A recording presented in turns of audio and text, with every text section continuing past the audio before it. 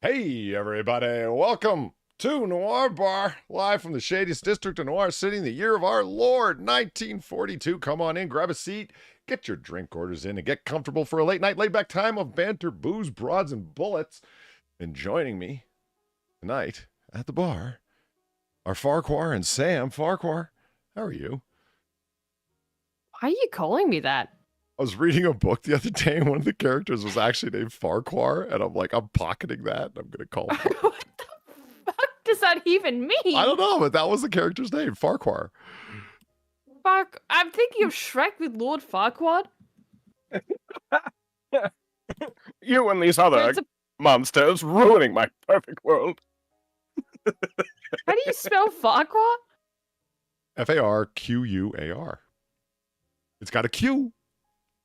It's got a Q, okay. Oh, I get Farquaad kitchens, that's great. And a lot of, yeah, a lot of Farquaad. Fucking Christ, what does this name even? And also joining us tonight are form of future? are Sam. Sam, how are you? I'm here, Polly. I'm here. I have allegedly slept. Allegedly. Yeah, I hear that. I also have allegedly slept. Mm-hmm. Yeah, it's a good time. It is, isn't it? Ollie, with the eyes do you shut. know what this? Do you know what this name means? Why do you ever look that up? We're not in Asia. Doesn't matter what our names mean. It means man friend. Oh, I'm so calling you that from now on. It's Farquhar, my man friend. I just...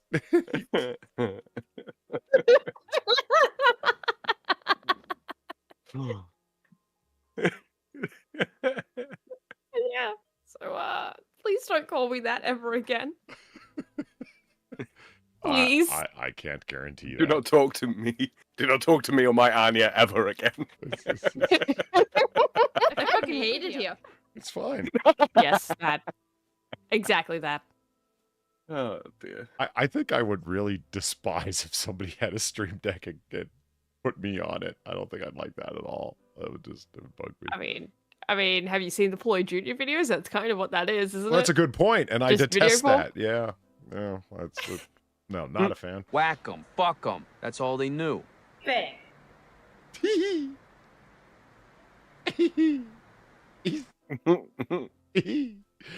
Guess what I forgot to turn on? The Noir Bar donations? That's right. Oh, have you been over to the what's it called? The widget settings, the alert box settings on the browser version of Streamlabs? They've changed the UI completely. Have they? Uh-huh. Have they? Yep. You mean to tell me Oh, it's dear God. Yeah, I see what you mean. See it? Holy shit. It's a completely different layout altogether. Yep. Yeah. No, far. Fuck. It's a completely different layout. Thank you, Polly. look at Eve. Oh. Eve, when on after a stream the other day, came out with something. She was talking about it. Yeah, no, it's a completely different idea altogether. And I just came out with it. It's a completely different idea.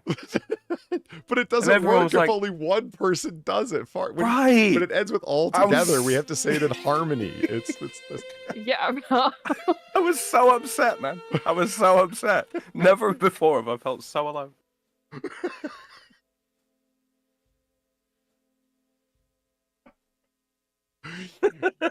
I'm not Polly. Yeah. Alan, thank you for the $10 right off the bat. Well, hold on, let's hit the right one. Spaghetti. It's not that one. No. I don't like causing my own fucking cardiac arrests. Hold on, there it is. That's what I'm talking about. Woo! There's the proper one for Alan. And it's Alan for $10. Simply says Polly. Alan. Greatly appreciated, sir. And right after that, God Emperor Dingle with the big 20. Thank you very much. Polly, how are you tonight? Well, I'm here and hoping to do well. Hope all is well. Oh, yeah, well, it's going okay. It feels good to be back home at the bar from Mexico. feels good to be back from the bar in Mexico. Oh, someone headed down south past Las Tejas. Yeah, Got him Perdingle did. He was on vacation when he came in last week. He was on vacation. Now that's a bar patron that comes all the way from, you know, the Yucatan, perhaps. I'm not sure what particular province he was in of Mexico. And yeah, it's okay. It's You weren't anywhere near a couple of murder victims, were you? By any chance? Just in Mexico. What are you kidding me? You could swing a dead cat and hit dead people. Sleep? What the fuck is that for? I'm running off maybe 3 hours sleep. Absolutely nothing. Sleep deprivation is a hell of a drug. It is. It is. If you can make it past the 36-hour point when things are, you know, things become a little bit like, you know, photocopy of a photocopy after a while. But when you can make it, you know, to the 48-hour without sleep, yeah, that's when clarity strikes. 24 hours after that's when the fun hallucinations start. That's right. That's right. So thank you, Father Man Friend, for $2. Alphabeti Spaghetti. So Yeah. it begins. Thanks. It begins. You're our man, buddy. God damn it. Not your buddy friend. Not your buddy, pal. You know, the $10 one there, Polly, the Jessica Alba. I was talking to my brother a couple of days ago. And we were engaging in, you know, witty spoonerisms for you know, and periodically he watches Noir Bar, and yeah, he may even be watching this morning. Hello, Sam, bro. He came out with I said hello, Sam, bro. He came up with Asuka Jelba, and I've not been able to stop thinking about it since. I love it. I'm okay with it. That's good. That's good. So a suggestion was suggested in the suggestion box suggestively. And Suggestively. That's right. And so I was curious as to, okay, you know what? I'm going to start with this. Here we go. Not on this stream. You fucking... Nazi, thank you for the $6. Greatly appreciated. Oh, poor man's denied. In the sweetest possible way. Oh, man. Holy word. What? Nice. just you know, I was not expecting that to be the donation. You know, that my wife has said to me, oh my god, Polly's donation. Right. That's $6. You didn't like it? Not that. It's just more, oh my god, I can't believe he fucking did that. Did you But really I find... can at the same time. Yeah, I was going to say, did you really find that so hard to believe? I did. It was one of those weird moments where you're both shocked, but you're not surprised. You get what I mean? Like, you're shocked, but then you're like, you're also not fucking surprised. You're just more like, what the fuck? What the fuck? I don't know how else to describe it but that.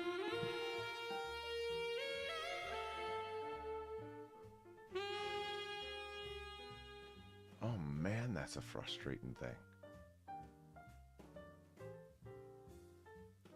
Sorry, I was just screwing around. This new interface, I can't say that I dislike it, but I'm taking the early train to, yeah, I dislike it. I think they thought that they were doing a good thing and they're wrong. All right, give me a second. See, look at that. Look at that. Sorry, I'm just messing around. This new user interface for Streamlabs is yeah, I've still got the old one. Yeah, it's quite different. I don't like it. So if you have a donation in a separate theme that you want to hit, you have to change the theme live. You can't get to it otherwise at all. Doesn't streamline nothing. It just annoys people. Mentrix, thank you for the $10. Oh, hey, Mentrix. Hey, how's it going? Thanks for the $10. Scrambled eggs are just the failure state of any other form of eggs. Did you fail at making them sunny side up? It's scrambled eggs now. Scrambled eggs are inferior. Okay, I've got a question for you guys. Mm-hmm.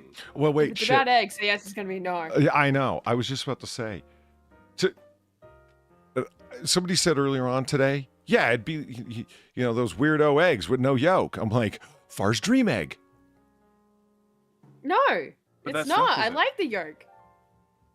Oh, fuck, I got that That'd be my backwards. nightmare. Yeah. Yeah, that'd be my fucking nightmare. No yolk? What the fuck? That's the only part of the egg I'm okay with eating.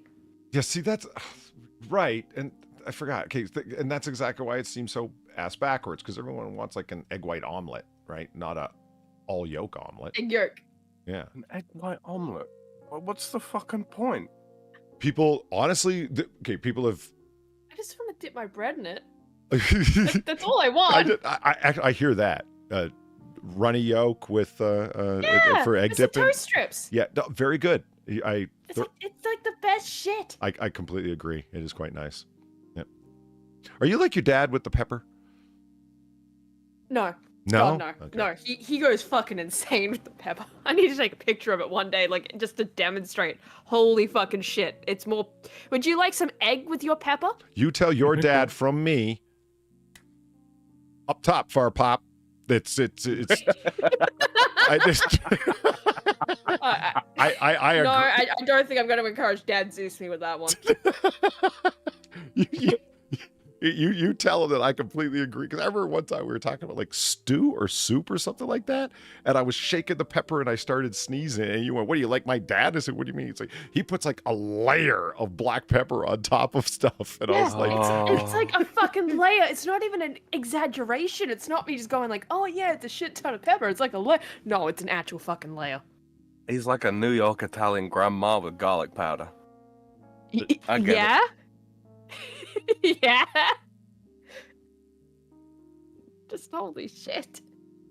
"Oh man, some of these pictures are disturbing." Which pictures would those be, Polly? I typed in an all yolk egg just to see if somebody had cracked an egg that was all yolk. And it's just, I'm just I think looking. that would be the dream.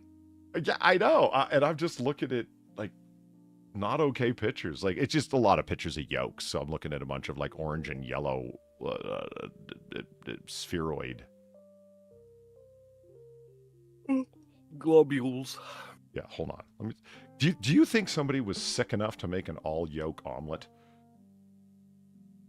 Yeah. I mean, I'd do it. Why? I'd do it. Just to anger Just God? To see if it could, just to see if it could be done. Just yeah. to see if you could. And you know, it might be actually edible to me. It might not give me a headache. This could be the way around it. Oh yeah, there's people do this all the time. Here, look at this. Boom. Don't I have a button for this? I thought I had a button for this. Fairly sure you got a button for that. Shit. Is this just the modern equivalent of like there's an app for that? You Yes. got a button for that? Yeah. Oh. Coins are back, bitches! Oh fuck! Whoever did that. I just... Bought that in fucking double time as well. I just loaded into the fucking thing and I'd not muted the fucking green shit. Nice. Up top, far pop. Tip $2. Up top, far Never pop. yoke around. Never yoke around. You'll end up scrambled. No feelings. Sunny side up afterwards. Nice. Cut my egg into pieces. This is my omelette fork. The yolk is the best part.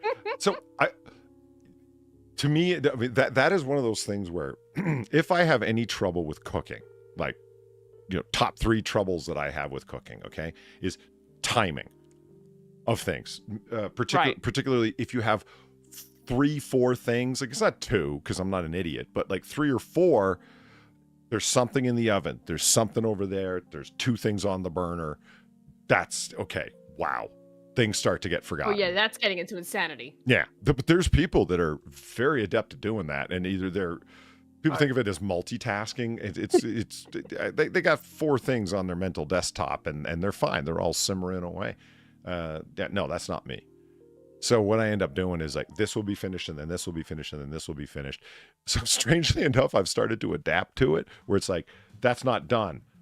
But under its own heat, it will be done in about 45 seconds because I need to go over there and do something now, and I can't leave this here, otherwise it'll be overcooked or burned.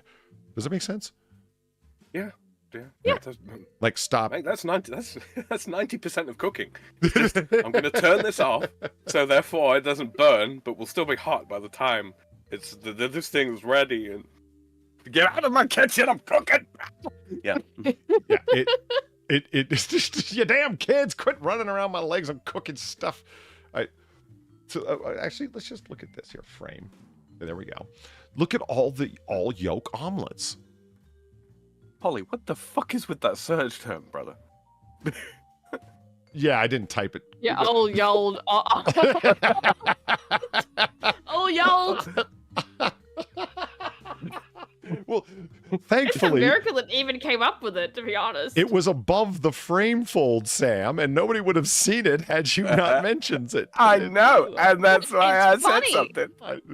All yold. Omelette. Yeah, okay, I was trying to be deep with it.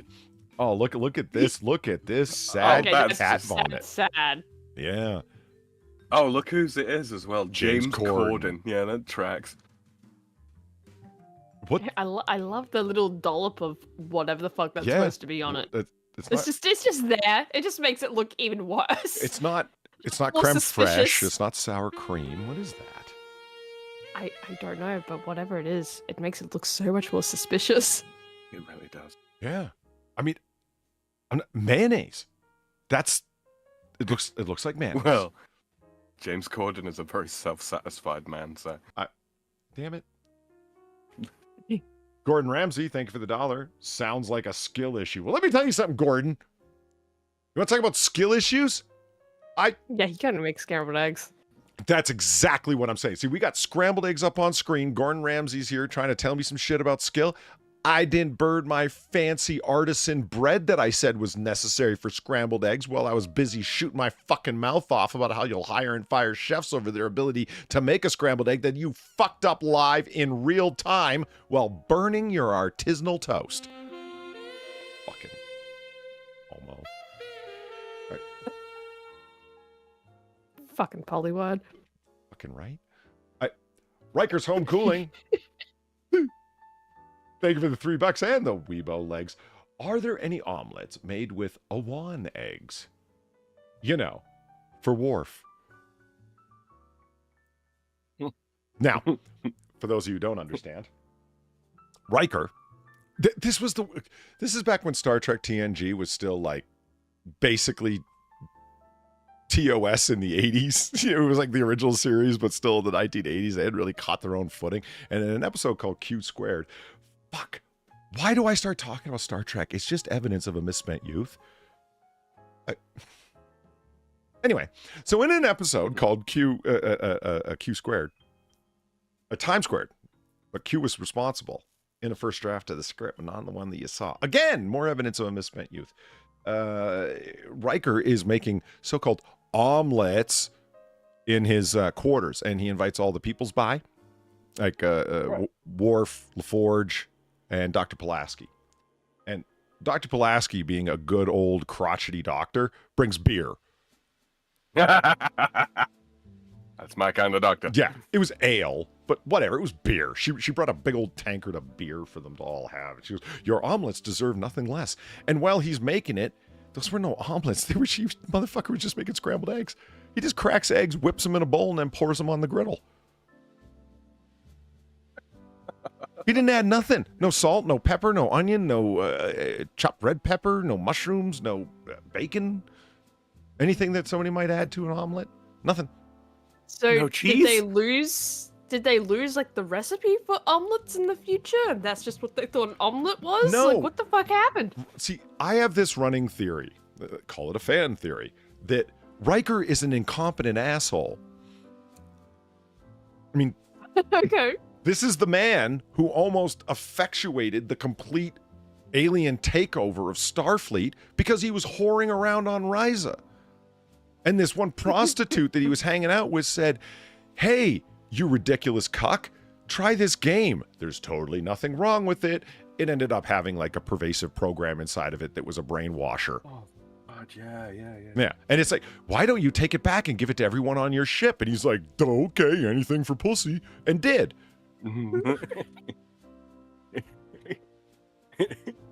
He bought a novelty VR game for that wet ass pussy. now, you might say, did they forget the recipe? Far. It's so much worse than that. He had little bowls of the ingredients. You know, like on a cooking show, they'll have little pre-diced, oh, this is the right amount of tomatoes and whatever. You know, he's got them all right there on the table. Does he include any of them? No. The asshole, when he's done whipping up the eggs, just pours them on the griddle, and you think someone would go, yo, what are those little bowls of ingredients for? They just smell nice. Yeah. They are potpourri. And Geordie LaForge, not that I'm a fan of him either, has an odd moment of observational skill and says, where did you get these eggs from? Good question, Geordie. Oh yeah, Data was there too. Where'd you get these from? And he goes, at our last stopover, on Starbase random number. And he says, that's right. And he goes, they're Awan. And 2 and 3.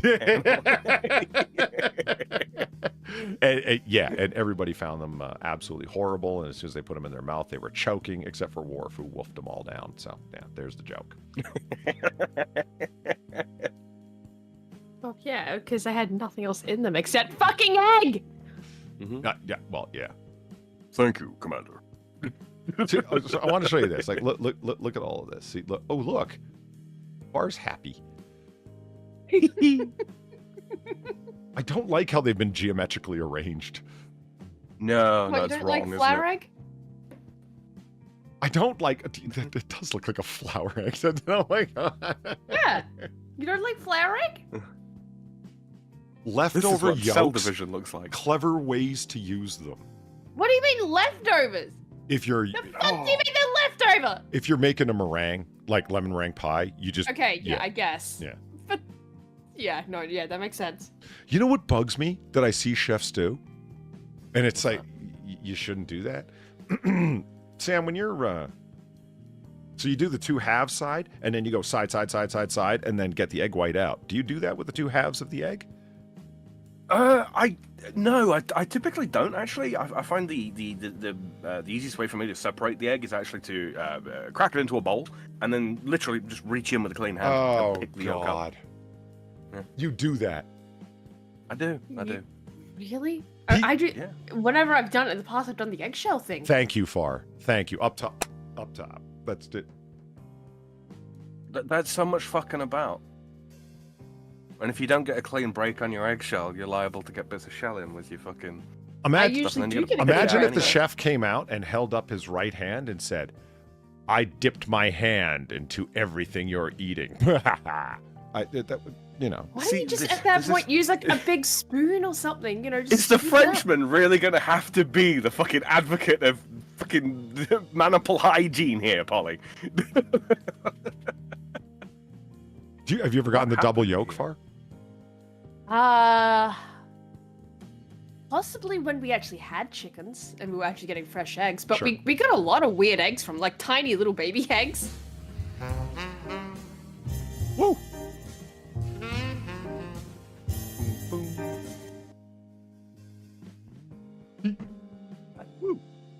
Yeah, you gonna get that? I am. I was just bringing up the right screen because Streamlabs is all discombobulated and cattywampus. Ooh, that reminds me. Catty. I'm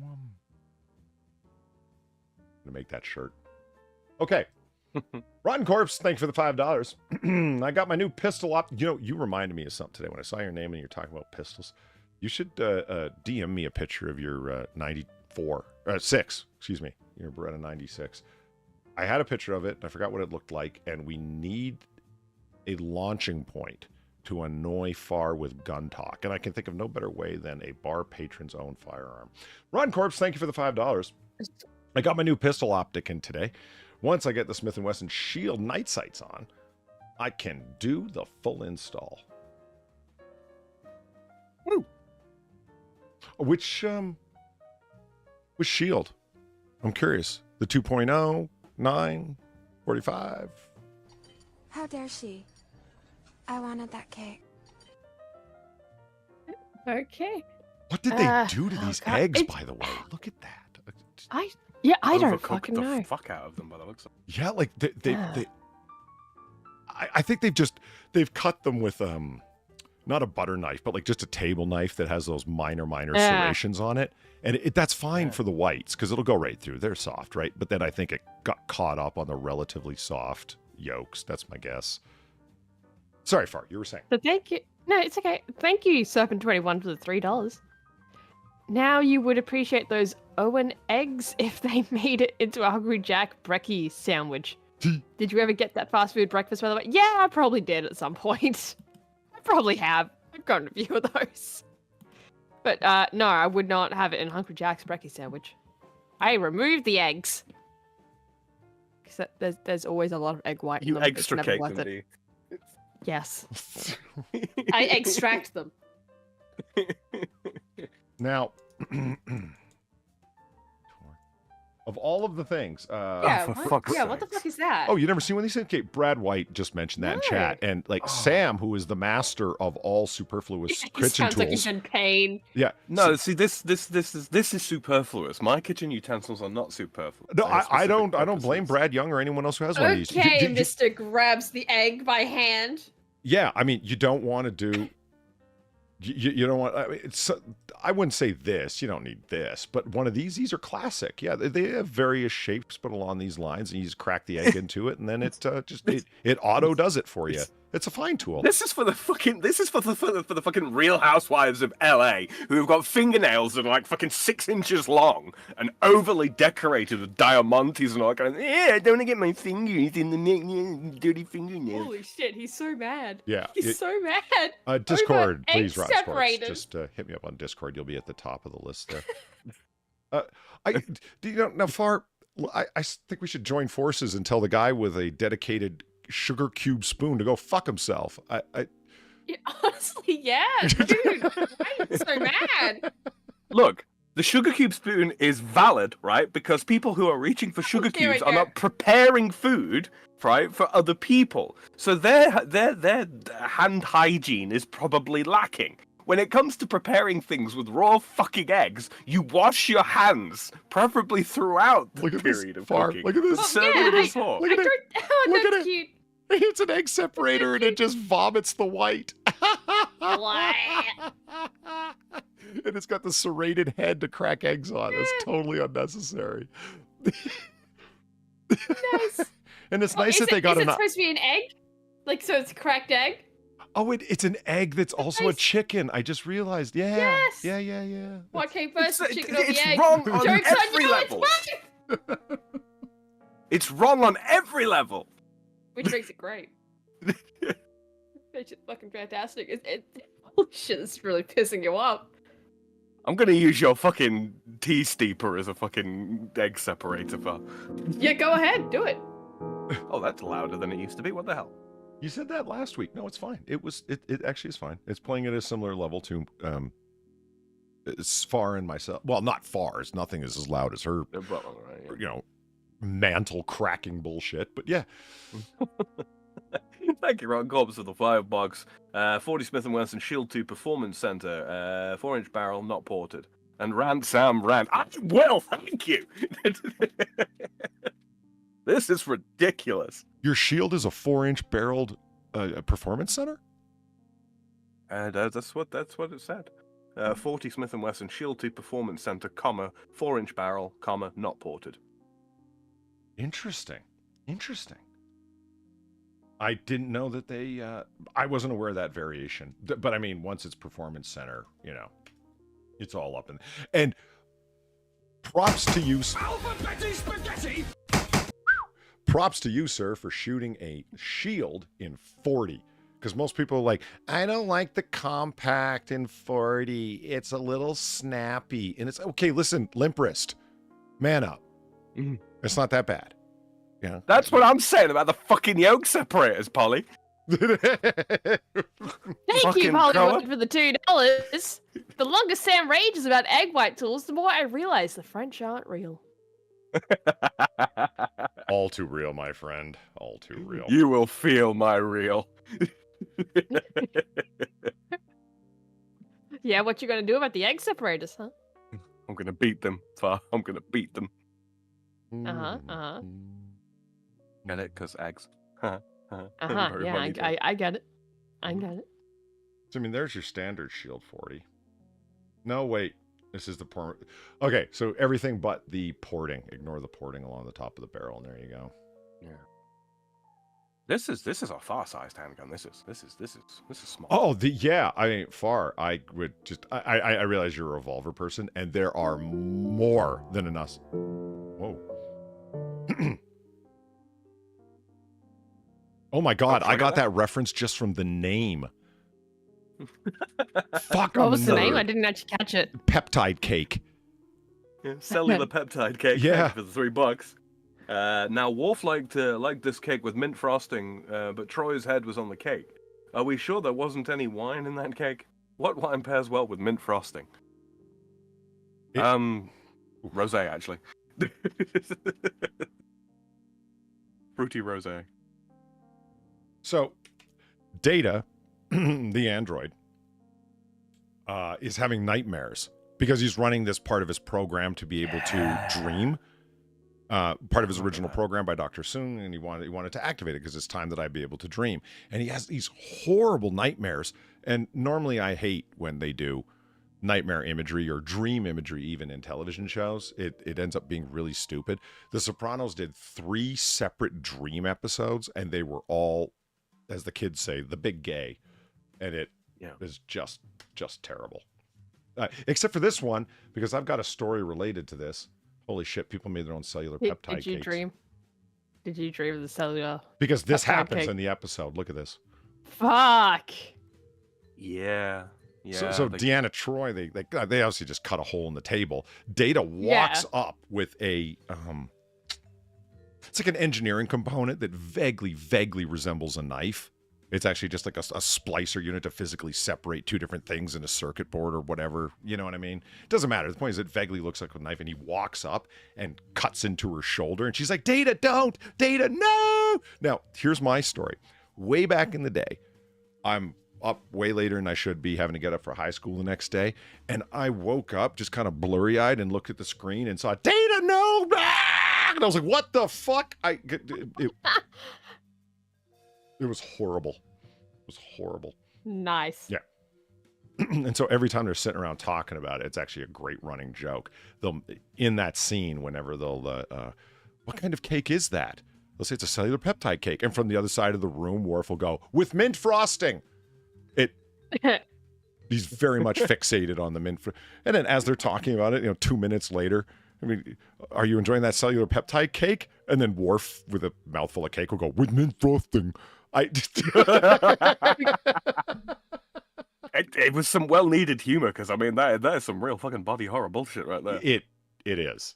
I am certain when Marina Sirtis walked on set and saw this, went, "Oh, what the fuck, guys?" And it's fine, Marina. Just stick your head through the hole. And, oh my God, Probably not the last time. I mean, it's not the worst thing. I mean, it's not the worst thing she's done on camera. Serpent 21. Fuck yes, I will derail any stream. It's great. I love that people. What a shitty superpower. Look at all the people who made their own cellular peptide cakes with mint frosting. I was gonna say the idea's been done again, except the cake body, as it were, was significantly more realistic until it was cut into, and then it was just cake. Yeah. Because there are weirdos out there that do that kind of thing. See, Well, they've been holy casing its cake shit. here. I'll bet this is how we Marina got. Sirtis. This is how we got Turkey Man. Marina Sirtis does not have that much cake. No, she ain't even got that much jelly. Yeah, if I was going to a 6 friend's seconds. party, I would make cellular peptide cupcakes. Cupcakes? But- Basically you would take like metal gingerbread man cutters and fill them with cake mix Well, and then bake them. y'all don't know what a cupcake is? I know what a cupcake No, is. we, Okay. You're we talking do. cellular It's just I'm peptide. trying to imagine this as a cupcake. Like, what are you gonna do? Like, print out a bunch of like faces and like stick them into the cupcake? Yes. Oh my god. I see no problem.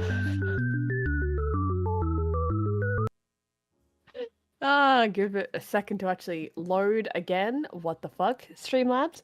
Thank you, Rotten Quartz, for the $5. Insert bad pun here. Cool. Go ahead, Far. I don't know. I don't have a pun just ready to go. Why not? Because I'm not Sam.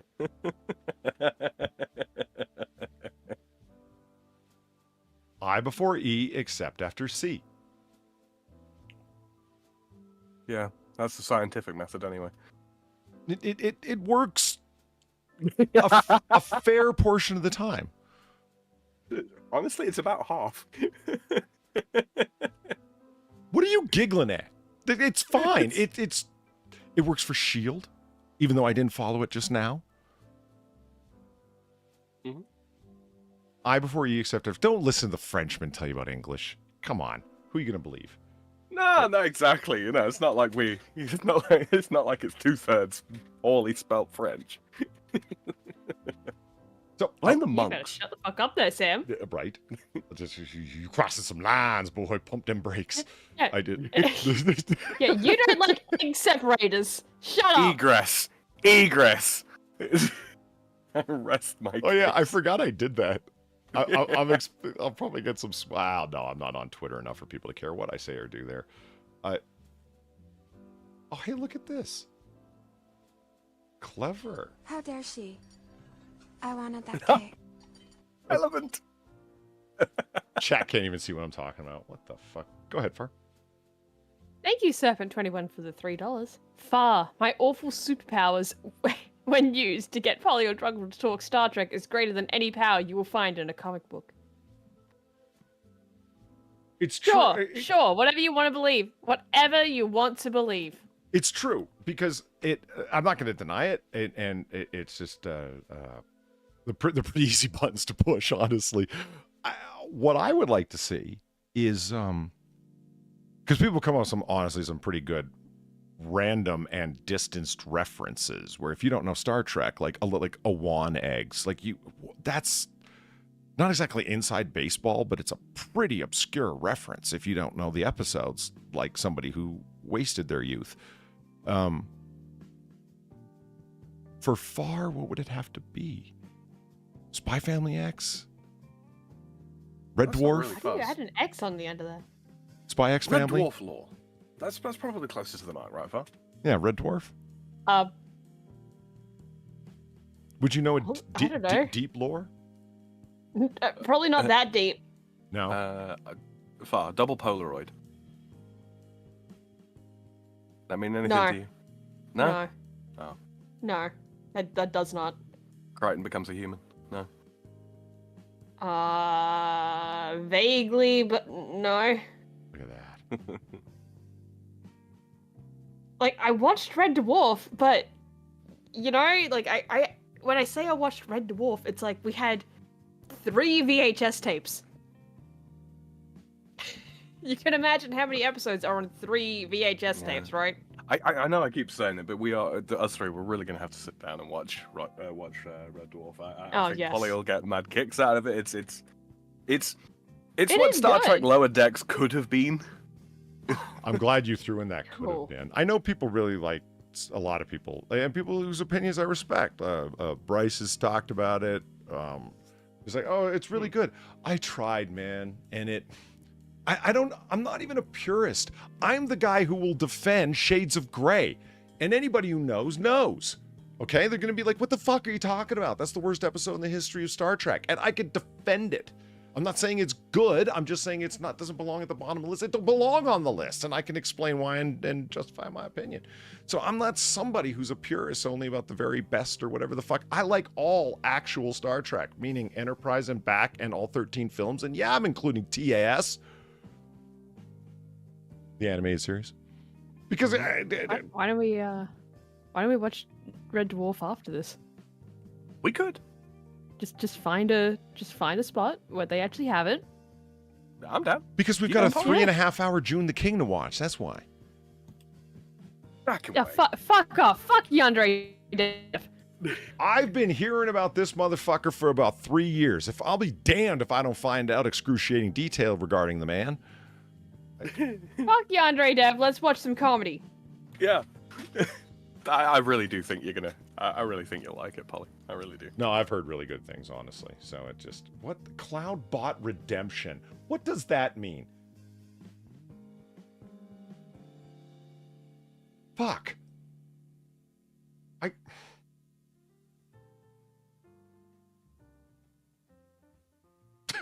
Yeah, no, I got nothing. I'm stuck on They're All Dead, Dave. They're all dead, Dave. Everybody's dead, Dave. Okay, here, in the Even Kachansky. in the meantime, I forgot to bring this one up. Well, actually, I just fought my way through it trying to do 10 things at the same time. So, yeah. A gamer word! Oh! What? Oh my god, yeah. That was for you, not C. I know that's the one you wanted, so there you go.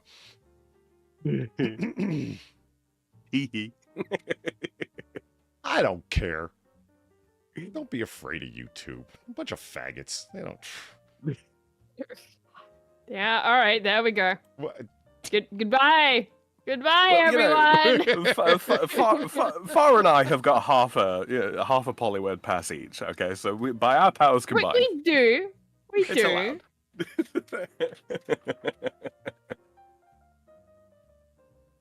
It's kind of a good thing that, yeah, it's true, actually. I lost a number of my donations that I just 2 re-uploaded. Yeah, I was kind of frustrating, considering that there's a new... It's not, okay, yeah, it's a new UI, and it's the way that you access previous stuff that you can't switch. You're so drunk, you can't hit nothing. Probably seeing double. I have 2 guns. One for each of you.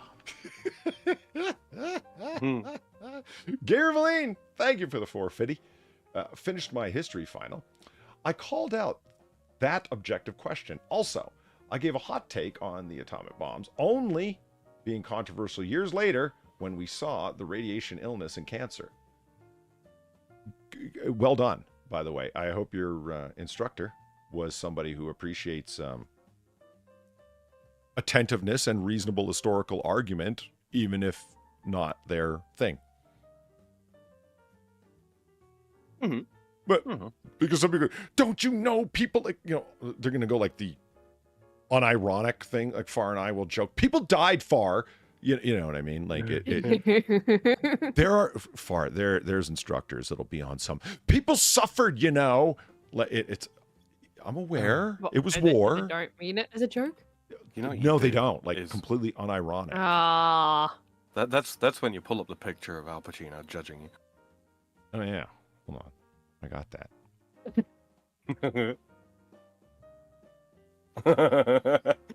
Although surprise Pikachu is probably a good one too. Not that. Holy shit.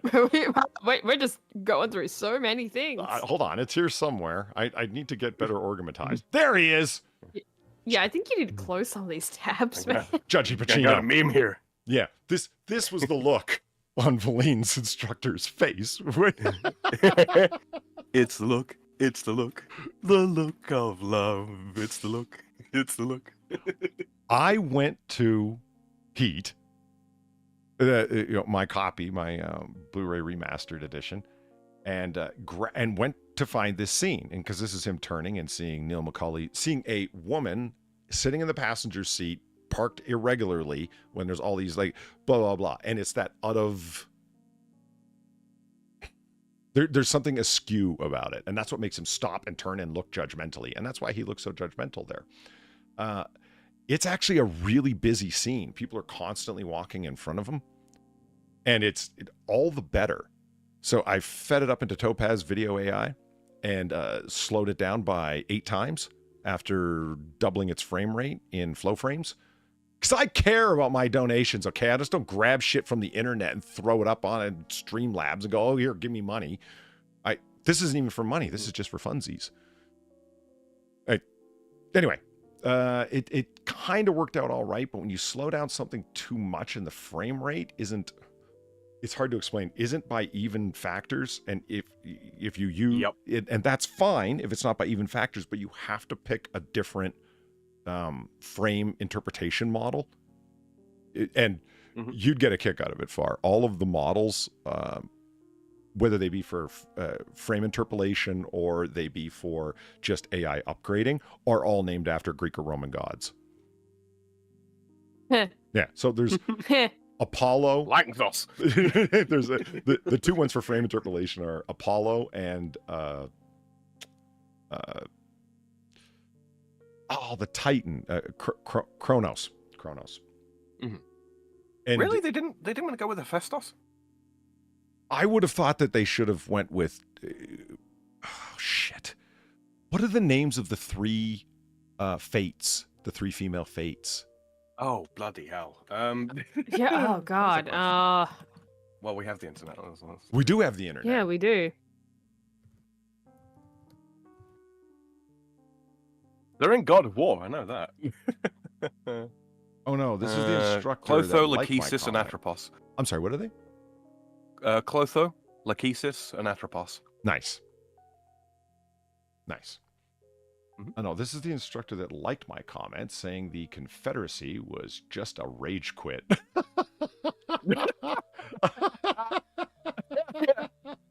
These are facts. You can't dispute those.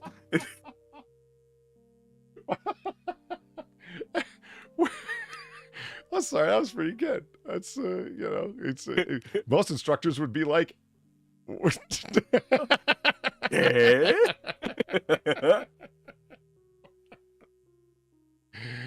oh man, that's good times. Okay, I like that. Klaatu, Virata, and Nikto. I mean, that's the kind of thing. That's like, there was no conspiracy. JFK's head just did that. Like, it's on that level. I can appreciate that. Okay, where were we at like 10 minutes ago when I started talking about all this jazz? So we did the peptide cake thing.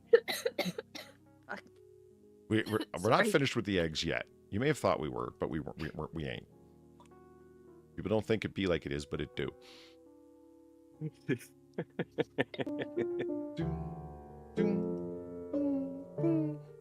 It's catchy, isn't it? Mm-hmm. Thank you, sub 21 for the $3. Correct me if I'm wrong. I will. But earlier you said you didn't know what a cupcake was. It's like no, I know what a cupcake is. No, yeah. No, we know. no, the evidence is here. We all heard it. Neither of you know. No, I was asking specifically about how is he going to formulate the shape of the cellular peptide cake. Was he going to use a gingerbread man cutter to make the little shape? Using cupcake batter? No. Okay. No. The the top of it will be like the blue medical or science officer's uniform. And then I was going to stick a bunch of little Marina Sirtis, little sticky in things out of... rice paper. Mm-hmm. Yeah. So do you know the sugar cookie things that you can get whatever the fuck you want printed on them with food dye? That was my plan. That's what came to my mind anyway. Gotcha. Mm. What's important is the blueberries. One time in Vegas, my coworker and I got a big blueberry muffins, and his hardly had any berries. Mine was falling apart. Sam? Yes. Well? What? You guys got to watch cooler movies. It's a reference to Casino. Yeah, Polly, I don't watch movies, really. Or TV. Not really. I prefer to stare at tapestries. Tapestries that have been hung in my home since before the United States was a country. Old tapestries. Buyer, good sir. I say buyer.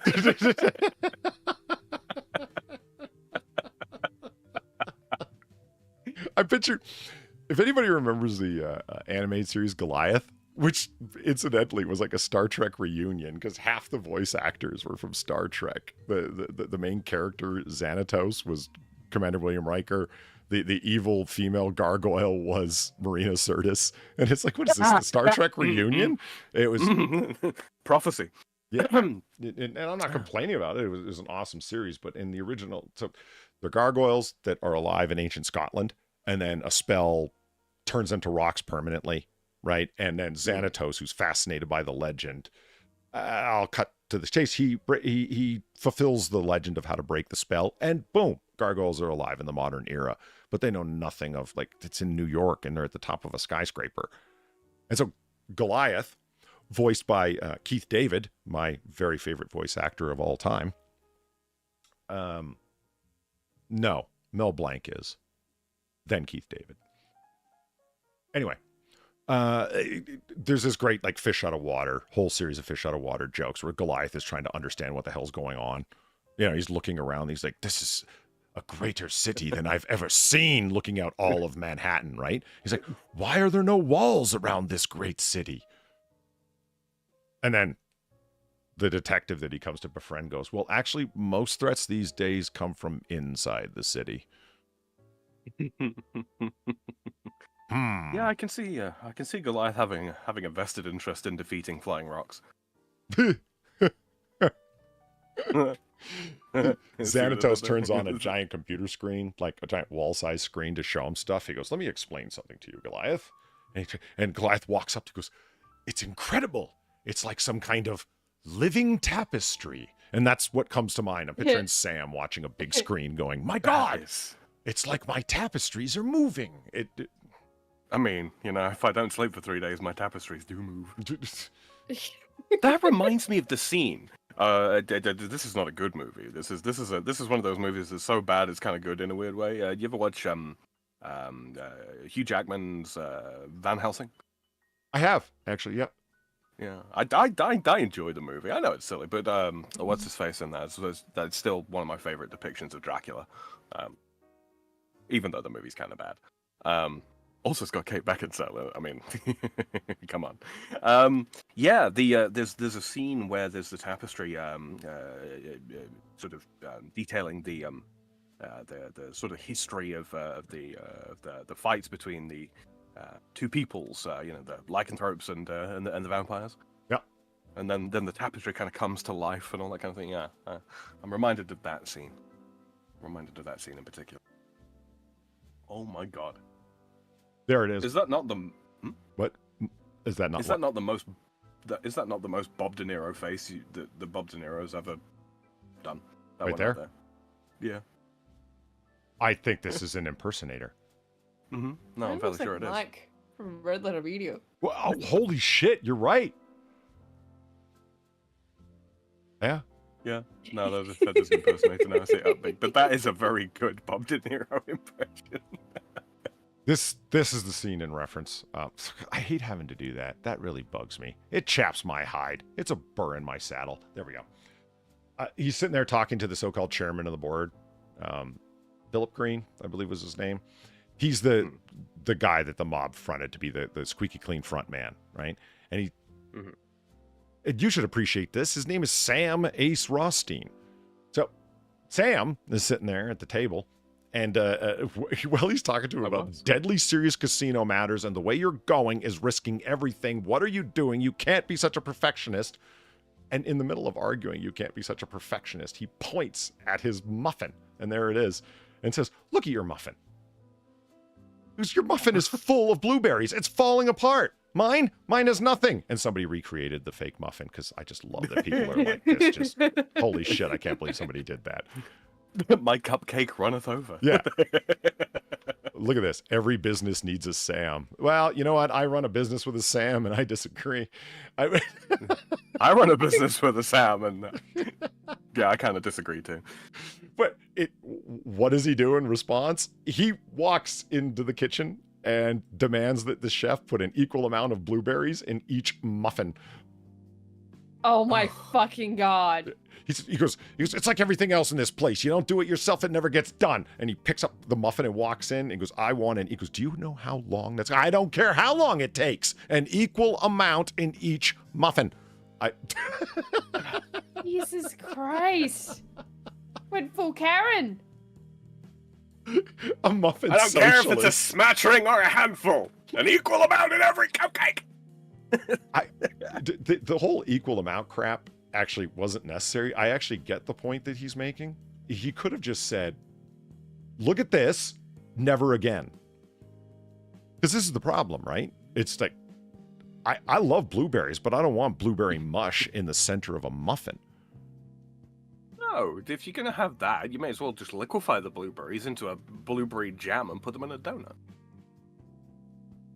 See, Idea. See, a business needs a Samael, not a Sam, because that's a brilliant idea. Right. That's what he should have said to the chef. A muffin donut. Has there ever been a blueberry jam donut? Surely there Oh, must yeah, have been. I've just never Oh yeah, seen there one. would have been. Yeah, when people, because I love blueberries, I love them. And when I was talking about, I love the, we were mentioning the various muffins that I like, and I like the lemon-filled one with the lemon custard on the inside. Mhm. You know, Mhm. A couple of people in chat actually said you should try the blueberry one, and I was like, is that a thing? Like, never. And I looked it up, and oh man, it's totally a thing. I've just never had one, so I've been denied. Yeah. Oh, don't get me wrong. They're both a problem. The one with too little and the one with too many. But you only need to take the one with too many and go like, I had no blueberries in my muffin. This is why. It's like, I don't need an equal amount, but can you try and not be a complete fuck up, dude with the puffy hat? You know, Goldilocks walked through the casino, and she came across a muffin, and she said, "No, this muffin has too many blueberries." She came this muffin that's too little. But then this one, it was just right. If you remember, when AP Adonis Paul, second last time he was on Noir Bar, he was, because he is the food and beverage director at Las Tejas Casino, Hotel, and Gun Range. And it's Sammy Rothstein that his character is based on, because he's food and beverage director, even though he runs the casino.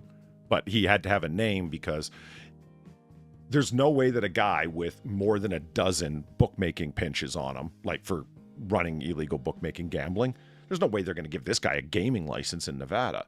But the law at the time, and it's true for the actual Lefty Rosenthal, who Sam Ace Rothstein is based on, the law was actually like that in the 70s in Nevada. You didn't have to have a license to work in a casino. You just had to have applied for one.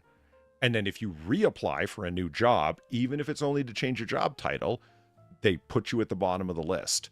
And the backlog is like 5 years. Hold on,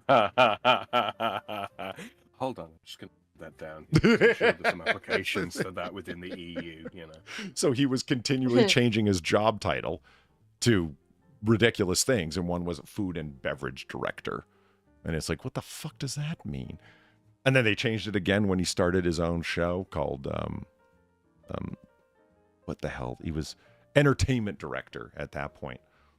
And that's a real thing. Lefty Rosenthal, a guy who was slipped in there by the mob, multiple hotels, not just one like in the movie Casino, but multiple, were purchased by the Teamsters Retirement Pension Fund. That the mob had control of the Teamsters, so they took their pension fund and told them to go invest by buying multiple casinos, that they then slipped in guys to run them and skimmed money off of the top out of the count room for years.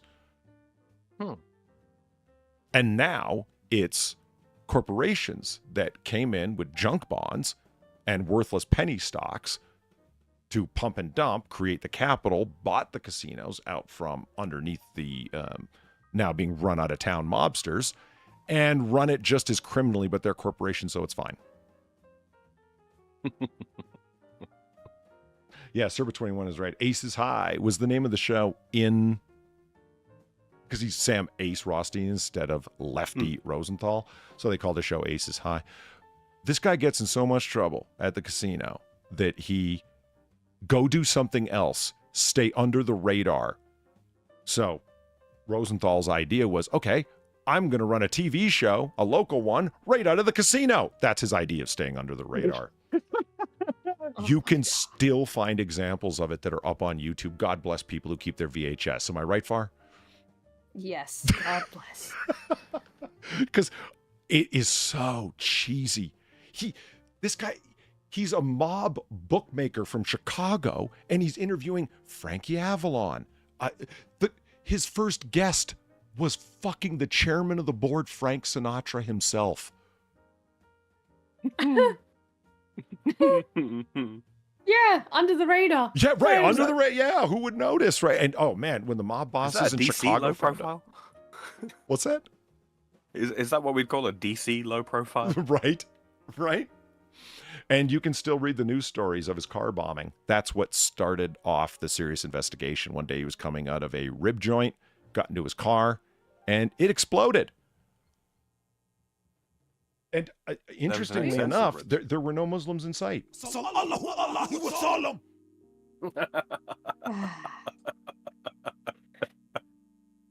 Care to take a guess at how he survived? He was in a car that exploded with a car bomb. There was dynamite in it. Any guesses how he survived? He walked away with just a few burns. It wasn't a very good bomb. That's not bad. No, the car was absolutely leveled and totaled. It looks like a frame sitting on tires. It was built by Germans? Not sure. There you go. A rare metal plate under the seat. Under so many models. Yeah. The cars like that, if you ever driven in a 70s waterbed of a vehicle that the suspension was meant to give you a very smooth ride, but when you turn a corner, it's like, whoa, you can feel the car leaning to the left, and then it kind of straightens out and wobbles a little bit. It's really crazy to drive one of them really old cars, or be in one while one's being driven. You know, they got the really long front end. The bumper gets there a few minutes before you arrive, you know. The quote-unquote governor sedan. Yeah. Referred to here as, yeah. They handle like a fucking boat, yeah. Yeah, and they have... Amazingly, they come in the form of coupes, or coupes. They only have 2 doors. The door is so long and big that when you open the door, the car actually leans just from the weight of the door being opened. Amazing. That's the reason. That's a very American thing. Oh man, because it was just conspicuous and far. The commercials we've watched, right, where they keep on talking about fuel efficiency and the cars getting smaller and smaller and smaller. This is the era right before the price of gas spiked through the roof. The energy crisis spiked through the roof. OPEC came in and started running a cartel to control oil prices, and the price of gas went right through the roof, right? Gas is like 50 cents a fucking gallon at this point. Yeah. So why not have a big old car with a super smooth, comfortable ride and etc. Ultimate leg room. So what has got to do with this? Because the car is so big, it can easily be out of balance because the wheelbase is so wide that the car was out of balance. And when you start driving at high speed, that's going to make a fucking difference when you hit the highway. So they put a giant metal plate just for the sake of weight to counterbalance it underneath the driver's seat. And it functioned as armor and stopped the explosion from coming anywhere near Mr. Rosenthal. That reminds me of when reminds me of when we were the buddy of mine and I were modding his car up. It was a bit of a boy racer, but he wanted to turn it into a drifter. So we literally just put a concrete slab in the fucking boot. Really? Yeah, so he could kick the back end out properly, yeah. Guess that's one way to do it. Oh no, I mean it worked. It worked. It's lost a little bit in the way of acceleration, but you don't care about that when you're trying to put a car sideways, you know.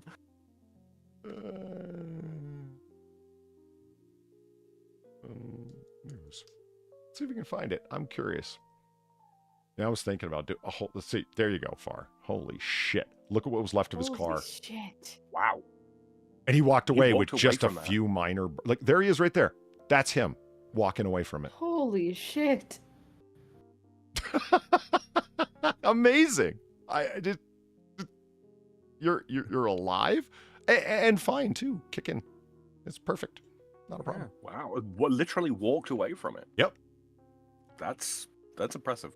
A couple of guys ran up, as you see happen in the movie. Actually, he had a shirt and then a coat over it, like he was dressed in a shirt and tie, right, at this rib joint, and the the sleeve of one arm of his coat was burning a little bit, and the guys like patted it out, like, "Whoa, man, your sleeve's on fire," and that was it. That was the only. His coat was ruined. I mean, it's not quite Teddy Roosevelt levels of badass, but it's up there. It's up there. Police probe Rosenthal car blast. And it's like, yeah, when you, holy shit, look at that. When you blow somebody up in a parking lot. Or fail to. Yeah, or fail to. Yeah, right. It's, oh my God. I mean, what the fuck? Just walked away. and you know, he was for many years the greatest football handicapper in America. He could pick winners like nobody else. People called him the luckiest man alive. Yeah, I wonder why. Yeah. He was actually just an expert gambler, but it just, wow. Oh, better than that fucking octopus they had for the FIFA World Cup fucking a few years back. What? They had a... Oh god, the octopus, right?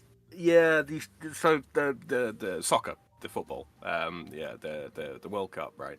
They had this fucking octopus in a fucking fish tank, and it was, you know, a number of like balls secreted around the tank or what have you, and the octopus would pick out one of the balls or whatever, and that was who they were basing their predictions on who was going to win in the different matchups.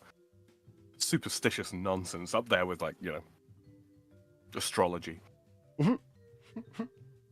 So fucking dumb. But people really bought into the mystical power of the fucking octopus. Serpent21. This stream has largely been talking about shit that I brought up. All right, you're ignored. Everything was fine until you bragged. It's fine. It just You've been cut off. Well, I'll tell you what. It's not my fault you have good taste.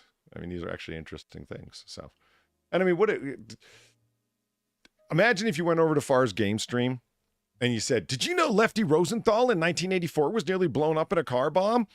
Far, I'd be like, "Okay." Meanwhile, Yeah, who's that? yeah, back to the high school horrors. Well, I finished that game, so it's fine. You know, I'm glad to hear that, because I'm not going to lie, Far. I saw that you were like, okay, so I saw that you were streaming, and it was like Yeah. started streaming 2 hours ago. So it's not like I didn't just kind of missed it. I was way late, right? And it's the re-up, and I'm like, no.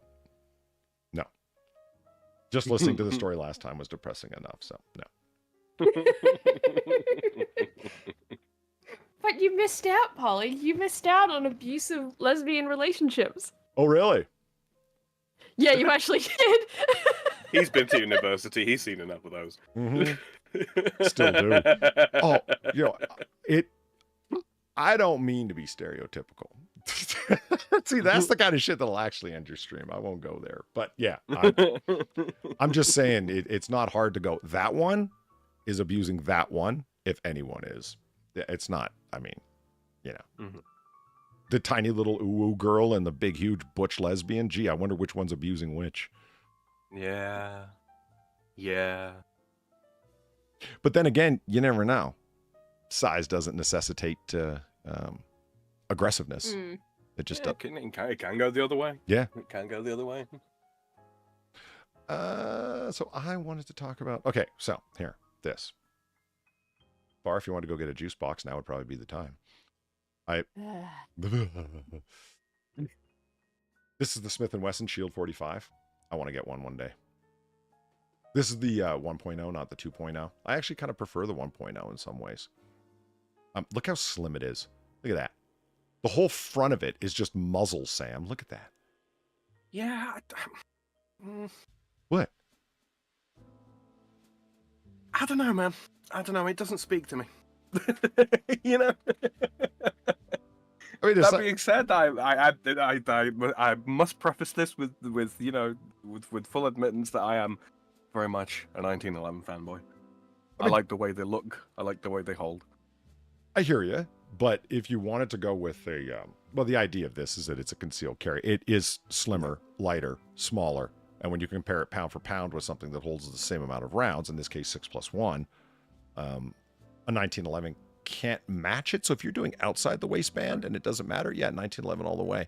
But I wouldn't go with an officer's 1911. I'd go with something like a CCO or a commander size. I wouldn't. I don't think I'd go with a full-on officers. Although, you know who does carry an officers? What?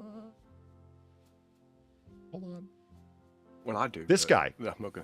Vincent Hanna carries an officer's model. Why? I don't know. Just Michael Mann's a gun obsessive, and he randomly picks guns for his characters to carry, and that's the one that this guy carries. I'll have the video of this available for next week. I just didn't use the right... I'd use Kronos, not Apollo. Yeah, it ended up not splitting the frame rates properly, and the result is it slow stutter, you know, that kind of thing. It just doesn't... Oh, weird interpolation. Yeah, it just doesn't handle it well. So the reason that I bring up the Shield 45 that I wanted, I asked Rotten Corpse to send me his guns because I wanted to take a look at him. Here is his Shield 40 without porting. Very nice. Very nice. As you can tell here, see, it's got an extended magazine. So it's not flush fit. It goes a little bit longer, which gives you the pinky grip. Pinky room. Yeah. You're so drunk you can't hit nothing. You're probably seeing double. I have 2 guns, one for each of you. Boom. Gamer Valine, thank you for the 450. Yeah. Don't gauge DV with size. You constantly bring up my size, as well as how often I abuse you online. That is as close as I think that Gamer Valine is ever going to get to admitting that she abuses her boyfriend.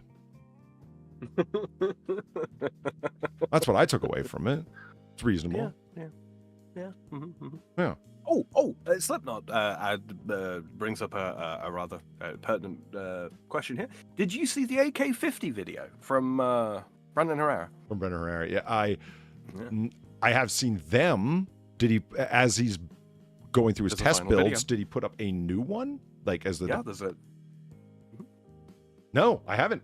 Then. I've seen the development of his AK-50 and the various testings that he's done along the way, but I haven't seen a new one of his, no. So, yeah.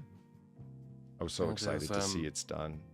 So it's finished? Yeah? Okay, yeah, Slipknot, it's fine, finished. Yeah. Fuck, I love zero latency.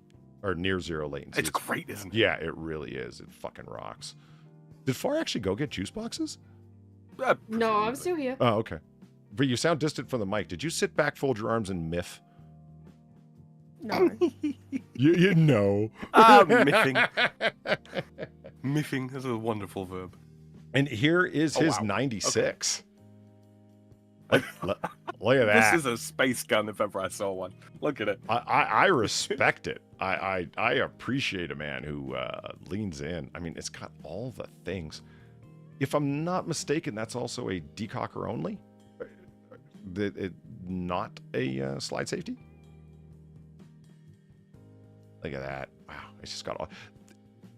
I was about to say, like, it must be front heavy. And people say that don't realize that a 96 and a 92 have an aluminum frame. It's lighter than you think up front. So more weight up front, all the better. Oh man, if that was full steel frame, full steel attachments, everything, that'd be like a fucking RoboCop gun. Yeah. But quite literally, meaning just the way that it's based and everything. I love that he went with the truly skeletonized hammer on it. Very nice. Nice touch. Yeah, call me weird. I'm not a fan of skeletonized triggers. But skeletonized hammers, yeah, they don't faze me in the fucking slightest. From an aesthetic standpoint, I suppose. Well, skeletonized hammers, I think I've just gotten used to them from 1911s because so many of them have the original Commander hammers on them that they just call them a Commander-style hammer at this point. And mine does. My Kimber has a skeletonized hammer. I think almost most of them do from Kimber. Why not? I do want to pick up a Kimber when I'm in the States, when I'm living back in the States. And States. don't let anybody tell you they're crap. They're just being assholes. I've heard mixed things about them, but leaning more into the positive than anything else. The thing, leaving aside all of the comments that that are bullshit, basically, if you can find one that you like, that's in the right price range for you, especially if you're not buying it at MSRP. The thing that they have going for them is they fall into that really strange category of semi-production. So there's like production and custom, and then there's semi-custom or semi-production. The thing that Kimbers have going for them is that they match up slide and frame. Well, so they produce a whole fucking ton of frames and a whole fucking bunch of slides, Yeah. And if it's a production gun, like let's say Colt, They just, whatever frame matches with whatever slide, which means they mill You're so them. drunk you can't hit nothing. You're probably seeing double. I have 2 guns, one of you. for each of you. Boom. Gamer Valine, thank you for the 450. That's not nice. I'm not going to beat my boyfriend. He has to see me without clothes. Beatings would just reinforce the abuse. Jesus. That's some Jesus. self-deprecation. Wow. Holy shit. I don't think we could pick on Valine as much as you just picked on herself there. Yeah, no shit. Wow. I'll give women some shit. I will. I won't give them that kind of shit. That's just mean. Unless it's on Twitter. Not fair enough. So they you have to mill them with because you can have different tolerances. The slide that comes first off of the assembly line is going to have slightly different, like with a micrometer, cuts than the last one to roll off the assembly line in a run. Naturally. Right? Because the tool wears down, and then there's slight movement in the brace that holds them, and so on. So do they match or not? When you have a custom pistol, they hand mate them. They make them oversized and then lap them down to the exact fit that they want. That's what makes a custom gun, and there's a lot more man hours involved in them, and that's why you pay a lot more. You can also just mill them with huge tolerances, and then every slide will match every frame. Because sometimes you're going to have ones that fit way too tight if you cut the tolerances too tight. Semi-custom, one of the things that they do is they do certain things that are kind of custom-like, but not exactly. At Kimber, they take the time to pay people to match up slides and frames that fit just right. They're not too loose, they're not too tight, and then the rest are throwaways that go back into to be melted down to be reused again. Yeah, the melting pot. Yeah. Yeah. Mm-hmm. They yeah, solid way of doing it. Yeah. So in doing that, you have a fairly nice frame slide fitment, as people actually. But you're not paying full custom price. Exactly. The price that you pay for that is that Kimbers do cut corners in terms of other costs. The mainspring housing, except for select models, is made out of polymer instead of steel, which you should probably replace, but it's a $40 part, so who cares? And a bunch of the parts are made out of metal injection molding, MIM, which is where the nickname Members comes from. Which I personally think is funny. Yeah. But I mean, it's the thumb safety. So yeah, who cares? It's the trigger. So yeah, who cares?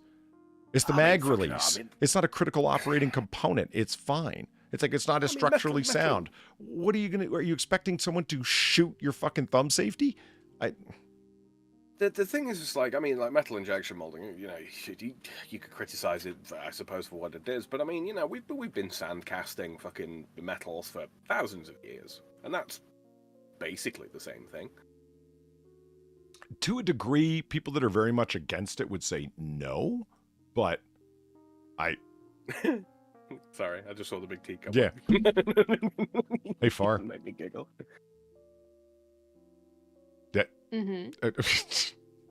You may lean forward again. We're done talking about guns. Oh, okay. I saw. Are you sure about that? Yes, absolutely. I saw this and I thought of you. Can you guess why? It's the cup. Yeah. I wasn't even thinking that at all when I sent it. I was just amused by the content. But yeah, now you mention it. No, but version 2 of Born into Mafia. Remember his therapist? Yeah, no, I remember. The weirdly big mug. Yeah. Women on Bumble no longer have to make the first move. As dissatisfaction on online dating grows, the app that put women in control is shifting course. Bumble received feedback from women who found that making the first move was a lot of work or, quote, a burden. Uh-huh. Oh, do you fucking think so? Now, this relates to Far in a particular way. Yes, what made me think of the... Oh, we should get you a giant cup like that, just for the novelty of it. I have a giant cup. Are you... Not quite Really? that big, but like, no, I do have a giant cup. Haven't you Yeah, it seen has, Far? Like, my large mug is has her a, ridiculously oversized mug. She's a tiny person. Yeah, it has a world's best final boss written on it. It's great. Nice. That's delightful. Yeah. That's delightful. It's great. It's It's also fucking- true. It's a pretty big one. Yeah, exactly. Mhm. Find a bus in Noir Bar. Check it out. Fucking fleshless one. Good luck. Right? Good luck fucking trying to beat me with my meat puppets. My It's kind of, so you got like the Ultron kind of power, you know. Well done, you destroyed one form. Now here's, you know, one of Here's the next one. 3,000 others. Good luck. You're so drunk you can't hit nothing. You're probably seeing double. I have 2 guns. One for each of you. have a one for each flesh suit. Right? Gamer Valine, thank you for the 450. About half the people against injection die casting have looked into 3D printing parts. It's amazing stupidity. That's a good point. I get the idea. I mean, I'm not a metallurgist because it's that's modern alchemy, and metallurgy I have all the respect in the world for it because it's extremely impressive stuff. But sand casting stuff, like Ruger does with its revolvers. See, far this relates to you. Revolvers you like. They don't. They're not milling it down out of a block of metal. They're casting it to begin with and then milling it out of that basically formed part. Thus, Rugers will tend to be a little bit bigger to make up because casting tends to not be as strong as out of solid block milling. I know, there's exceptions to that. Please don't rip me apart. Depends on the metal and its composition and Yeah. the quantities in the alloy and blah, blah, blah, blah, blah. Yeah. But I mean, it should make sense to everybody that pouring liquid metal into a mold is going to be stronger than taking powdered metal and injecting it into a mold and then subjecting it to high pressure to form a solid, which is metal injection molding, MIM. You know what I mean? One's going to be stronger than the other, and it's a lot faster to do MIM thank you, than it is to do forging. So I understand the distinction. And Far, do you ever think that sometimes people just... You've been on a lot of boards, image boards, especially in argument threads and in artists' Twitter accounts and stuff. Points of contention that really feel like just something to continue to talk about because they damn well know that there's no solution anywhere near or close. Yeah. Yeah. Feels that way a lot of times when it comes to firearms, where it's like there isn't a solution here and there doesn't really need to be one. It's just if you care about this, then this. If you don't, then this. We're arguing like there's something to get in a gunfight over. You know what I mean? It's like people who argue against, here's why revolvers suck. Oh, shut up. You know that's not true. Well, they're not modern and I can't reload it that fast. And it's like, do I really need to say the talking points that everyone else has said? Speed loaders exist. They're more reliable. No, you just need it. Oh, shut up. You know it's mathematically true. Why are we arguing? No one said you need to buy one. You know, if it's not fit for your purposes, don't fucking buy one. Yeah. Cynic. No, continue with guns. What brought this to mind was not only the giant cup, because it made me think of Born into Mafia, which I'll bug Far about some shit. Watch. Yeah, don't watch that. No. It's not worth it. It was a waste of time. It occurred to me for a few moments that Far and I should go watch it on Rumble and like make commentary on it. I'm like, no, because then we'll have to watch it again. Yeah, no, I won't. Yeah, why would you even think of that? Oh my god, that is however long that movie takes, amount of time I will never get back. Yeah. It's we lost that time. Born into Mafia stole time from us, Polly. We can at least say that we have been where there be dragons. We have seen the worst of the worst. We absolutely have. What's his? There's no more search. That is it. What's the creator director's first name? It's Vitali. What Vitali? Vitali Versace. Oh, okay. The same guy, Nice. which is fucking wild, because he's the same guy that did fucking Last Vampire on Earth, which is fucking fantastic. And that is hilarious. Fantastically bad, guys, Mafia, just to be clear. Fantastically and you're like, bad. wow, fucking wow, this guy, the only way he can make something that's somewhat okay is by ripping it off. Because yeah. So his That's a ripoff of Twilight. his movie, Last Vampire on Earth. Let me see. I'm going to give myself a limitation of 4 sentences. I'm going to try my best. Okay. Okay. 4 sentences. I might go a little bit over, like I said, but I'm just going to target it to be real short because that's going to be the fun of trying to fit all the insanity of that movie into a really... Okay. It's a low-budget, direct-to-DVD film made by a man named Vitaly Versace, which is a bad ripoff of Twilight. There, 1 sentence. There you go. The main character is a dopey, derpy, far from attractive man who's supposed to be the heartthrob, but isn't at all. N-dash. Yeah, looks like Shrek. Yeah, look, holy shit, You are cheating with N-dashes. Really? It's not cheating, it's good use of punctuation. No, it's not cheating if I'm adding it in. I'm just saying. He totally looks like a white Shrek. It's just, and he's supposed to be he's supposed to be the Edward Cullen heartthrob. That's hilarious. Anyway, he meets this Jehovah's Witness girl, and her and her that you only find out is Jehovah's Witness when they're sitting around the dinner table. Yeah. And eating their KFC. Eating their KFC. That's the feast that their mother prepared. Was she went and got a bucket of KFC. Yeah, which he then throws up in the toilet. Because all he can eat is blood. He's a vampire. Because he's a vampire, right?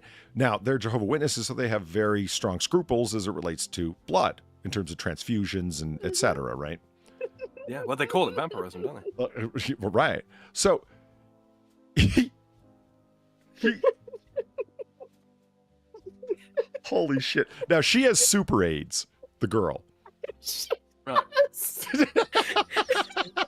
I wish, I'm not even making that up. She really does have this extremely virulent, rare form of AIDS. It's super AIDS. It's fucking super AIDS. She really does have super AIDS. It's that super she got from Africa when she was on a mission. Oh, that's right. I forgot about that. She got it from Africa while she was out on a Jehovah's Witness proselytizing mission.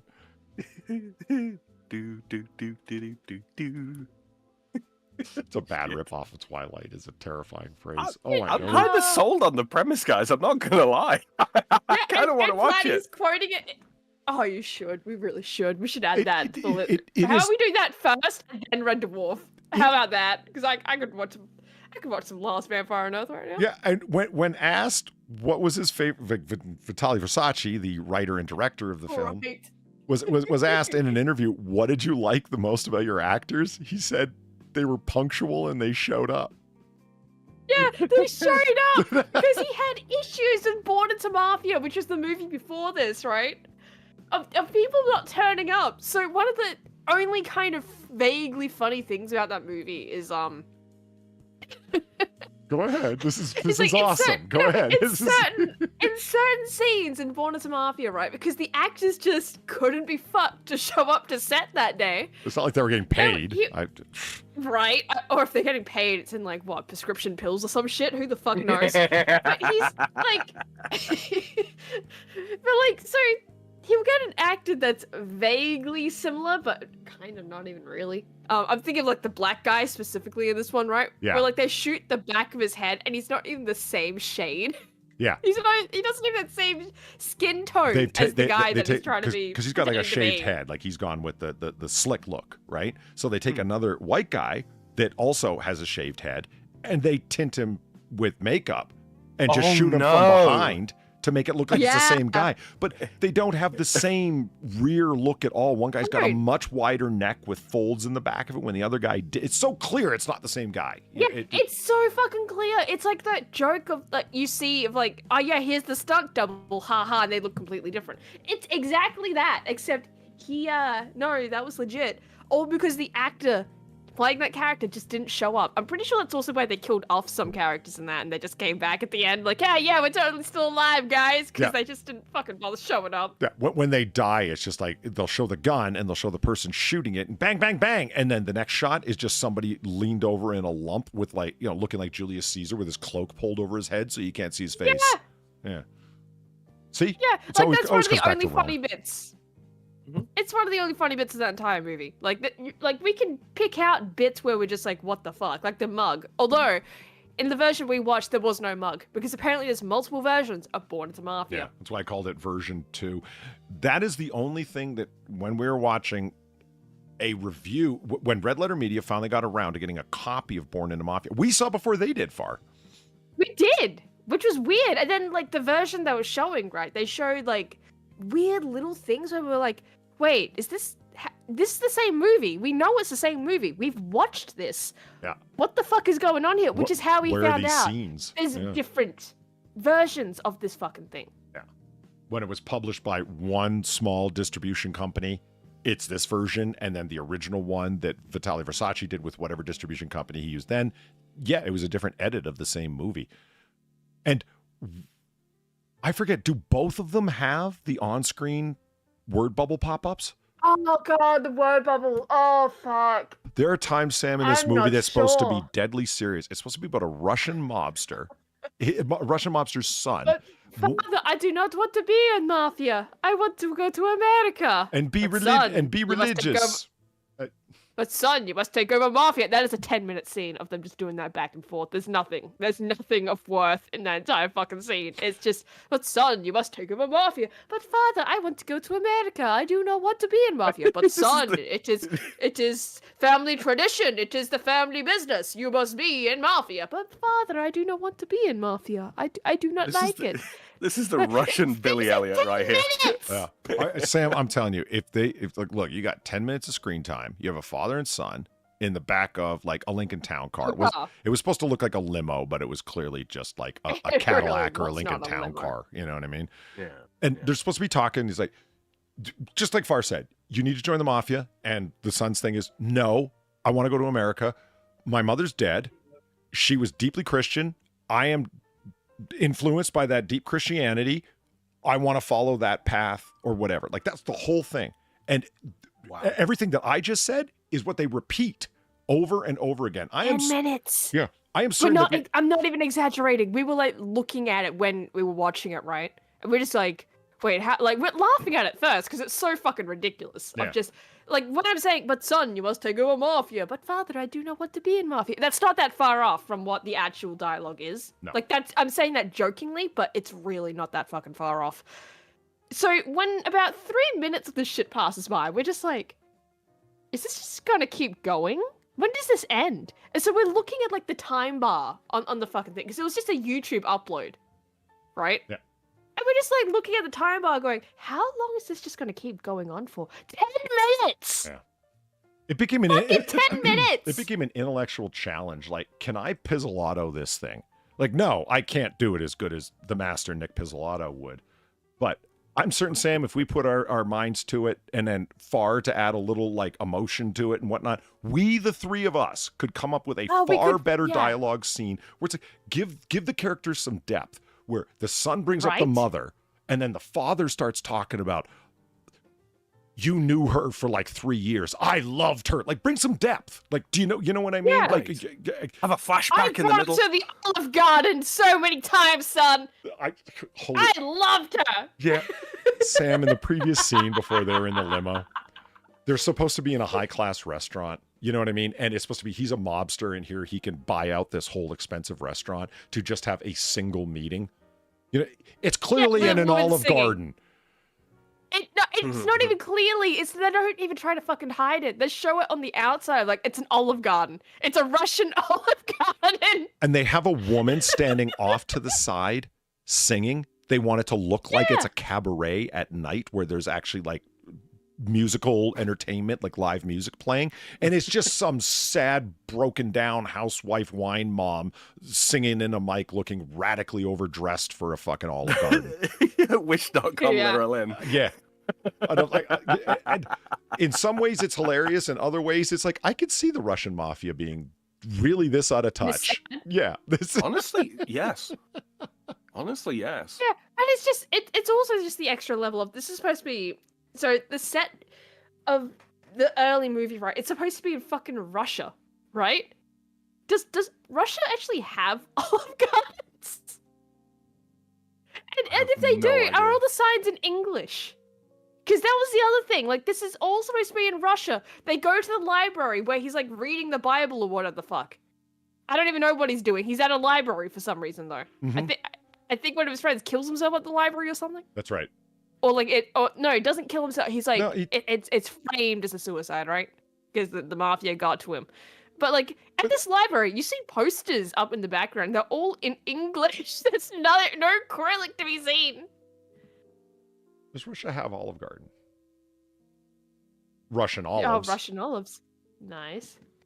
Are Russian olives invasive or native? I don't care. Fuck them. I don't give a shit. Just tell me if there's an fuck Olive them. That's all they Garden. knew. Hold on, Have Olive Garden locations, Russia?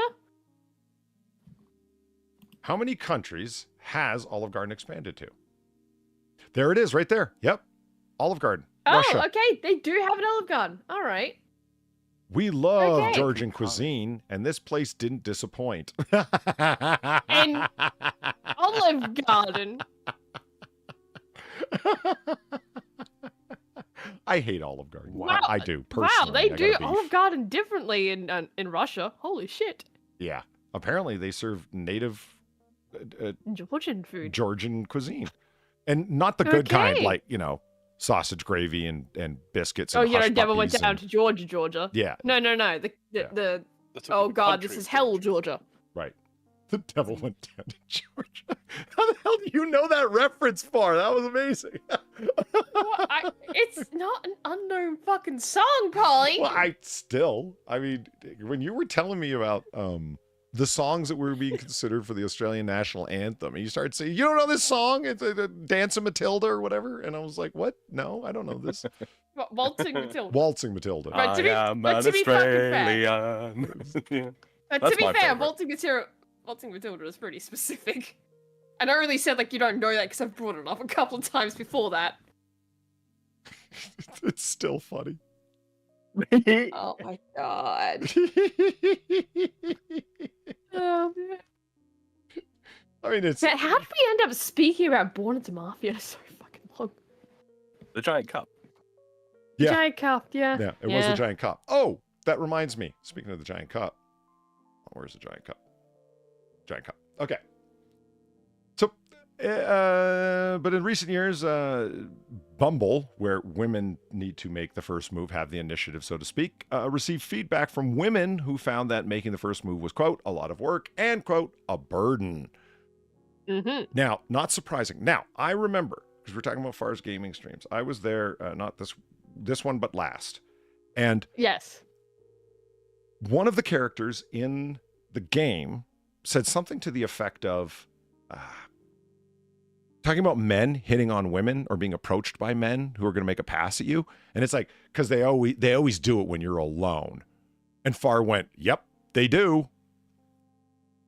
Do you have any idea how hard it is to approach a group of women to hit on just one of them? It. No, I get it. It's like there's a reason they do it alone. It's just in the context of that game of like the kinds of men that we're talking about. I think that's the specific point, right? Yeah. The kinds of men they're talking about. It's exactly as what was going on the screen of just why are you talking to me? See, I get that, and it's not like you're just being like, hey, yeah, how's it going? It's like no, they're very much there for a very specific fucking purpose. To make a pass at you? With those kinds of people that we're talking about, yeah. Hey, Michael Atfield, how's it going? You're back. All right. Okay. Look at all this. I heard the dogs bark. It's time to go out there and Bork. yeah, lay down some some discipline. It's like, so I heard a comedian joke one time, and I've never done this, but at some point in my life I will, just to do it for the novelty of it. Because I'll give you a hint, guys. This is stand-up routine, right? I'll give you a hint. You walk up to a woman, and you're at a club, you're at a dance party, whatever, right? Even if it's just a bar where there's dancing going on, and you walk up and you say, "Can I buy you a drink? Would you like to dance?" And they say, "No." And so now you're stuck there, and you have to turn around and walk away. And it's the turning around and walking away is the hard part, isn't it? And he goes into this whole shtick about like, you know, you can hear the giggling behind you because she's laughing with her friends that I can't believe that loser hit on me, et cetera, et cetera. But Michael Hatfield, come on, man, bro, what the hell? You are really into greeting everyone. Yeah, I mean, they get the point. He goes, I'll give you a hint. Here's how your dignity's already going to be shot to hell walking up and having this happen. So if a woman's going to do that, I say play into it and have some fun. So you walk up and say, hi, can I buy you a drink? Would you like to dance? She goes, no. Well, I would. And just start dancing in front of her.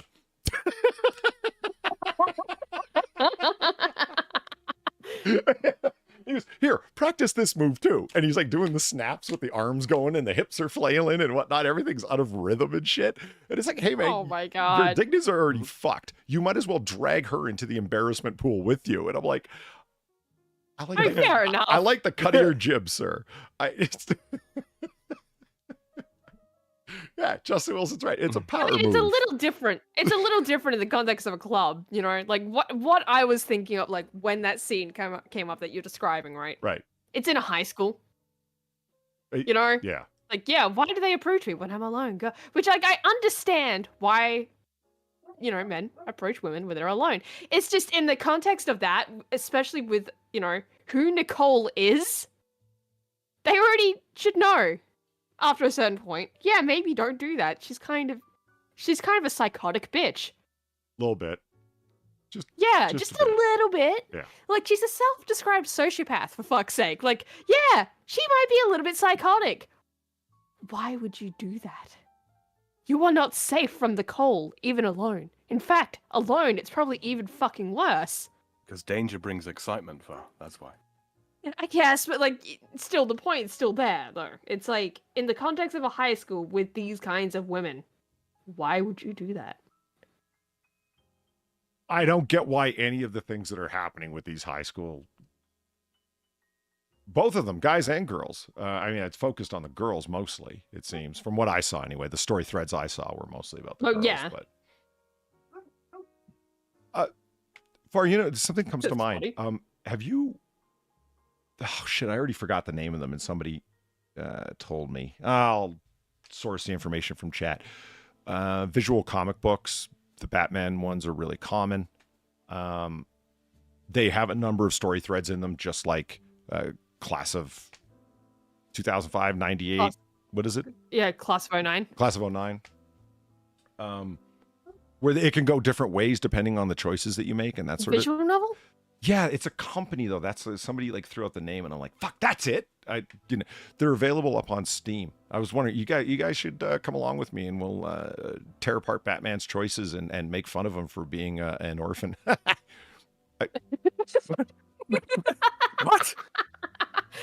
Make That took fun a of him turn being down an left orphan. street. Hell yeah.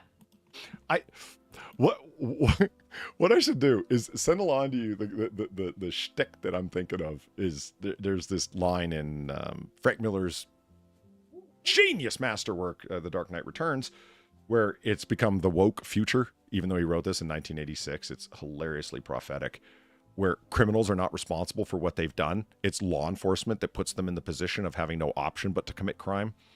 Oh, God. And the reason that there was a spate of supervillainy out there in Gotham, especially Gotham, is because Batman dressed up like a bat and went after them. Therefore, going after their to-be-pitied psychoses that they all have and forcing them to also costume up and go out there and commit crimes. Polly, why must you hurt me? Why must you hurt me by relaying this information to me? Well, it was Frank Miller doing weirdo dystopia stuff, but being unintentionally prophetic about it. When your dystopia ends up being reality? Yeah, that's just life now, Platty, right? This is the description, right? No one's responsible. Society did all of it to us. It's like we should go in there with that attitude where it's like Batman's the villain and it's all the villains that are to be pitied, and let's just read the comic, and it's like, okay, let's see what this super criminal Bruce Wayne decided to do to these poor victims of mental illness now. Man. I'll buy the $2 visual novels for that. Why not? lot of fun can be had with them. The only thing I wonder is it seems like the kind of thing that will get struck on YouTube. That's something I was like guessing at on a stream. It's like, dude, is that the kind of thing they would hit if you tried doing it on YouTube? That's why I said Rumble. Subway. If it's just a visual novel game, no. Like I'm thinking, do they treat it like gameplay? No, they're not gonna. Well, they would have to. You'd think. Well, if it's just a visual novel, then like, yeah, those tend to be classified as games because really, I mean, think of the way that Class of '09 plays out. Like that, if that wasn't treated as a game, you know, I'd be in some shit. Good point.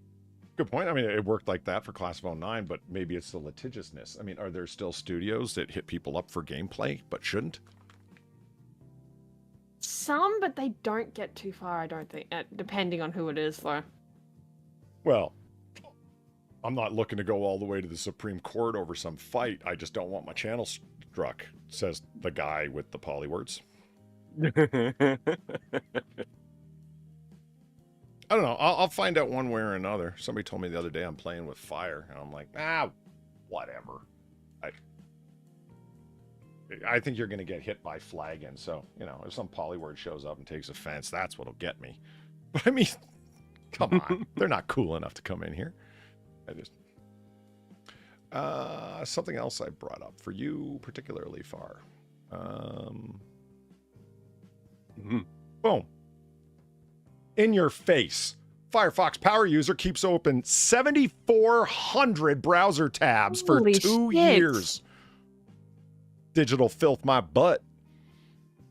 That was No, a poor that's choice of words. That is some intense digital filth. Hazel didn't close tabs because it's like a trip down memory lane. No, you got to clean that up. See here, chat, look at this. See all them tabs? See? I rolled deep. Fuck that. It's just really not that big of a deal. Nah, man, no, that's too many. Her tabs, at least, like, holy shit. Yeah, Justin Wilson. Otter's gonna ot. That's how we roll. I saw this and right away I thought of you. I'm like, that's hilarious. The good news is Mozilla has some tab grouping features coming later this year that might help her organize those memories. In other words, they're going to do what Chromium browsers have been doing for 2 years. Isn't that great? Sure. Jesus. What? No, just clean up your digital filth. Why? No, I love that. Why does it have to get to this point? See, this feature, I love this, where you can just go boom, and then boom, and then they're all part of the same grouping. That was great. I don't understand why. Sam, can you explain to me why that's so difficult to do? There we go. The what, tab grouping? Yeah, is that major Book- ones and zeros to accomplish that? Bookmark it. It depends. I mean, I've got tab grouping. I've got a tab grouping extension for my Firefox, so.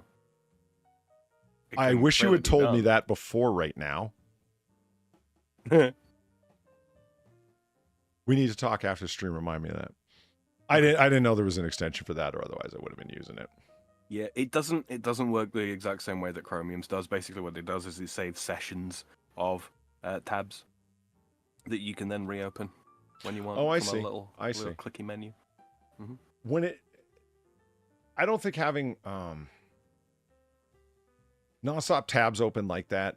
I mean, this lady obviously just went insane. I think she was just putting the browser under a stress test. It seems. Yeah. Like, where's the end of it? Because once you go past the tabs themselves getting as small as they're going to get in terms of their representation up on the top tab bar, you have to start scrolling left to right to see them more. Exactly. So, yeah. can you imagine 7,400? Holy shit! You'd be scrolling for days. Right? It's like, oh, it's like a Well, trip down good. memory lane. I mean, oh, come on, lady. This is no good. Although my Firefox has got a little briefcase icon in the top left, where I can pull up a list of all the tabs I have open in a separate page, and then I can click them.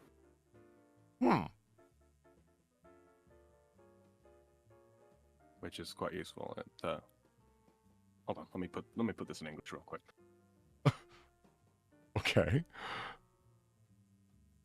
There we go. And screenshot. And boop. Let me just put this in English real quick. I didn't know that was an option to do it like that. Yeah. There you go. In your DMs. There's a screenshot. Oh, this kind of situation. I see. Mm-hmm. Yeah. Yeah, it's a little briefcase icon that appears at the top left, to the left of the tabs that run along the top of the screen. Yeah. And I click that, and it opens up this page, and even if I've got multiple Firefox windows open as well, it will show all of the tabs that's open in each of those. I'm not screenshotting those.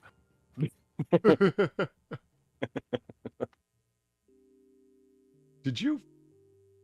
Oh, you must have sent it to our group DM. Okay, that's fine. Yeah. Yeah, there it is. Okay. I was just, it's like I see the thing that you're thinking with the stuff. It's like, okay, that's fine. I get it. Speaking of which, did you guys actually want to move into some content? Mm-hmm. Yeah. Let's do some content, Polly. Okay. Well, let me open this guy up. There we go. Boom. Hold on, I want to bring the other spacey thing. There we go. Okay. Boom. Space news. Voyager 1 talking to Earth. Really? Voyager 1? That's past Pluto now. Yeah. Fucking cool. Voyager 1 Yeah. Talking to Earth again after NASA engineers 24 billion... Voyager 1 talking to Earth again after NASA engineers 24 billion kilometers away devise software fix. No. What kind of drunk AI wrote that? I don't know. Welcome to ABC News. What, the NASA engineers are 24 billion kilometers away? NASA engineers 24 billion kilometers away device software. Okay. See? Okay. NASA is engineering a 24 billion kilometers away. No. Oh my fucking Christ. If you drop if you drop devise, if you drop devise, what you're saying would make sense. Like it's the software fix that the engineers have devised that happens to be a 24 billion kilometer away software fix. So the Voyager 1 is talking to Earth again, comma, after NASA engineers, comma, 24 billion kilometers away, comma, devise a software fix. Yeah, or you could just reorder sorry, the words and like say NASA again there, Sam. NASA. Uh-huh. you say Well, NASA like I say Nassau County. You didn't. No, he said NASA Did I? before. Yeah, you did. No. That's why I asked. It's like, wait, like, hold, like, go back. NASA? But no. Hey, It's a Zedro, weird how's it going? thing. I'm genuinely lost as to what the thing here is. Yeah, it's a well. Okay, let me reorder it. How the fuck do you reorder this? NASA. Well, I'd have to use some different words, but it's like, how would I say this with all this information and have it be concise? And if you need Voyager 1 to be the first statement there, Voyager 1 at 24 billion kilometers away is talking to Earth again after NASA engineers devise software fix. Okay, yeah, that works way better. It's almost like you want people to understand what you're talking about. Right? In short, NASA engineers, well, let's just jump to the story. Boom. The spaceship stopped sending readable data to Earth back on November 24th, 2023. Getting closer and closer to the robot planet. It'll come back as V'ger and we're all going to die. Not if we establish managed democracy first, Polydub. In March, teams working at NASA's Jet Propulsion Laboratory, JPL, discovered that a single malfunctioning chip was to blame. Not the extreme distance that it was never designed for? I'd leave that chip alone.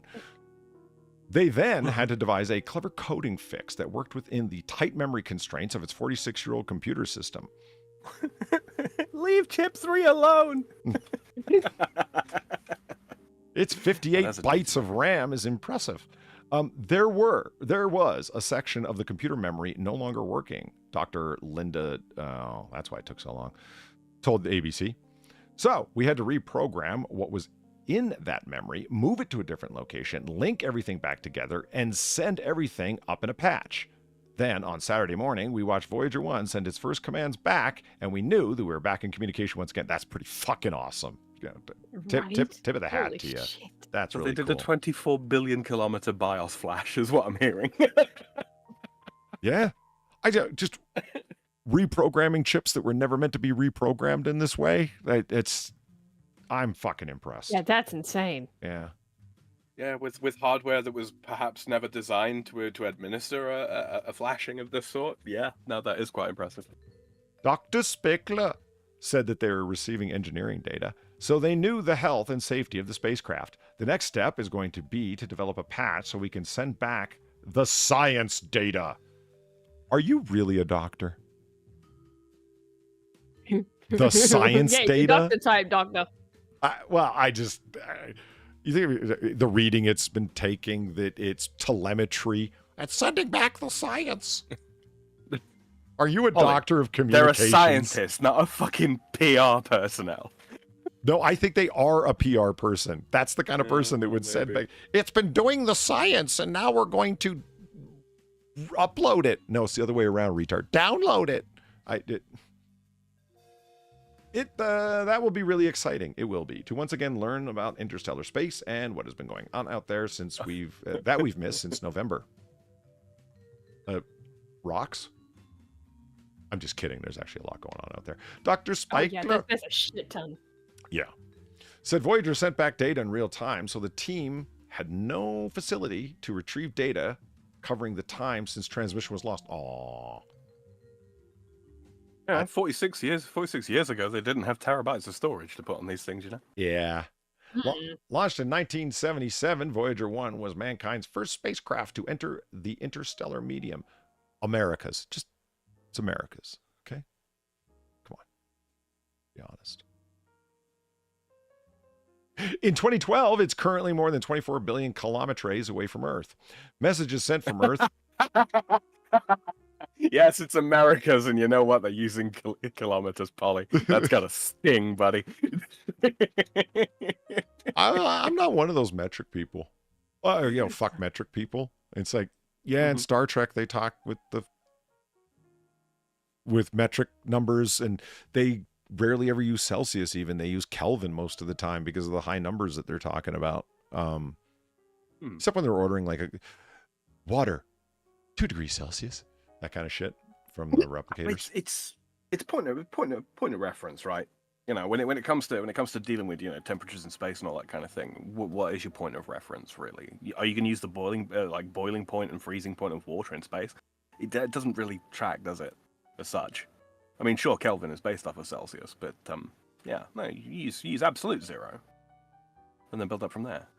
Yeah, no, it makes perfect sense. It doesn't make as much sense to, like, Celsius. It's all arbitrary, and I'm not saying there's a criticism. It kind of has to be. It is, of course it is. You know, what are you going to pick for zero?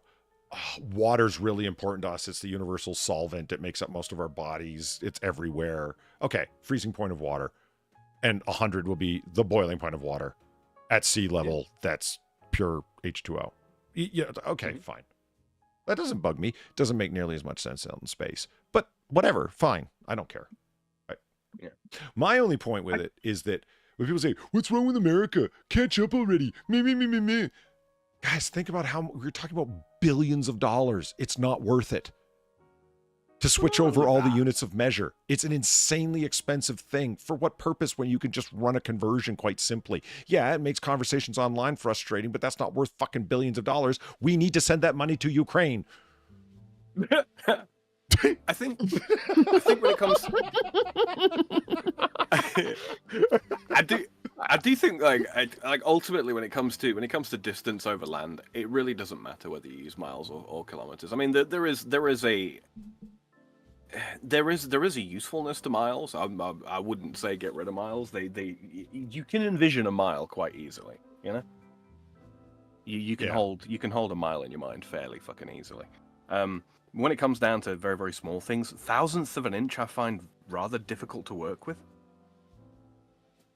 I I honestly, you're probably not going to buy it, but it's just, you just get used to it. It's like cut it back by 3/4 thou. Like doing reloading like I do, thousandths of an inch are extremely common because it's just, those are the small numbers you're working with.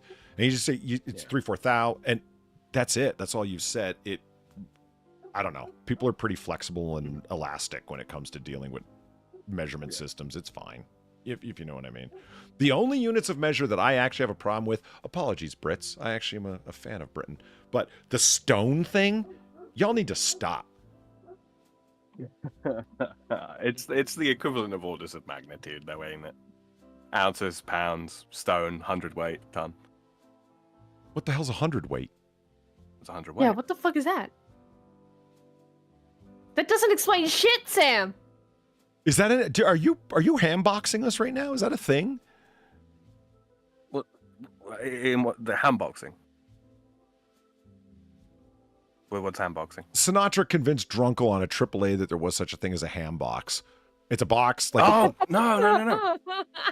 it's a box you keep on your counter that you keep your ham in, and it's deliberately it's designed to keep your ham fresh, that you can open it and take a slice of ham off of it, to the point where Drunkle actually looked it up on. That sounds amazing. I know. 100 weight. If there were such a thing, yeah, I know. 100 weight in the, because there's obviously you got the imperial, you got imperial measures, and then you got US measures. In US measures, 100 weight is literally just 100 pounds. The imperial 100 weight is 8 stone, which is 112 pounds. And yeah, there's 20 hundredweight to a ton. Don't say not just Drunkle. I didn't buy it. I don't trust most people things that people tell me. But you leave my psychological issues out of this. But you can trust me, Polly. It's okay. You were being serious. Trust me. Oh. Sure. But no, it's one of those. It's like I say, 100 weight, 20 hundredweight to an imperial ton, and to a US ton. But obviously the 100 weight itself varies. So yeah, there's something that does bug me: a metric ton versus an imperial ton. Yow. I don't care that there's different units of measure that are worth. Oh, it's 1,000 pounds, 1,200 pounds, etc. Just then pick different names. Don't, a fluid ounce versus. It's a different name, Polly. It's spelled differently. Oh yeah, and people get bent out of shape when I say me tray. Imagine if you said tunny.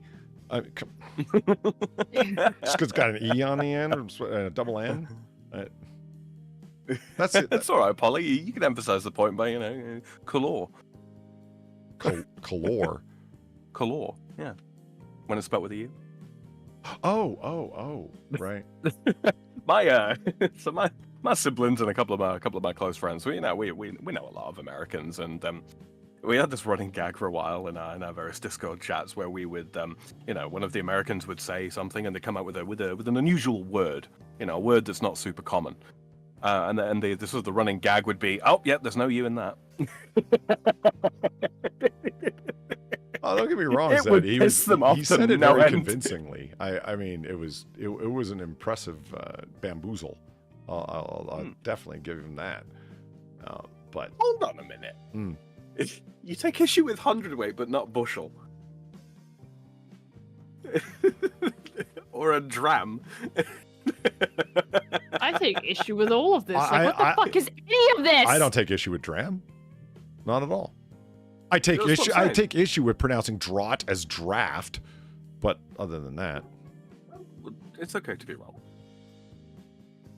DRAUGHT is somehow pronounced as DRAF.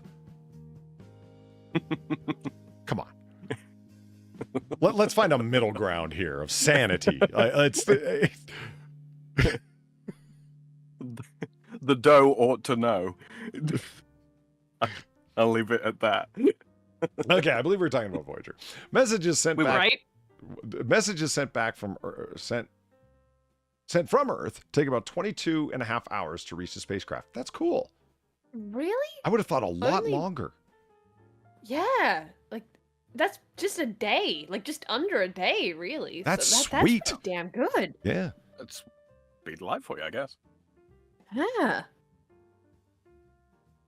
Is it? Yeah, I don't think it is radio signal. It's not. Hmm. Depends on the wavelength, right? Okay, Sam, prove me I wrong. guess. Radio waves through space do not travel at the speed of light, is my assertion. Prove me wrong. Prove you wrong. Mhm. I'd have to look it up. I don't know off the top of my head. What Sam, saying I don't agree is not proof. When I am,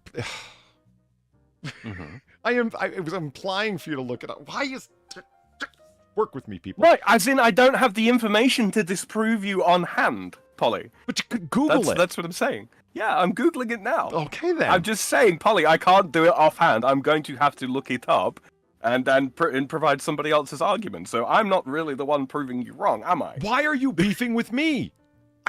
I'm mixing drinks with Why tiny are little otter you doing hands. this shit? My time is full. Fuck. Australia Can we was. just talk about Voyager? I'm trying to. Its twin, Voyager 2, also left the solar system in 2018. I didn't know that. Huh. As it was tracked by Australia's Parkes Radio Telescope. Australia was also vital in the 2023 search for Voyager 2 after its signals were lost, with Canberra's Deep Space Communication Complex, or DISC, monitoring for... I just wanted C's. Yeah. Lots and lots of C's. Yeah. I have it, Polly. Okay. They're electromagnetic radiation. Radio waves are. So no, they aren't. They aren't inhibited by medium, as it were. And as such, yeah, they travel at the speed of light. No shit. So when Cool. we reach light speed someday, we could theoretically travel to the edges of the universe in less than a day. Sweet. Solar system. So Solar system. just Not the universe. Solar system. What the fuck am I doing? Oh my god. I got you. I Thank didn't you. want chat to Someone's bully you got so for me. now that. I've got another question, and no, I don't expect you to look this up. But discounting the philistogem exists because it doesn't. What? Philistogem. What? No, it's alright. The conversations of years past, not with you. Okay. We'll leave it at that. Flashback. Okay. Polly. I understand how light transmits through a vacuum. That's not hard to get. Mhm. Yeah, it just And goes pew. Pew, pew, right? Yeah, very much so. Yes. But you said not inhibited by a medium. This is my sticking point. In the same way that sound is, I should say. Sure, sound is a pressure wave through a medium, but sound can't travel through space because there's no medium there. You're so drunk you can't hit nothing. I'm not You're that drunk. probably seeing double. I have 2 guns. One for each of you. Boom, Gamer Valine, thank you for the 450. I like how we still treat light speed as a constant. I'm not even touching that. I'm not even touching it. Yeah, that's we are not going there. Yeah, you know why? None of us are smart enough for it. Well, no, it's not a question of smartness. It's just a terrible, terrible rabbit hole to get into the middle of the night, especially if you've been drinking. It's the which I have. constant that people are referring to is c, which is the speed of light in a vacuum. Yeah. The speed of light itself is not necessarily constant. There you go. There's the short version. Yeah. But the idea of it being a constant, I don't think that's the point Valine's making, that it's not actually the constant that... If it's a constant, and there is no such thing as the speed of light, there is no such thing as something moving faster than the speed of light per se, that if a particle of light is... I'm not getting into it. What did I just say? Yeah, It's what the fuck? What are you doing? it's What are you doing? It's the basis of Go back to Einstein's mixing special drinks. relativity, and that's it. Yeah, I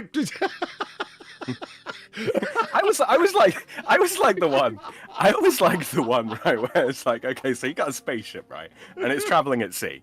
Yeah, it's traveling at sea, right? What happens if you shine a torch out of the front windscreen of the spaceship? I mean, how fast does the light go? You see, I was going there with this joke because I'm sitting there thinking about radio waves. It's like, okay, you're traveling at the speed of light, you turn the radio on. Does anything happen? Right. Oh man. I wonder if the expansion of the universe would allow something. Go back to mixing drinks. I do. Can you believe this shit?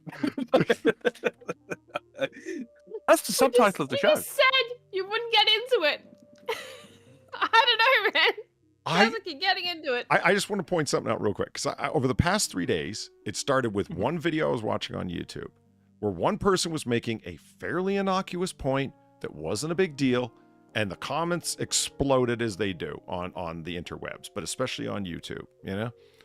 Mm-hmm. And people started arguing shit that didn't make no fucking sense, and all of them proceeding off of the same false assumption. And the author of the video, or the publisher of the video, repeatedly just kept cutting and pasting the identical response. You're misunderstanding. It's not that it's a wave or a particle. It's that it's a wave, a particle, both, and neither. Over and over again, with people saying, no, that's not right. Guys, it's a fucking 90-plus-year-old experiment. You can't be this... How are you arguing with somebody if you don't understand that? Jesus. So anyway, that's why it caught my attention, because I had just been like... The next paradigm shift in general or special relativity is not going to be some jackass in a fucking YouTube comment section. Come on, guys. Nobody's worth that much. Know thy limit. Better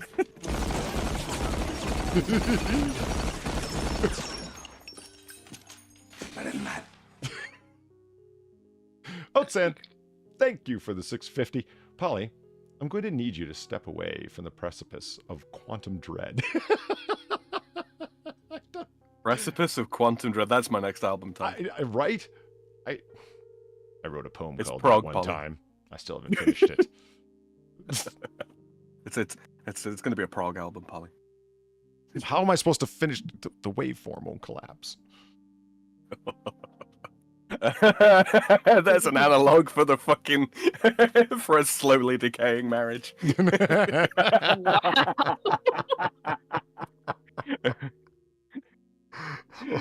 We've been together like electrons in the shell, but until the waveform collapses, my life is hell. So that Noir Bar game album is going really well, Sam. From the sounds of it. Collapsing Wow. waveform.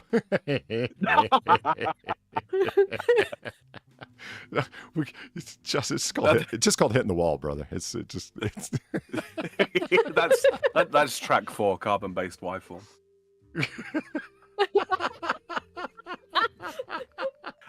And then the immediate sequel to that is right. With the advent of sex bots, it's silicon-based waveform.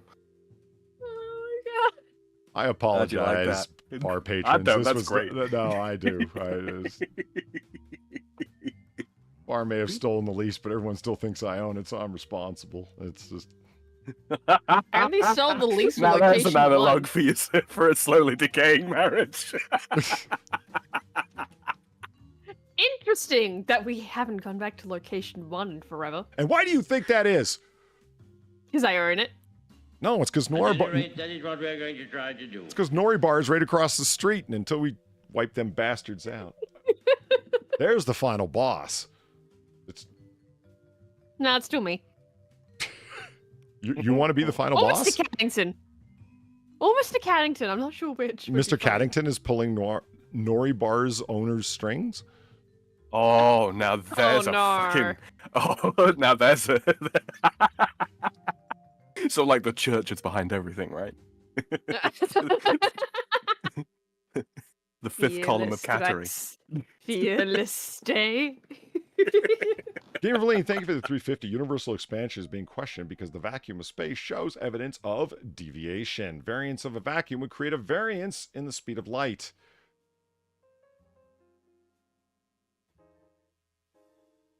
Variance of a vacuum. Yeah, I'm just thinking right now. Wow. What about gravitational wave theory? How does that play in? Anyway, leaving that alone. Let's I believe we were let's move talking on. about Australia's contributions to the Voyager 2 Yeah, dillary-do. right? Ooh, let's do that. Yeah.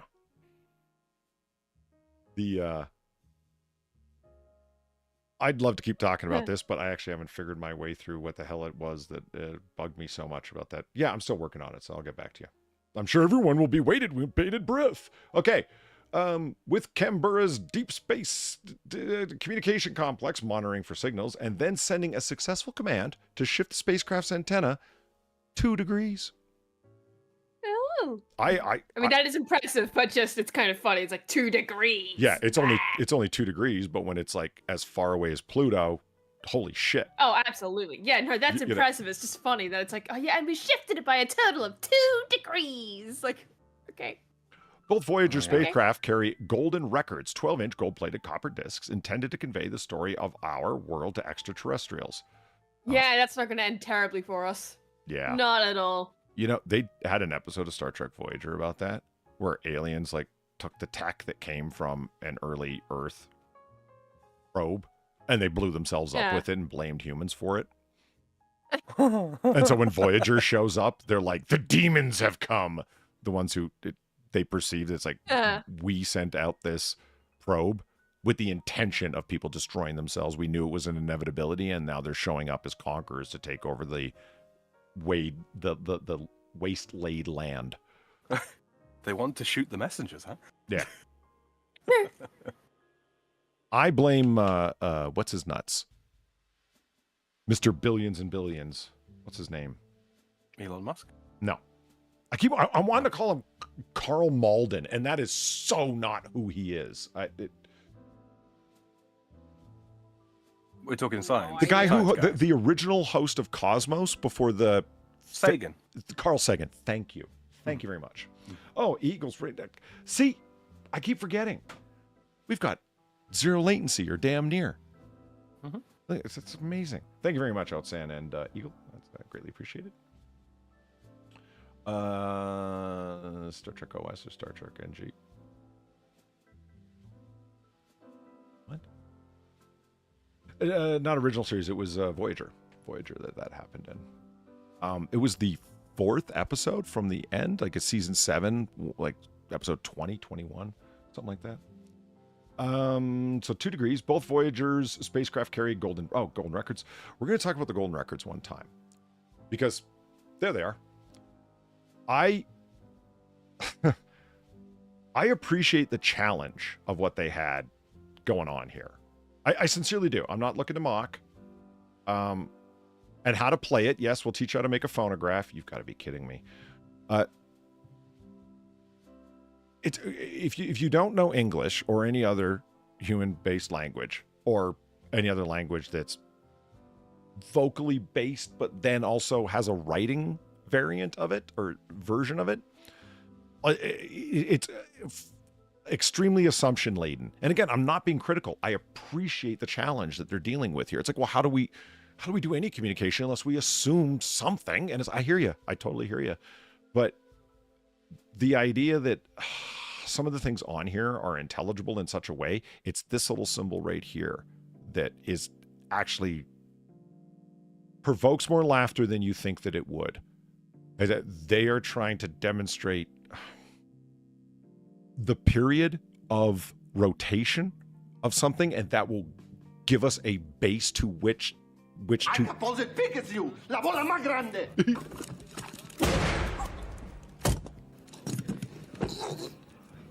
I'm going to take that as a not too subtle hint for Valine telling me to shut up. That's what I think is going to happen. Let's find out. Gamer Valine, thank you for the $4. Totally not sober person, testing your state of sobriety. I would never change the way I speak, just to fuck with you. Yeah, you would. Yeah, you would. In other words, what's going on in the record? The simplest way is it's like, oh wow, that's great what they did. I think it's a better representation of the challenge that they were up against. This is as best as they could think of, and even Sagan admitted this is not going to be intelligible to any alien species. This is just the best we could do. And again, not a criticism. It's just, what else are you going to do? You know. See, now we would just have like a big red button with like an alien, like ET finger coming in and pushing the button, and it would just play things. You know.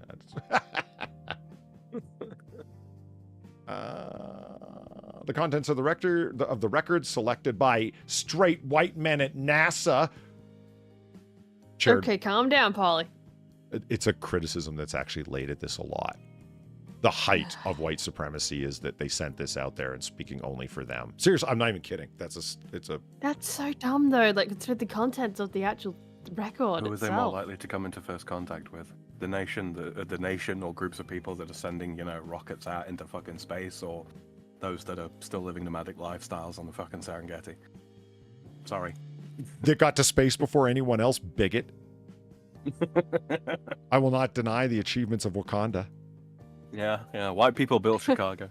Africans built Wakanda. Where would you rather live?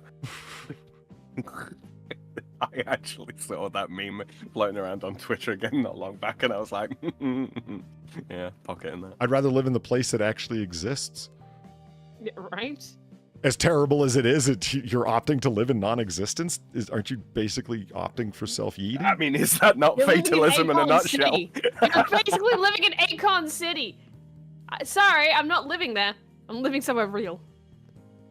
I mean, said here was the description of the solar system isn't accurate. There's a number of them that are just, again, I know I keep repeating this, but Like, it's so easy to difficult. criticize. But really, your criticism should lead you to I think, a humility of holy shit, were they up against it? If you hear somebody going, holy shit, that's brilliant. Okay, those are the people that need the humility the most. It's not actually brilliant. It's the best option, and there were no good options. You know what I mean? Yeah. Yeah. Well, you got to keep things as simple as possible, and I mean, what assumptions do you have to deal with? Assume that they can see, or assume that they can hear, or assume that they can feel. Right. You got no guarantees of any of that. Nope. None at all. I would say it's probably fairly likely, but This is a part that I find impressive. Their power banks were expected to be depleted, the power banks, sometime after 2025. But Dr. Spikler said that several systems had to be turned off. So they're hopeful the two spacecraft would function into the 2030s. They will continue to wander the Milky Way, potentially for eternity, in silence. Oh, see, they threw the existential dread in there at the end. I mean, they just had to. Yeah. potentially for eternity. Well, no, they're gonna tumble into something eventually. Here, They're I'll gonna break throw down a eventually. criticism in for something. Yeah. If you get scientists to write articles like this, okay, it's going to turn into technobabble. Yeah. Because it's what they do. And so you can't really blame them for that. But also what they do is relentless self-promotion. It's a reality of the environment that they're in. If they can't draw grants, they can't do research. So it's a matter of self-preservation to be able to self-promote. And at every university campus, at every department, and every faculty, hard science, so-called or not, everybody becomes a relentless self-promoter of their own theories and ideas. Because if you're, well, when I'm researching, I don't know, it's probably going to lead nowhere. But, you know, you might as well look, am I right? Yeah, someone's going to give you a couple $1,000s to research that shit. No. Well, You're forging the not nails cast for in your that own language, coffin, sounding anything less than certain. So everybody sounds absolutely fucking certain. So, you know, do you really want scientists filling an article with technobabble? But is it a worse option to have a bunch of news entertainers who throw in lines like that? News entertainers are the reason that we have the phrase God particle to describe the Higgs boson particle. Oh, God, they're not even remotely close to the. Oh, wow. I mean, it doesn't. But it's just the kind of thing that news entertainers do. What do? Sensationalize everything because they're clickbait masters. It's the environment they exist in, and you should expect it. So which one is worse? The technobabble self-promoting idiot or the sensationalism self-promoting idiot? I don't know. I think I'd rather have the technobabble because at least I can look up what the fuck it is that they're talking about and go, okay, yeah, I see why they use this word, or why the fuck did they use this word? This is hard R. Yeah. Are you talking about the probe or the series? The probe. Both. Yeah. Unironically, yes. I was talking about the series as related to the probe and then went back to the probe. Moving along. Hmm. Oh, I'm just looking at that picture. That's fucking cool. I love it. Yeah. You know what gets me? Huh. Whenever they're doing, the glory of the sun, the wonderful properties of the sun, the interesting things that happen on the sun. It's always the bright red picture, right? Always the bright red picture. And then when it's something dark or something bad, it's the end of the world. You know. Yeah, they gotta the tint it. solar flare is going to annihilate all life on Earth. Mean sun. You know what I mean? They always Yeah, call they it- gotta tint it so it's no longer Yeah. happy and smiley, right? Bomb warns of a level 4 geomagnetic storm impacting Earth. Here's what it means. People really got to learn to use the word impact. Impactful, impacting. Stop. Don't suffix impact. And don't use impact as a standalone verb. Are you really complaining about nouns? Improper nouns being used as verbs? Okay. It's a valid question, but why'd you gotta call me out like that, man? Are you poly-dubbing right now?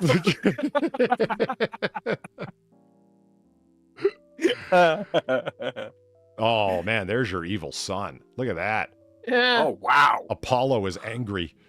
Fucking Soundgarden, eat your heart out. Right? I mean, And I love that you get that reference. I mean, it's cool looking, but I did.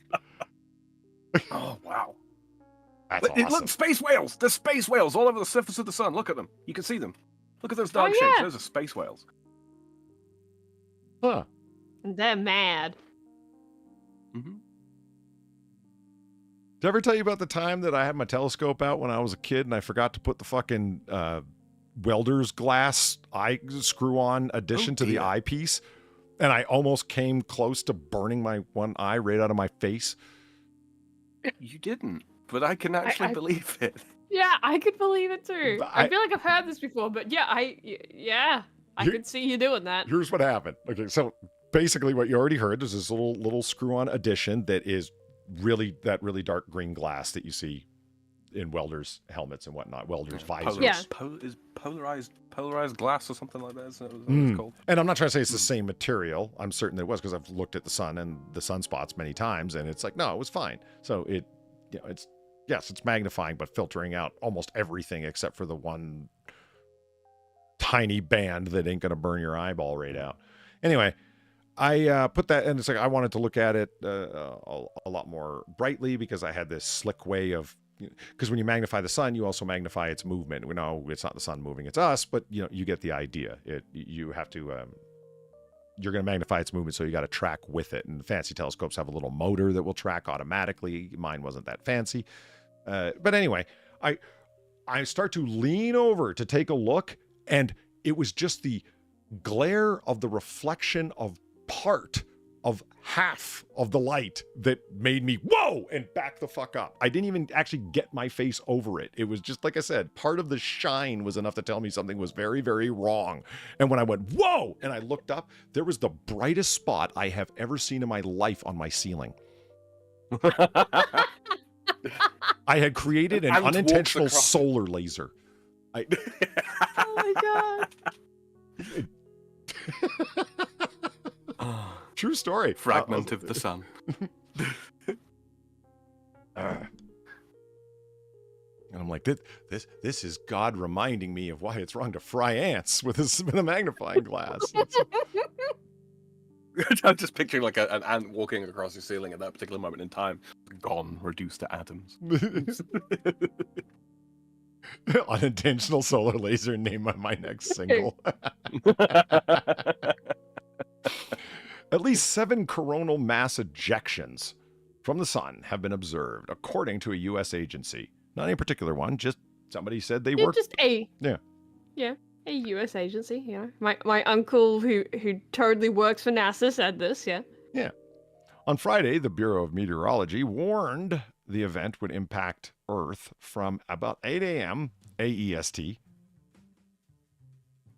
Australian East. Yeah, Australian Eastern Standard Time. Okay, cool. Okay, AEST. Now I know. I guess I should have clued in that Australia would have it. Duh. With power outages possibly occurring and satellite services impacted. I'll let it go, Sam. I'll let it go. Polly is calling for impact sands. Black hole sun. The Bureau of Meteorology, or BOM, urged governments and critical infrastructure operators to take action to reduce potential impacts on infrastructure and essential services that could be impacted by such impactful Geomagnetic storms are considered dangerous to human body, are not considered dangerous to human bodies. I beg to differ. My unintentional space laser says otherwise. Oh, fuck yeah! This picture. Now we moved on to, Rammstein fucking album covers. Supermassive solar flare. Move over, Muse. Yeah, it's fucking hardcore. The U.S.'s National Oceanic and Atmospheric Administrations, or NOAA, NOAA. No, a swap center. Oh, wait, it goes on. Space Weather Prediction Center. NOAASWP. No, a swap. Hey. Yeah. Captured some activity during the let's go start over. Captured some of the activity that occurred on the sun's surface at about 4 a.m. AEST. NASA said a strong solar flare peaked at 4:54 AEST with its Solar Dynamics Observatory capturing the image of the event, which was classified as X3.9. Jesus, that's almost a cataclass event. See, that you can really piss off somebody who's actually in the know, because they're so in the know and they know that information so well and they're so steeped in it with other people who are also steeped in it that you can fucking throw them off. Say an X 3.9. Oh, please. 3.7 at the most. And they'll start arguing with you. Are you kidding me? Our metric system, blah, blah, blah, blah, blah, blah, blah. They didn't get right into it, right? Our indicators are infallible. I have no idea what you're talking about, man. Like autists with the Richter scale, Yeah. Ah, hey, here's what Platy ran outside for, but was denied. Oh no, this is Western Australia. I meant the general lights in the sky, Far. I'm sorry. Nothing could be further from the truth, Polly. An Aurora Australis, as seen from Carragoolan? Carragoolan. Yeah, Carragoolan. Western Isn't that the Australia red last from Doctor year. Who? That is fucking awesome. I have seen the Aurora Borealis many a time, sometimes localized within my own kitchen. But it never... Far gets it. I saw... I did. I saw... That was good. That was good. No, But it I never saw it on looked Windows like Media Player. that. That's cool. I'd like to look up some pictures to see if they are always different when they're Australis. That'd be interesting. Well, the interesting thing is you're not really supposed to be able to see them, like, where... not with that clarity, anyway. No, not, like, where I am, right, Perth, you're kind of able to see them right now because of all this shit. You're not supposed to be able to see them. This is like some Tasmania shit, basically.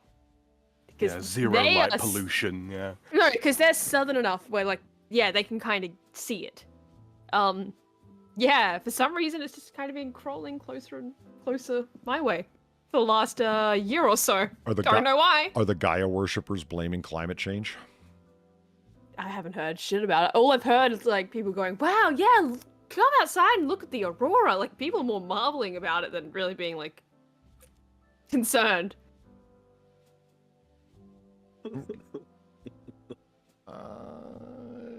The BOM predicts that these geomagnetic conditions... I'm just going to start over. The BOM predicts that these geomagnetic conditions will likely continue until 6 a.m. on Monday. So get outside and view the meteor splendors.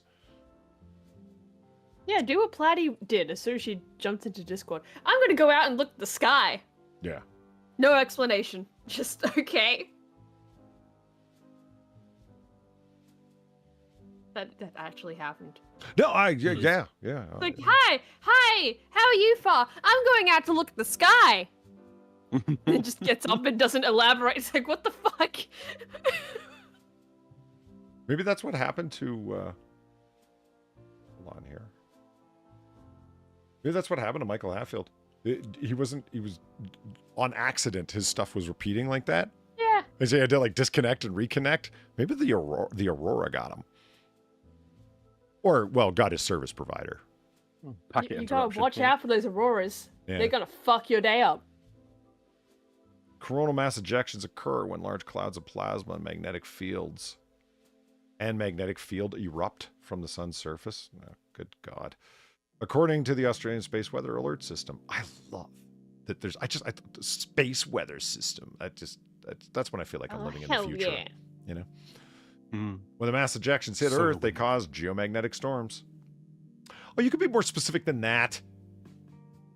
Yeah. When the massive plasma particles hit Earth's magnetic field. They end up being pulled around in the shape of Earth's magnetic field and are rapidly reduced in their energy, thus causing the energy states to move down quite quickly. And that energy's got to go somewhere. So a lot of it's released in heat and light. And what you're seeing is those quantum shifts as they move. Basically, when the particles hit Earth's atmosphere, they slow right the fuck down. And then that energy's got to go somewhere. It's like when your brakes squeal. It's electromagnetic transposition. Yeah. And so you get this cool light show up there. It's got nothing to do with climate change, you Gaia heathens. We could not, if we dumped all of the resources available on our planet, including the planet itself, into the sun, influence that fucking climate. Yeah, space weather's out of our control. Very much so. Science class with Polly. Doesn't everybody enjoy having a drunk instructor? All right, come on. I mean, it's quite fun. Escaped zebra captured near Seattle, Washington after gallivanting for days. I tip the hat for the use of the word gallivanting. Well done. I personally think that you should never attach a suffix to gallivant. Fuck you, Sam. I could feel the heat off that mid-sentence. What, are you kidding me? God damn it. I'm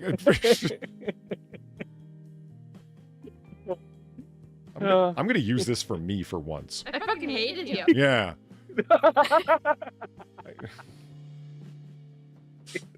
I can't believe you fucking opened with that, man. Oh, shit. Chat gets it. This kind of ruins a very old thing, you know? I wish I had seen a zebra gallivanting down the street. There's this old line where it's like, how would you explain Occam's razor? And people say the simplest explanation is the best. And it's like, well, no, that's actually a really shitty explanation of it. Very shitty. Because if somebody can explain something simply through use of language, it now must be the correct explanation. No, it's not the way it works. I mean, Number of moving parts, right? Do not propose entities that are unnecessary to the explanation. If an explanation that requires the proposition of less entities is possible, then win. And entities in this sense, by William of Ockham, meaning moving parts. That's how we would understand that term. Mm-hmm. And he was not arguing in favor of science. He was arguing against Platonism. Because Platonism proposes near infinite entities. There's a form in the world of forms for this can of soda that I have in front of me that's full of energy drink and bourbon. There's a form for everything around you. A form for the tablet there, the fucking bottle of pills that are there, and never mind what I've got on the desk in front of me. Them's was jokes. But, it requires you to propose the existence of all of those things. And don't do that. Why? We can propose an explanation. It doesn't require that, therefore win. And the explanation has been given since ever and a day. It's like, when you hear hooves in the distance, think horses, not zebras. Mm-hmm. Don't postulate the unlikely. And it's like, that's what you're thinking of when you bring in Occam's razor, which is actually meant for something else. Think of the more likely explanation and leave Occam's razor out of it, which is extremely valuable, but for a different purpose. Not everything needs a screwdriver. If you see a horse gallivanting down the street and you're in North America, well, so much for that idea. No, who's riding a horse down the street? And then you see a riderless zebra gallop by? Fuck. I saw a pale black striped horse. And lo, its rider's name was Death. Let's see. A zebra had been hoofing through the foothills of the U.S. state and then recaptured nearly a week after she escaped a trailer with 3 others. Local residents and animal control officers corralled the zebra named Shug. In the community of Riverbend in western Washington state. You like Shug? I like Shug. Okay, let's go Shug. Well, 48 kilometers east of Seattle. The zebra seemed to be in good condition despite her nearly week-long adventure, but was still considered tasty. We shot her, and the barbecue was excellent. Does that make it like a free range zebra at that point? Yeah, it's never been put to work. Hmm. Its meat's not Like meat, not stringy. Yeah, it'd probably be nice and tender. I mean, Sam, your French horse meat's not taboo there, right? No, not especially. Yeah. You know, you know where the taboo of horse meat comes from. I assume, Polly. Only guesswork. I don't know. Actually, I just assumed. You don't eat working animals. Wasteful, right? Ah, yeah, no, that makes sense.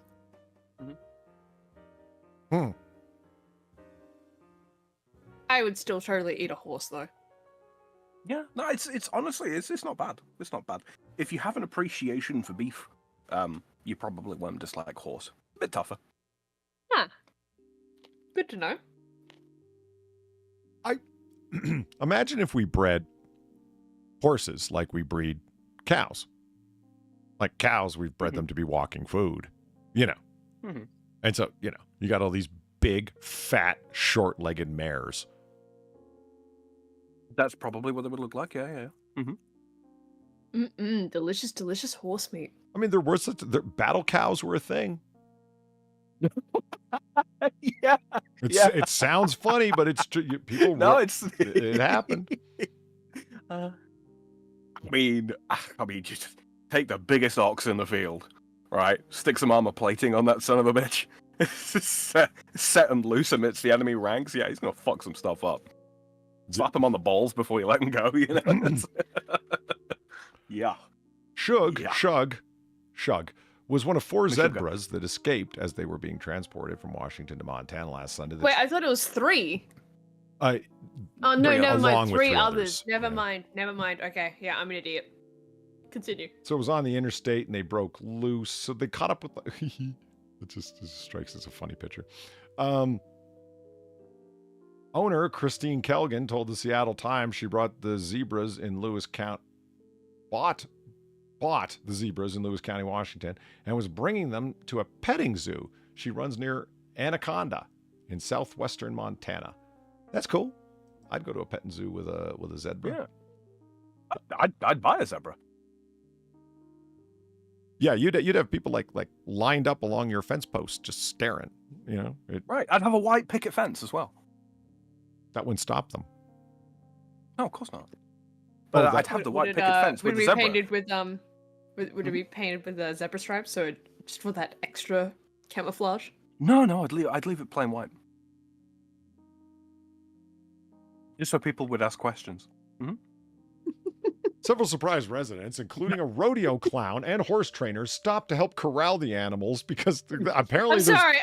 What? apparently there's rodeo clowns just driving around Washington State, surprising no one considering the state of Seattle. No, that still shocks me as someone that has been there.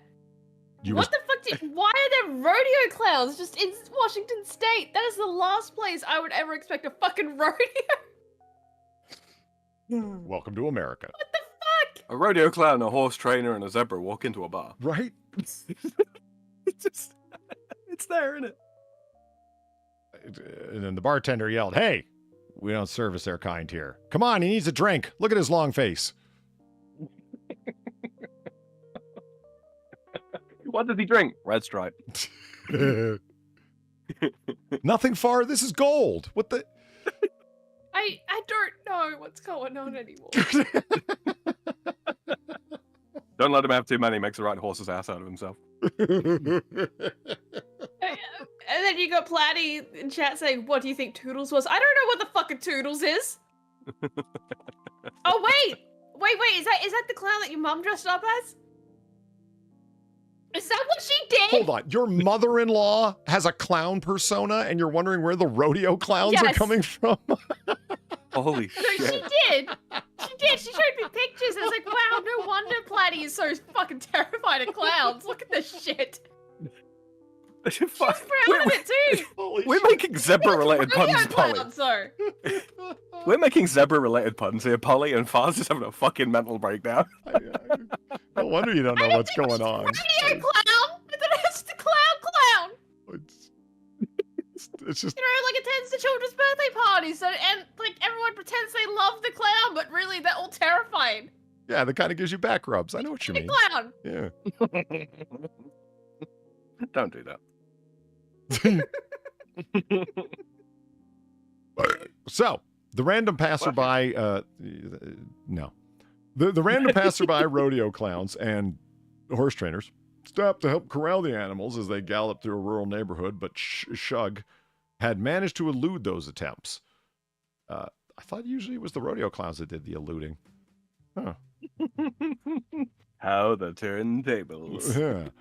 3 were quickly captured after being corralled in a pasture and shot dead, but the 4th, a mare who was initially dubbed Z, hopped a fence and disappeared. Oh, that's CGI. Oh my God. I fucking hate AI. I was like, oh my God, it's adorable. Oh, fuck you. No, it's AI. It's fucking Of course AI. it's AI. I didn't think Bigfoot helped in the capture. I don't know. I didn't take it as an actual fucking photo. It's an artist's impression. Look at this. Right? Stop putting animals in cages in zoos. They are meant to roam free. You wanted into the the path of zebra an to Arctic. roam free, scared to death in an environment that's totally alien to it when it was probably born in captivity. This isn't friendly, Gaia worshiper.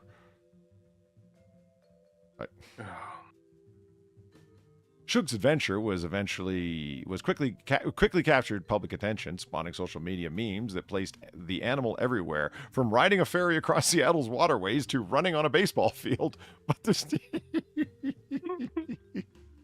thing that gets me about these Is there a... No, sorry, you go. I was gonna say the thing that gets me about a lot of the anti-zoo people is like, have they never watched any of the TV shows about the Australia Zoo or anything like that? The people that work at these places, they aren't a bunch of mean-spirited like Mr. Cattington types. They genuinely love animals and love working with them. You can see it like sometimes like they'll have like one of the mother animals will give birth, and it's like a little monkey or something like that, and a couple of them won't make it, and you can see them fighting back the tears in front of a camera. I'd never get in front of a camera to discuss a sad topic if I knew it was going to bring me to fucking tears. But these people don't care, because they don't care about your human opinions. They prefer the company of animals. Which is why Zoos they are work not at a fucking horrible zoo. places. No, well, at least not Western modern zoos. Like if you're talking about the zoos of like the Victorian zoos era. that used to house like thylacines, right? If you ever see the caged thylacine, Yeah. the last thylacine, for fuck's sake. Yeah, Well, they that's miserable. That's fucking miserable. He has like a wire fence and like concrete floor. There's nothing going on in there. It's just kind of Yeah, that's not really Yawning. a zoo, is it? That's a fucking No. that's a sideshow. That's no, that's- exactly. But that's what zoos used to be. I think that's what a lot of people think of zoos, right? They're like that. They have the image of what it used to be, but they haven't visited a zoo in such a fucking long time that they're just like, yeah, it's awful. They're like contained in these small areas, and yeah, it's like no, most of the time no. Unless you're going to somewhere like, oh, I don't fucking know, North Korea, right. right? But just the idea that like these animals, they're being held prisoner by these evil owners and these nasty people who don't give a shit. It's like it's not like that. It hasn't been It's like that for a really long not. time. The pay to work at a zoo is not especially good, especially for the amount of time you have to spend in study. To be able to be qualified to actually fucking go and work at one. You have to love it in order to do it. You have to love animals in order to work in a zoo. You really do, these days. Or did you see the story about the Chinese zoo where they had the dogs painted as pandas? Yeah. Pretty I saw awesome, that. huh? Right. That's the zoo they're thinking of, though, right? Like that is the exact kind of zoo that they think of when they're like, "Oh, zoos are bad." It's like you're focusing on the wrong zoos. Well, yeah. They're close, Justin close Wilson. cousins of the It's like- climate people. That joke was awful, Polly. It's past your bedtime. I'm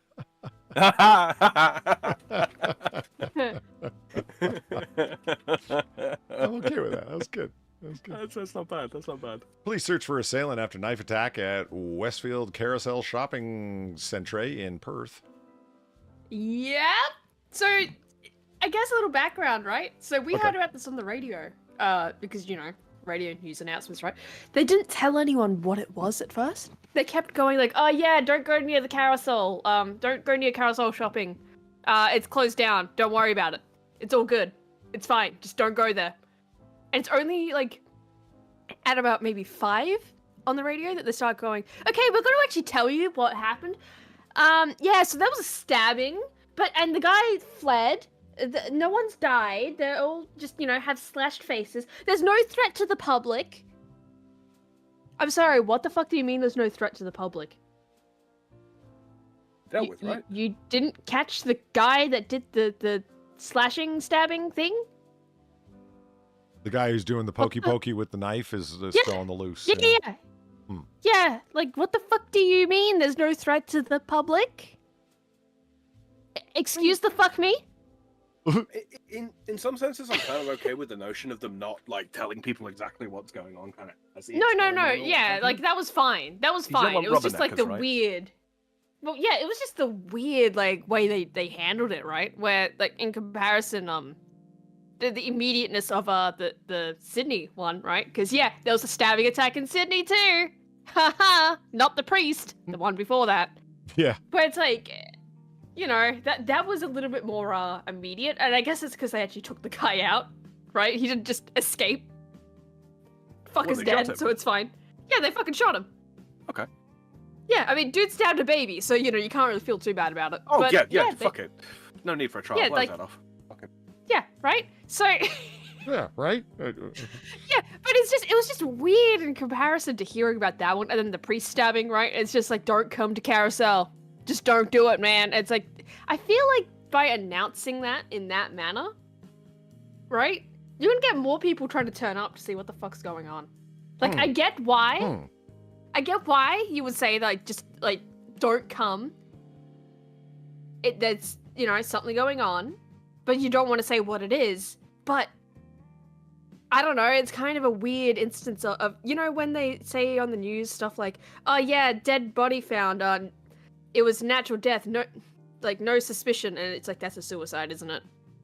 It's the same kind of shit, right? Like, by not saying it, it's like, yeah, you're kind of showing your hand a little bit of like some horrific shit's going down here. Yeah. I just noticed this top story. Wong says Australia could recognize Palestinian statehood before the peace process is complete. Yeah, he's Wong. Yeah. No, that's a woman. She's Wong. I mean, yeah, I cannot believe they're actually fucking considering that. Like, holy fucking shit.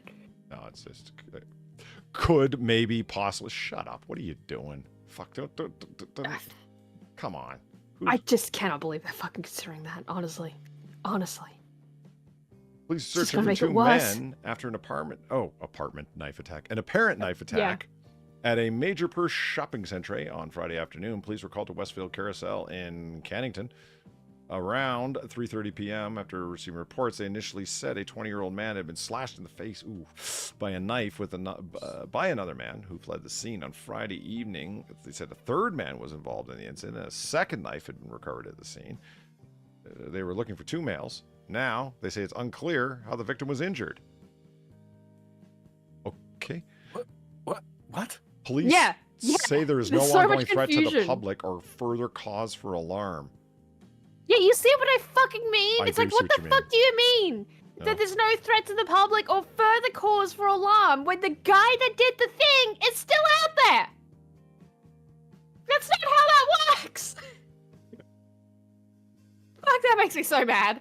It makes me so fucking mad. Well, if they found out that he was, Allahu Allahu wa sallam. I could see them saying that. Just saying. I mean, yeah, honestly, considering there's another incident before this of Oh my god, there's been so many fucking knife crimes recently. So fucking many of them. There was an incident before this where a 16-year-old, like, apparently was really up there with his extremist material, and got shot by police after just doing a random stabby stab. But they didn't want to say exactly what the extremist material was. It's like, I wonder what it was. Ha! Shots reopened. A lot of weird shit's going on in Australia. Don't know why. Don't know why they've decided now to You know what? do all the stabby stabs. Human beings are interesting. I look at this woman and I'm like, you're Australian. I can tell. Yeah. You're right. I can't put my finger on anything. I mean, she has hairstyle. Hairstyle? I mean, she doesn't have a criminal head shape at all. Oh my god. Far sent me a picture of when she was at the cinema with her mum the other week, and a bunch of people queuing up, and I got the exact same impression. Yeah. Those are Australian people. Couldn't tell you what But the specific. to be fair though, it was kind of like what they were wearing and like the way they were like, doing things, right? Like going like, oh, right? There was like that one lady that was like doing the hand motion, right? It's like, yeah, no, that's Australia. You can tell. You can fucking tell that those are Australians in motion. Yeah. Oh man, the details are spreading. Stone liquor striking at their enemies' necks. Fuck, that's somebody who knows the details. Words getting out, Polly. Well, I mean, it's what their fanfic Bible recommends.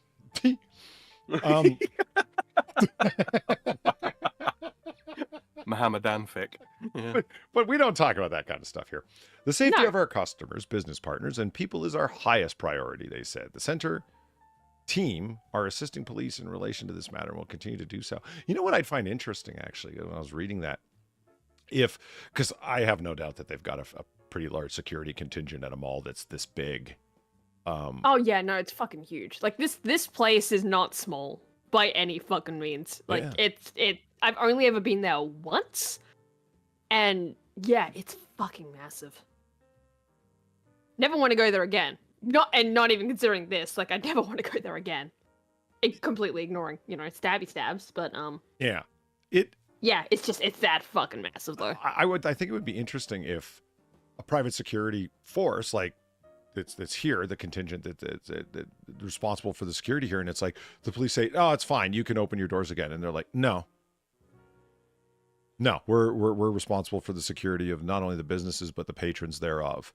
And since the person is on the loose and they've struck here twice, we don't know if they're here or they're gone. No, we've secured the place.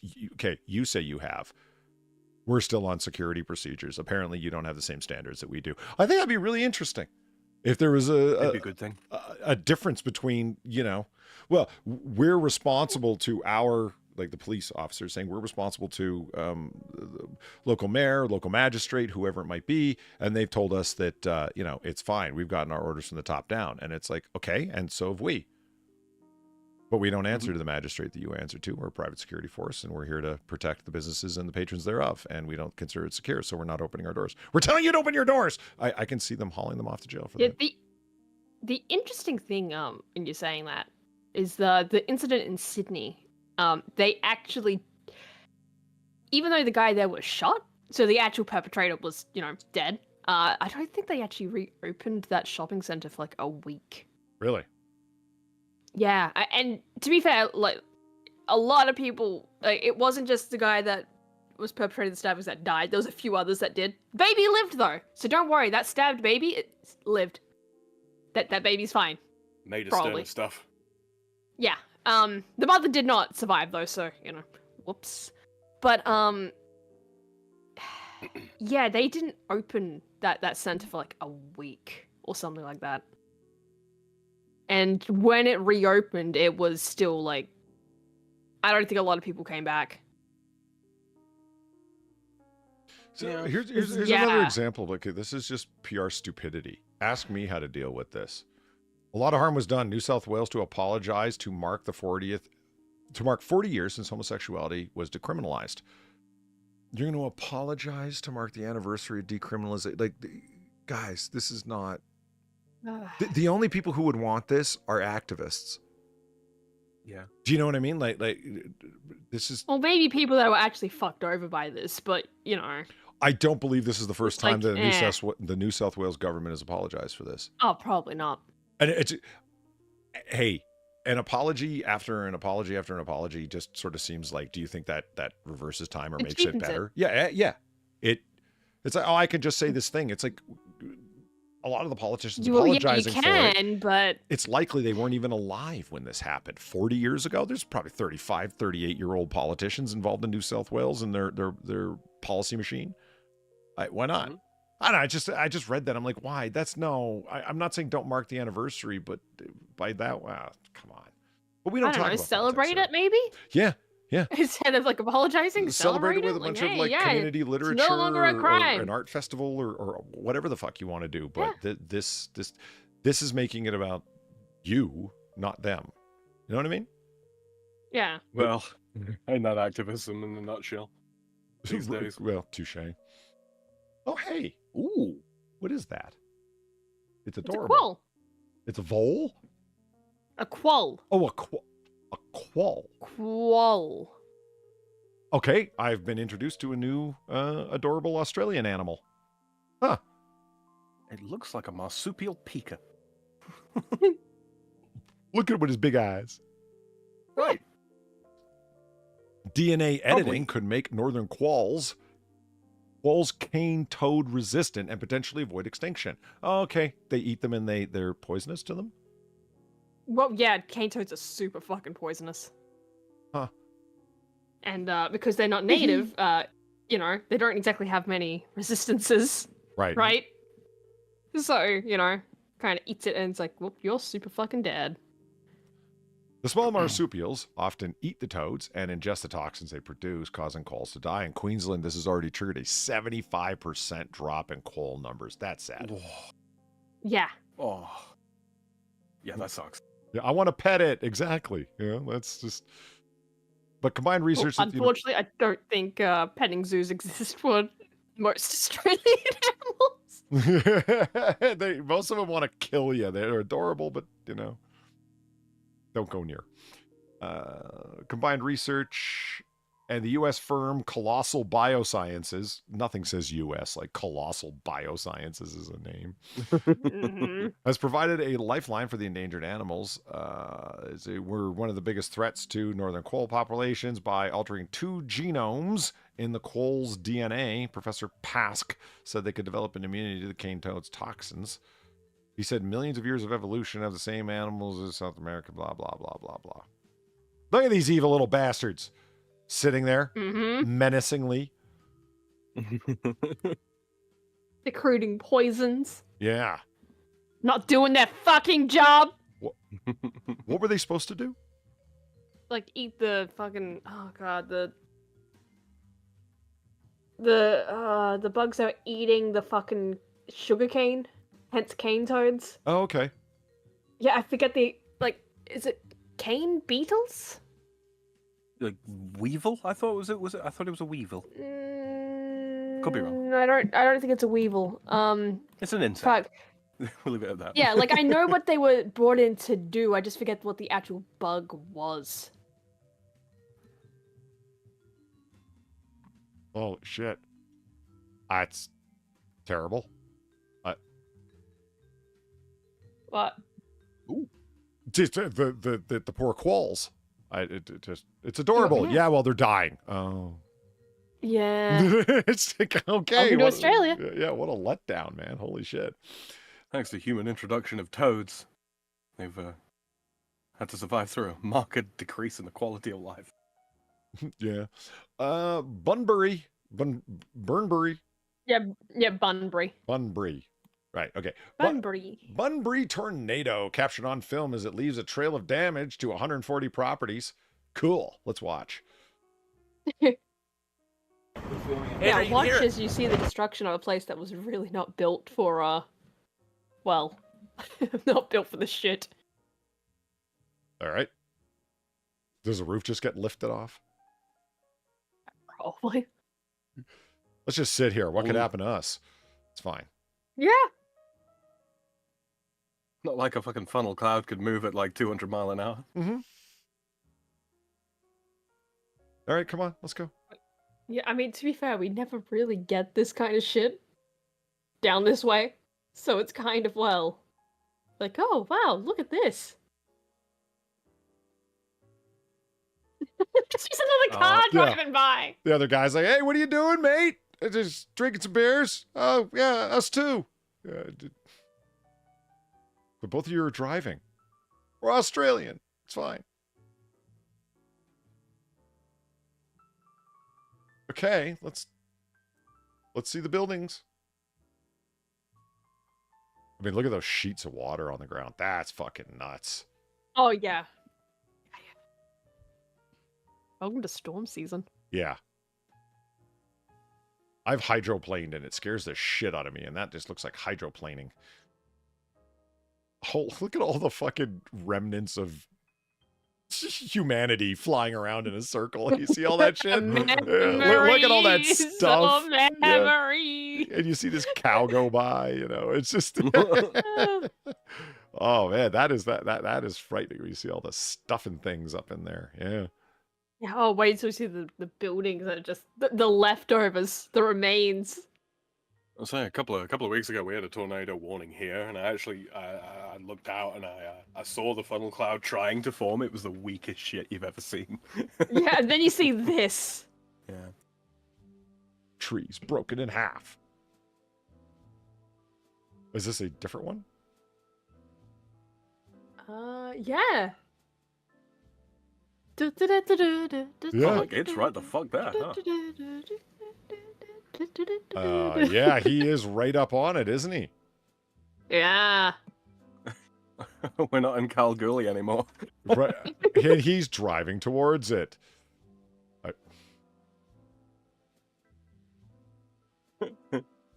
Yeah, and look at that. There was a hell of a roar, like the roaring train going past, but louder. This man missed his call as a fucking author, let me tell you. Oh, well done, Mr. Wallace. But yeah, look at that. Wow. Large parts of Bunbury, PCYC building were reduced to giant sheets of twisted metal when the tornado tore through. Fuck. All right, lads, fill your goon bags with sand. Want more local Western Australian news? Nah. I've got far. Oh, there she is. Yeah. The lady she who's looks Wong exactly like I herself. thought she would. Yeah, right? Yeah. Yeah, Penny Wong. That is her. I want to sound like I really care. So what's the thing that's going on? She where I does can not. demonstrate that I She does not care? sound like she ever gives a shit. Well, that's her problem. So her advisor said, figure out something that shows that you like give a fuck about people. And then she picked the stupidest thing she could because she's an idiot. Uh-huh. Yeah. Oh, Far, I have news for you. Oh. Good news. What I've been what's the working good on news? this. Oh. Uh-huh. I've been collating the deaths of various emperors. In many cases, I've been able to also list likely suspects if it isn't directly known. Uh-huh. Yeah. So, so far, our boy Octavian, Augustus there, number one, is, he's the only one that's green so far. Really? Yeah. I'm not going like... Just him? Yeah, I'm not going straight across. I'm doing the easy pickings, if you know what I mean. Like, where it's Well, like, yeah, this guy... You'd have to, right, at first? Yeah. This guy went out by, well, somebody used that space between his third and fourth rib as a sword holster. And looking at you, Nero. So yeah, I've been putting it together, and you know, I'll send you the ones that I don't have, and we'll get it together, and we'll put it out on the internet where it's like, hey, Rome is awesome and all, but you just don't want to be at the top of the pile. And how did this man get so fat? Top of the pile.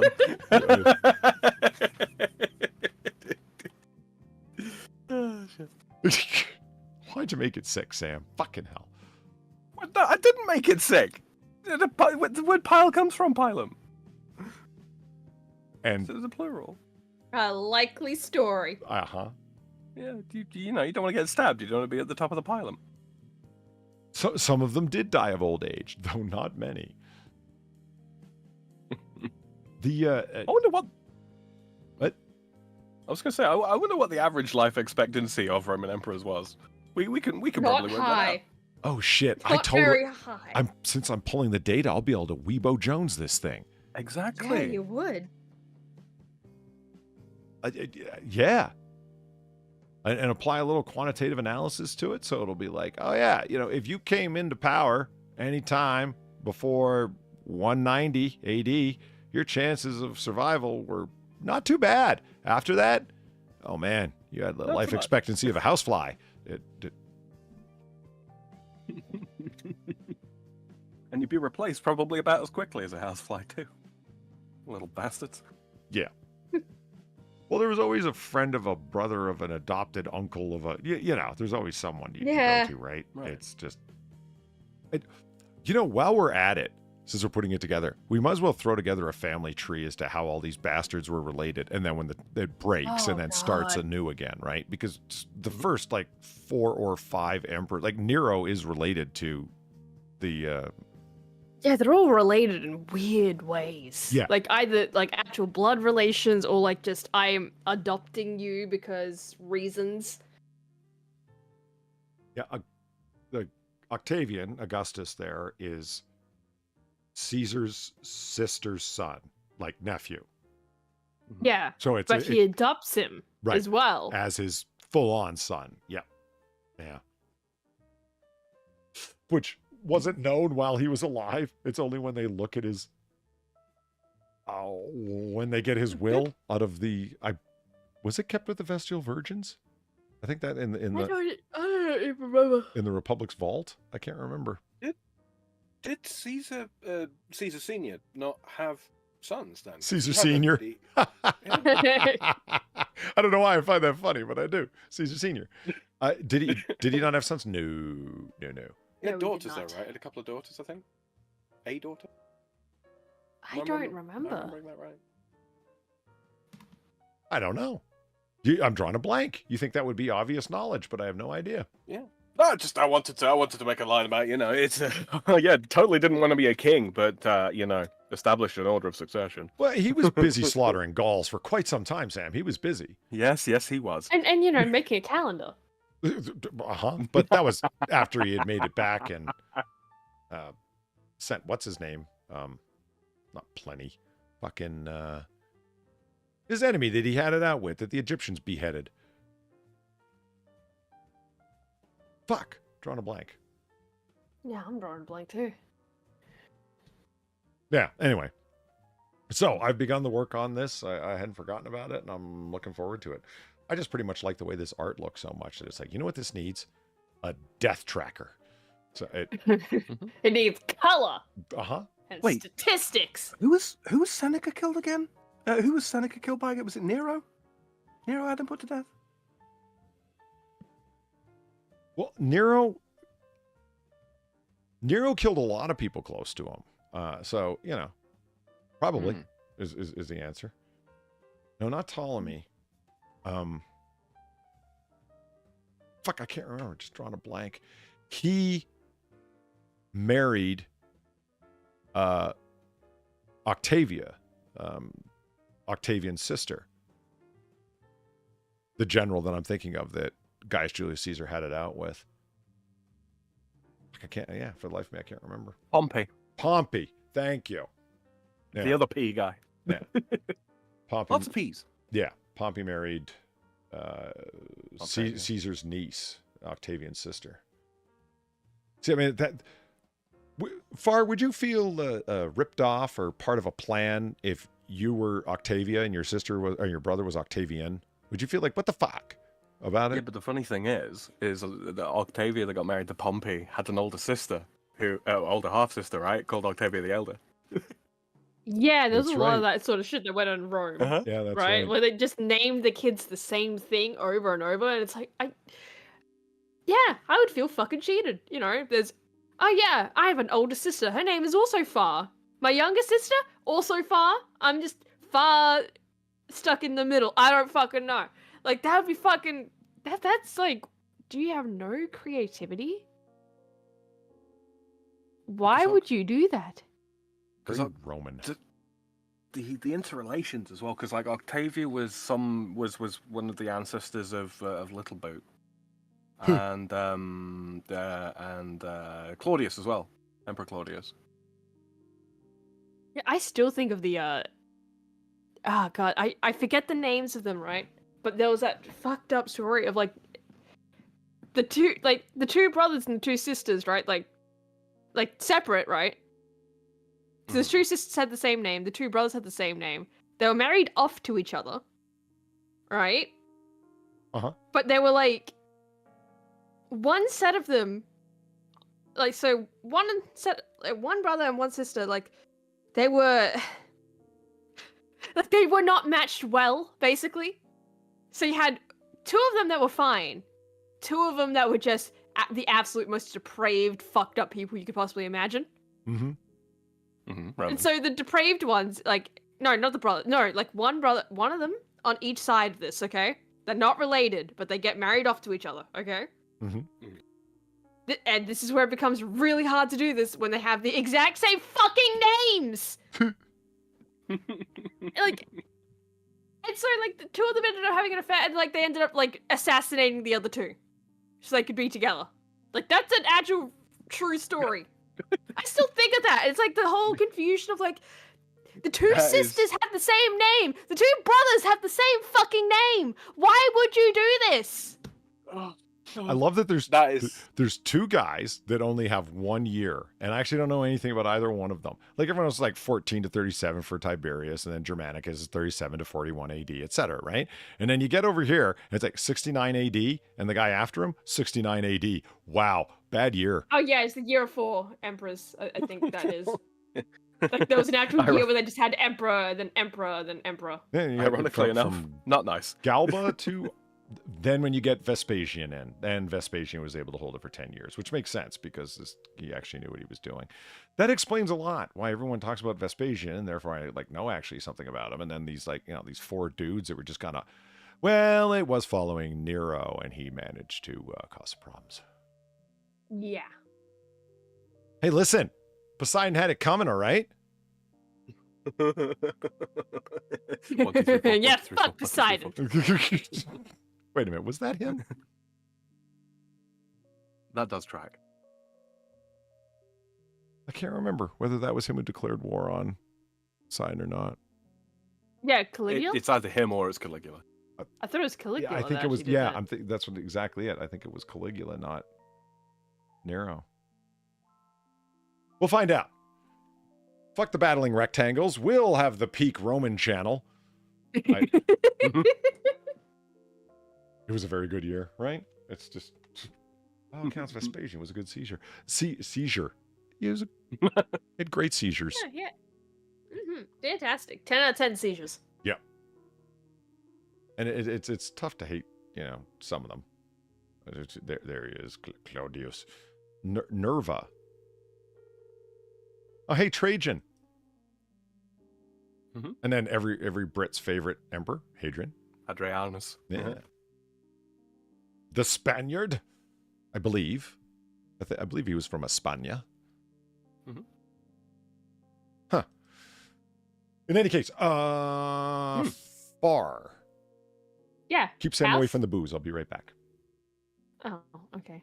Why are you always in such a rush to get out of here? I don't know, because now we brought up we could watch Red Dwarf and you know, possibly, excited. you know, The Last Vampire on Earth. I fucking hate it here. We get it.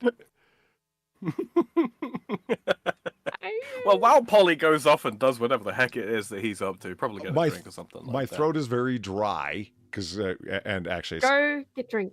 It's also time for me to grab some Benadryl. My histamine count must be through the roof because my eyeballs feel like they're going to pop out of my head from the sinus pressure because of all the allergies. So I will be right back. Okay. All right.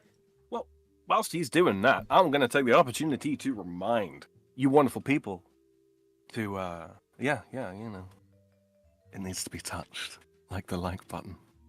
Streamlabs. I'm going to do that. So don't forget to do that. I might do a Mr. Cathington version of that at some point, Phil.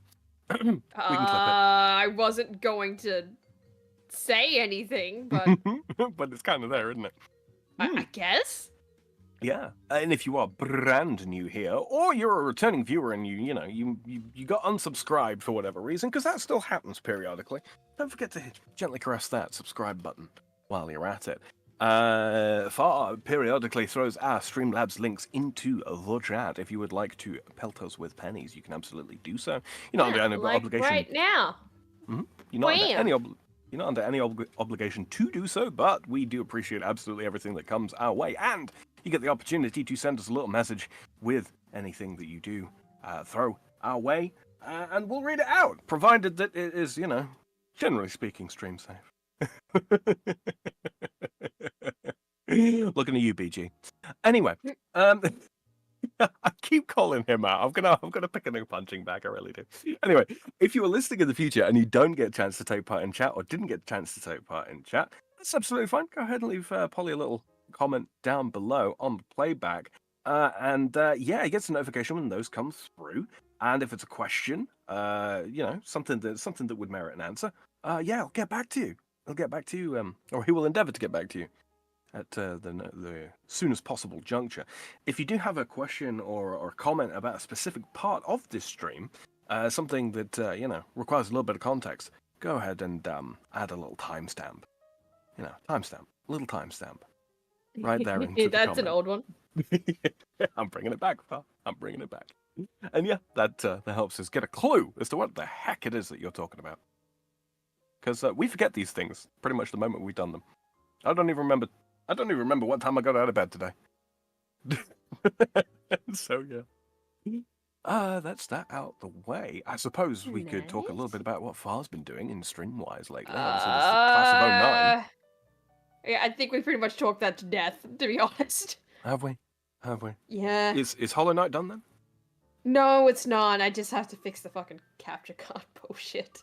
Oh, right. Of course. Yeah, I forgot about that. I also forgot about it too through most of the week.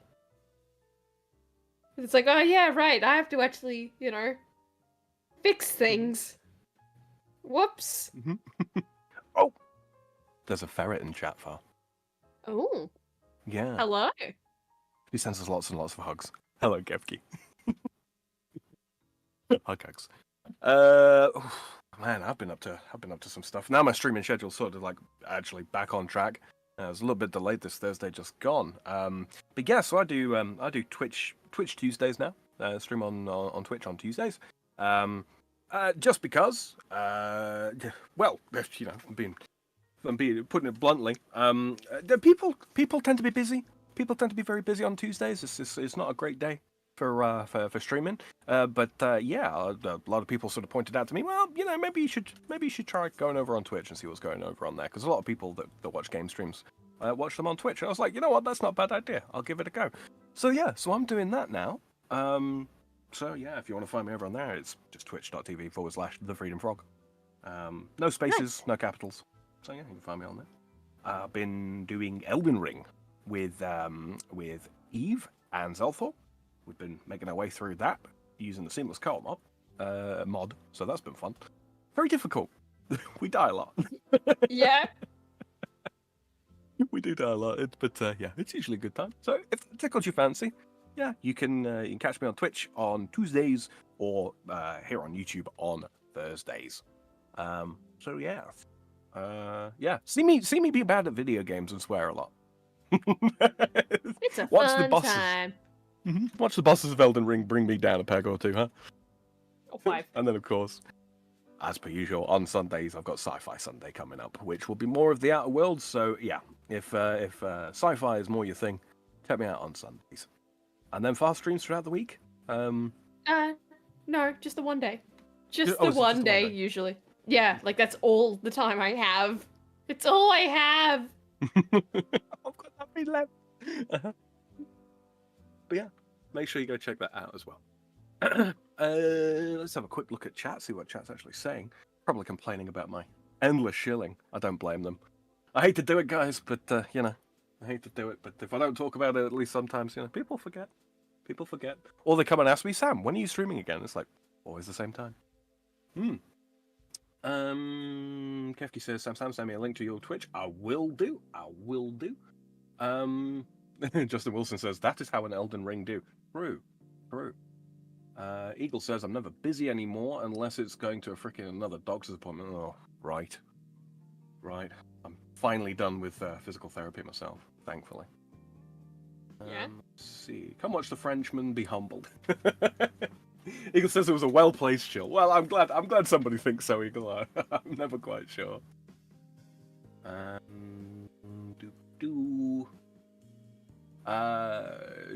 says to Yufa, he says, look, I get people by you don't always get tornadoes.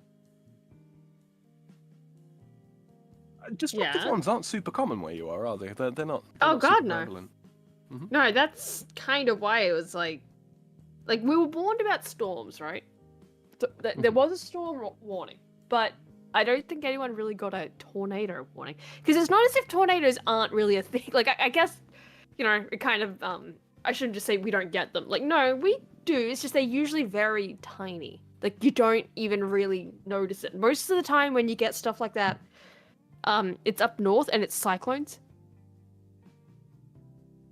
Right? Cyclone season is a thing. What's the difference between a cyclone and a tornado? Then? Just the way it turns. It's just the way Really? it twists. But yeah, I'm pretty sure that's just all it is. It's just the way the fucking wind goes. But yeah, we get them down here. Just they're not usually like you don't really see them. They're very tiny and they don't really. The most damage they do is like. I don't know, knock over a fence, but like even then, it's like that's just storm weather. Storm season is a thing, but in saying that, right, we don't like. It's usually not that damaging, which is why it's a bit more shocking that it happened. Because yeah, usually you don't see them that fucking massive down south. Oh, I do apologise. There was a second half to what Shadowclaw was saying. He says, I get people by you don't always get tornadoes. However, when I woke up as if I was on the ocean, I still recognised it being an earthquake. Yeah, but I'm trying to remember my plate tectonics. Do you get much in the way of earthquakes? Far? Again, not really. Like you feel them sometimes, but it's not like it's not huge. Yeah, because you caught that one when you were in Japan last, didn't you? Oh yeah. I remember that. That was my first earthquake. That was my first earthquake, Sam. And it was a fucking horrific display. Fuck, that was terrifying as well. Like just so you had we just had the TV on, right? That starts blaring a fucking warning on it. Like, what the fuck? Phone starts blaring a fucking warning, too. Because, yeah, that's a thing in Japan. And apparently, just being on the fucking phone network is enough for it to just, you know, beep up on there. Yeah, so you have your phone, like, you know, shouting at you, earthquake, earthquake! The TV screaming, like, probably earthquake in Japanese or some shit. And it's like, I'm just looking at Platy, I'm like, what do we do? What do we do? We're on the top floor. What the fuck do we do? This seems like a, you know, not a small earthquake either. What the fuck do we do? Because I've, like, never gone through an earthquake before, right? She has.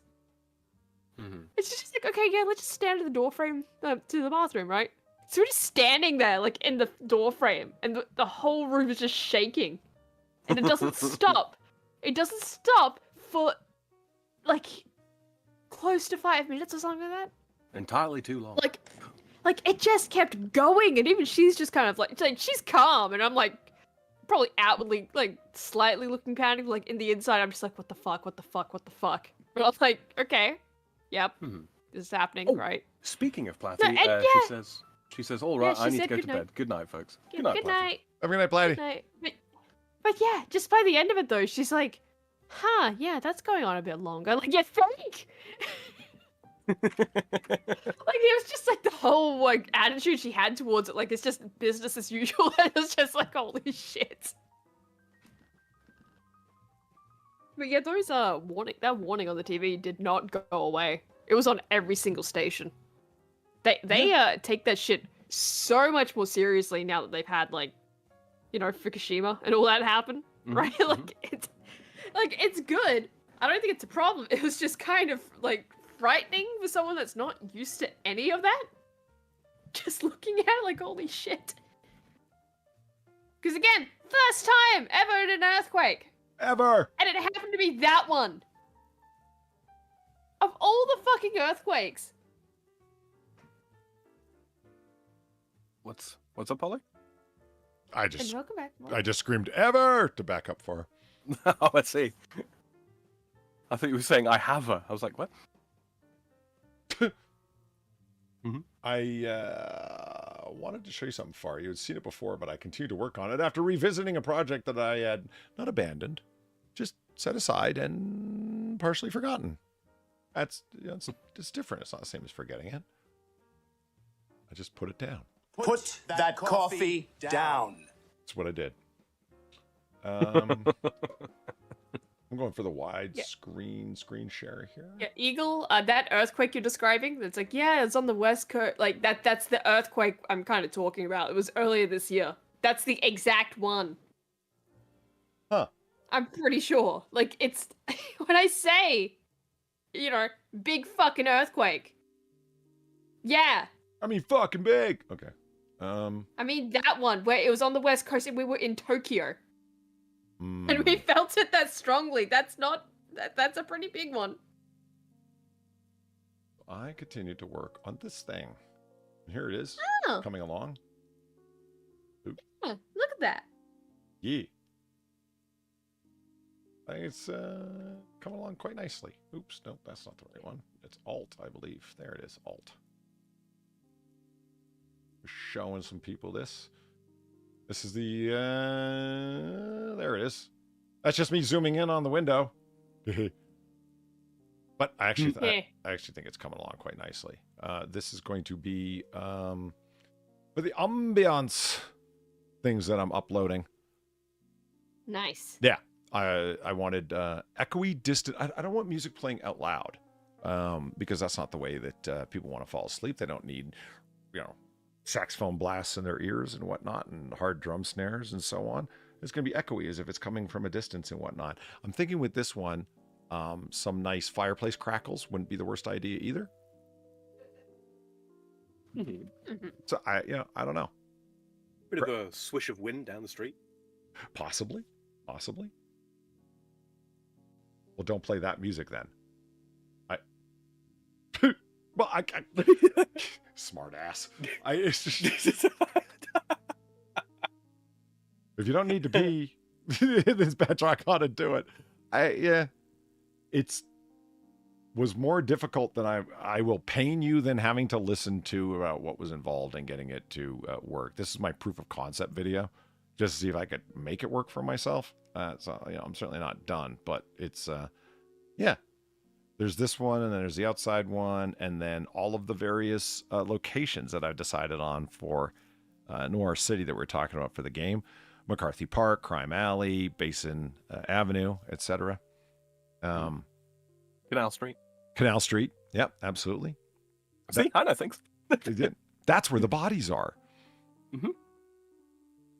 But, you know, the police don't want to drain that. Don't ask questions where they disappear sometimes. Yeah. Don't worry about it. I mean, cops have made problems disappear there. They don't want to drain it any more than anyone else does. That's it here. But considering the various types of ambiance that people have, and I'm a big fan of ambiance channels, falling asleep to different stuff or just stuff to play in the background. Yeah, I think people might get a kick out of this. And besides, it's fun putting it together. So, yeah. All right. See you later, Zed-Hero. Okay, so I just want to show that to Far to show where we're at, as well as tell everybody else. Oh! Well, we're here. I just thought of something. Yes. Well, I'll pitch that idea afterwards, then we'll talk about it with chat after I get an idea. Because if the answer's like, no, fuck no, I don't want to do that, it'll be like, oh, okay, well, that was stupid to bring it up live on stream. Let me think things through before I do them. I've been drinking. It's fine. Okay. what we're going to do is go with Far suggesting we're going to take a look at a house. Yes. And this particular house is a 8.75 million 6-bed, 6-bath on Narrows Ave. Really? Yeah, Narrows Ave. In, Where? yeah. Yeah, okay. It's just Narrows Ave. It's just it's its own thing, you know? It's It looks its very own much mini like it's state. in the Just Northeast. Narrows Ave. Connecticut, upstate New York, New Hampshire. Brooklyn. Yeah, how many states do you have, Polly? It's in Brooklyn. in the US? Motherfucking Because I Brooklyn. think it's +1 now. Yeah, right? Right?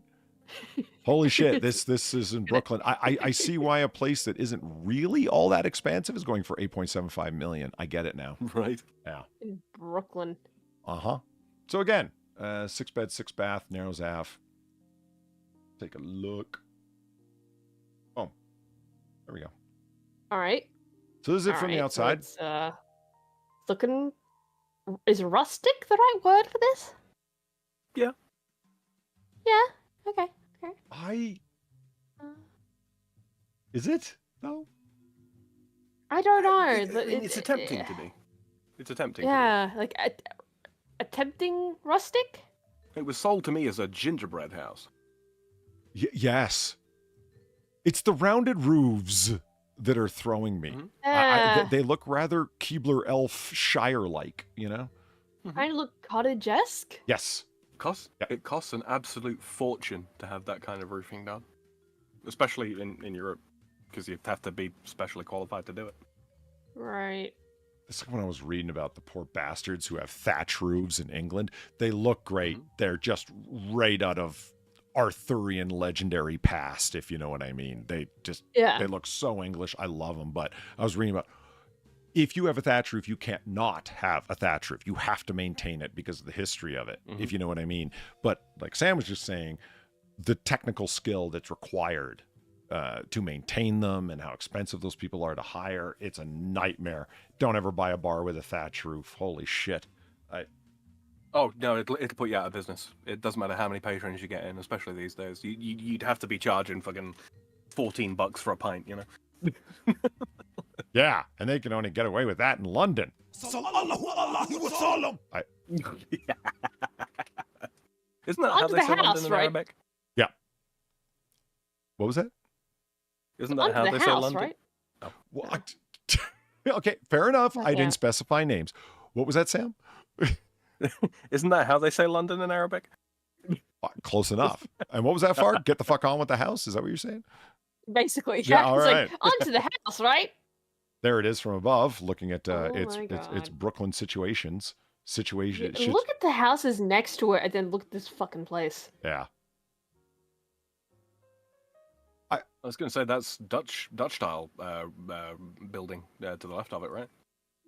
Is it? Because you see a lot of that same style translates into American barns. Huh. Yeah, we So- call Well, it Dutch I barns. guess American my- barns my are influenced by comment- Dutch houses?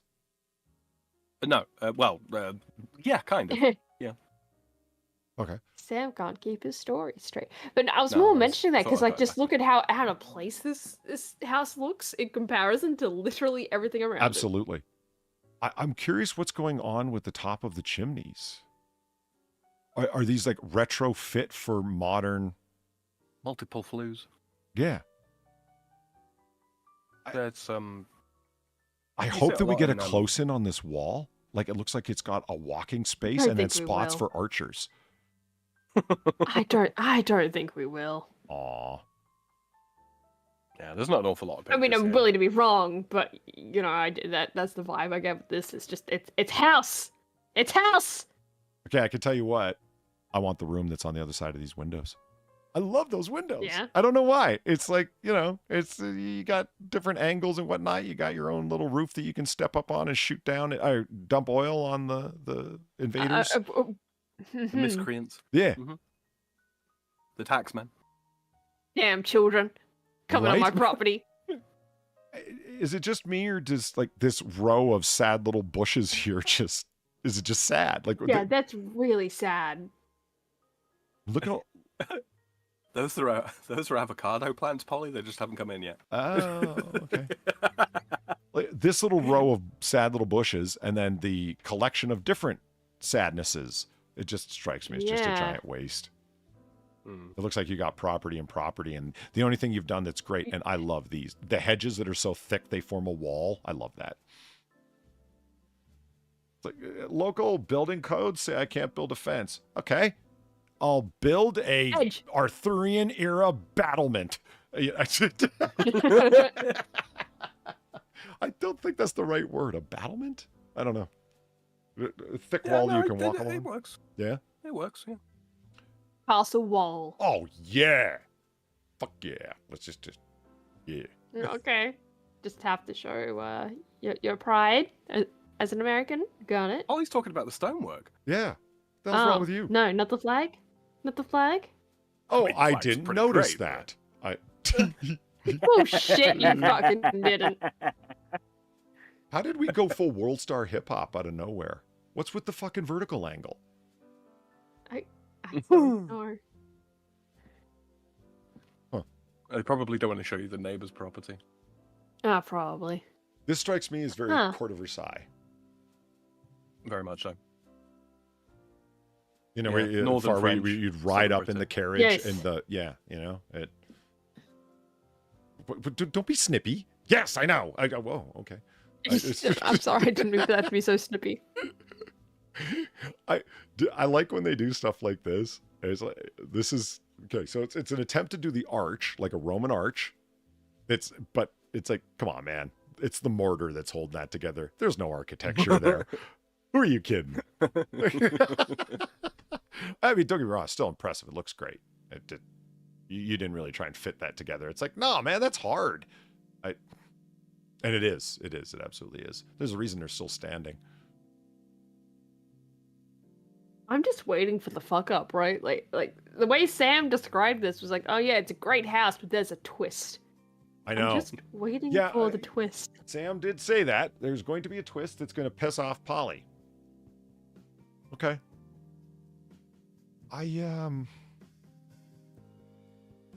Oh, I just noticed that. That's some serious firewood you got there. Oh, shit. Yeah, no kidding. Oh. Oh.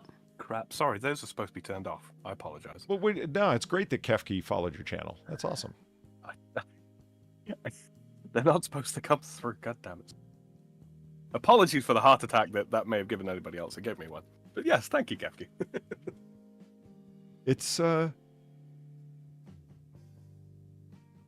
don't know. I like this little area. You know what bugs me when I see shit like this? It's not, I have to separate the art from the artist. I have to separate the architecture, the layout, the grass, not the grass work, the landscaping, right? I got to separate that from the likely owners. Yeah. Because I see some guy in his super expensive, custom made, one of a kind Mercedes-Benz pulling out here. He's a corporate lawyer that, you know, just exactly the kind of guy you think would be living here. And it's like, oh man, fuck this guy. He only owns it not because he loves the property, but to show people that he owns it. You know what I mean? Mm-hmm. I don't know. I guess it's always been that way, so there's nothing to complain about. But still, you got to separate the architecture from the people who own it. Did I ever tell you about the time that we went by far? It's okay. It's a short story. Did I ever tell you? I was about to crack. I didn't say anything. I was about to crack a short joke on far there to add it in. So yeah, I could feel the heat. I'm just imagining. I didn't say anything. Well, it's fine.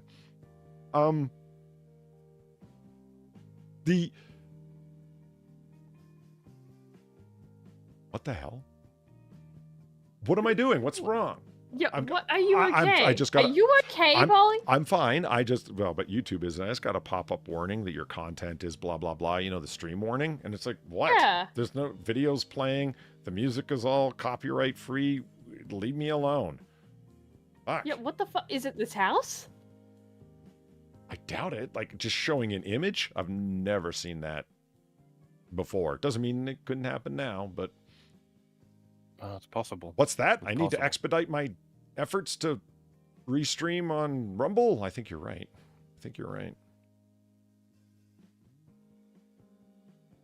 Okay, another aerial shot. I want to see the inside. Like I'm starting to not give a shit about the outside as much as what is inside. Where I'm trying to figure out where this is here. Other side of the house and blocked? Yeah, I think it's the other side. Okay. I would love a true aerial shot, like bird's eye, straight down, because I want to know if all of this is part of it as well, because that's a pretty big green space you got back there. Yeah? I think it might be. That's an impressively cool little green space back there, especially if you got the thick hedges around it. So you could go back there and set up a rimfire range, and, you know, people are like, what's that popping noise? Them's firecrackers. In Brooklyn. Okay. So, old-fashioned as fuck? Now, that door's pretty Arthurian, is it not? Yeah, try kicking that. Yeah. Right? Right? We've got our little micro battering ram. Tee. Go ahead. That's a church door is what that shit is right there. Yeah. you ain't kicking that in. So, nice dogs under the table with a turtle thing? Okay, see, I see. Oh, okay. I was going to say turtle, dog, what the hell? And it all came together. Right. Yeah, it's you a looked under dog, the table. but from the side, you know? Yeah. Okay, that's a very impressive table. Holy shit. Look at it. I mean, assuming that it's actually handcrafted, that's fucking something. And a marble top at that. Yeah, you're not going to get me complaining. Money, the house. Yeah, right. I'm a pretty big sucker for wood wall paneling. Absolutely. Mm-hmm. Do you think this is what's on the other side of the carousel entrance? I hope so. And I like your lamp. Yeah, there's not much to hate in this. This is tasteful. This Yeah. is good. Well, okay, the turtle and the dogs aren't, but they can be moved. Well, that's just more, like, okay, confusing, but okay. Like, it could be so much worse. Yeah. We have seen so much worse. Yeah. Because Justin Wilson said that's quite ornate. It is, but tasteful. Do you know what I mean? Like, there's nothing that's eyesore complicated. Even this painting, as simple as it is, it doesn't really fit anything green. I probably still wouldn't move it. I like it. I'm okay. It's fine. Okay. We went whitewash. Very much so. That's a thin hallway. Yes, right, Far. That's just what I was about to say. It's like, wait, is that? No. They've got that same. No, it's not. They've got the same cool door everywhere, and for some reason, a knocker on the inside. So, okay. Perhaps it's a toilet. Right. Yes. And I appreciate that you kept the same door consistency even on your bathrooms. Nicely done. Mm-hmm. Is that a stained glass window? Oh my God. It looks like it. Holy shit, this place. And the same marble top table on a different table. Huh. Mm-hmm. Yeah, okay. Yep, that is stained glass. Yeah. And it's just floor. bowls and cups, it looks like. Yeah, look at the floor. Holy shit. That is not some, eighth of an inch thick veneer they've laid down. That is... No. You know. Yeah, that's Right. Looks like something from 1901. Just the work on the banisters and stuff. That's the kind of thing when someone comes running down the stairs and swings around the banister, like, hey, that's real wood. What, you saying I'm going to break it? No, but you can leave your greasy handprints all over it. Yeah. I've got a lady that comes in and oils the wood. Don't make her job harder. Leave it alone, Sam.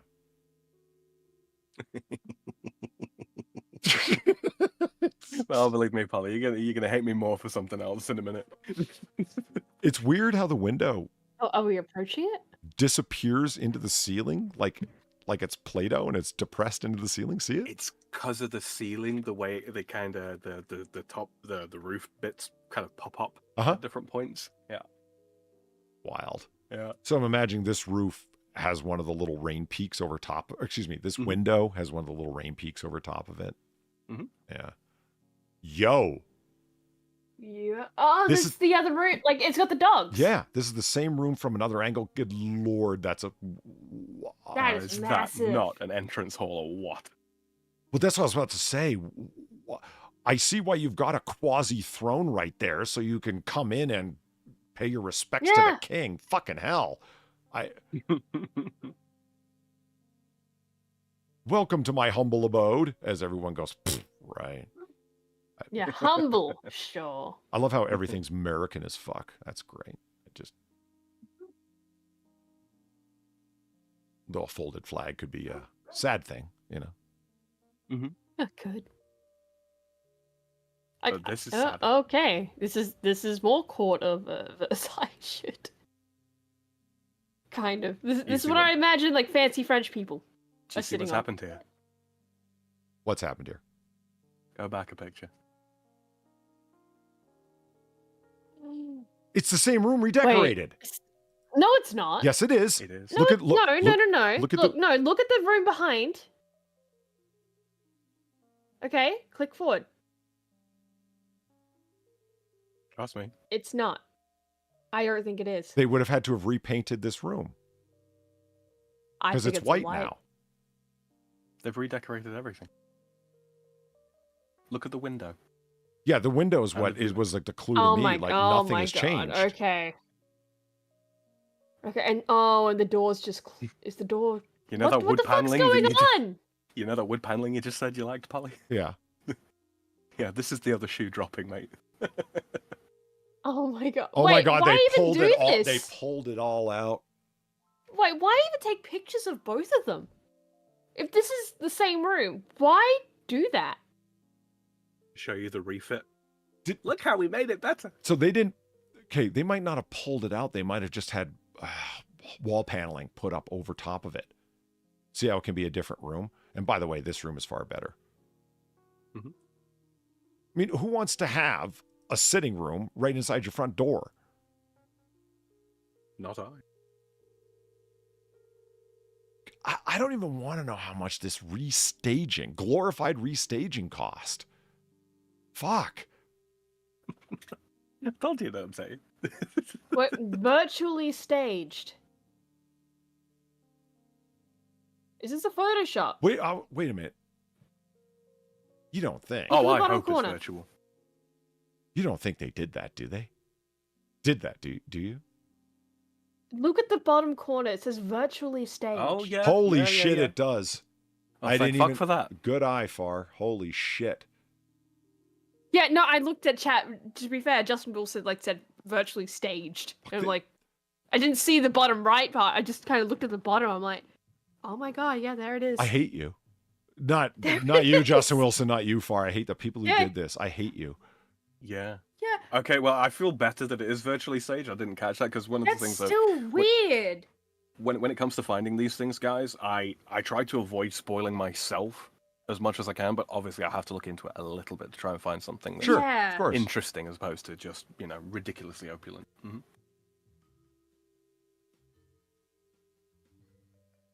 I think they just That's really just hated handsome. them dogs. Yeah, fuck the dogs. We're Gonna gonna- redecorate the whole room. Virtually, of course. Like, It's- I don't think the room looks bad. I just think in comparison, like, Yeah. it means removing the walls.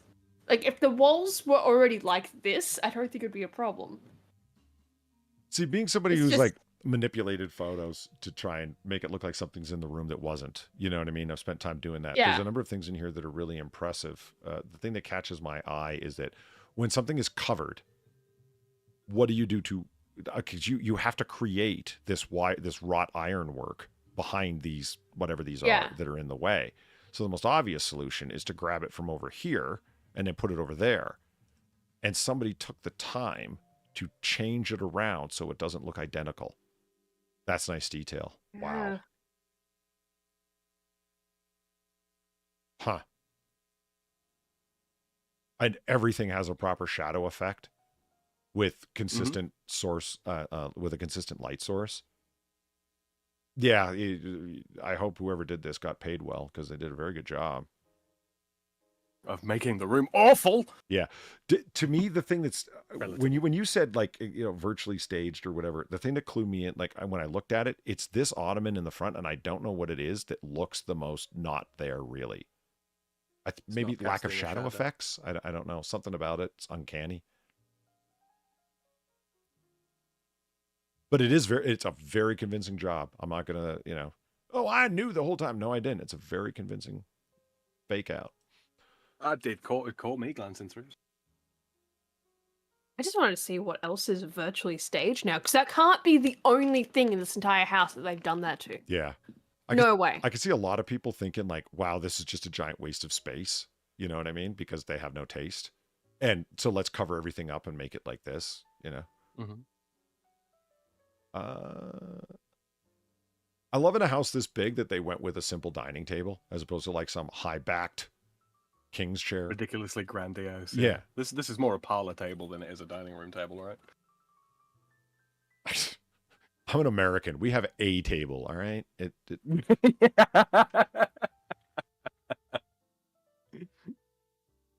wonder if that's a legitimately still functioning fireplace like Eric brought up in chat. Well, the flues do look to still be there, so one can assume. Yeah. That is a fantastic ashtray. America.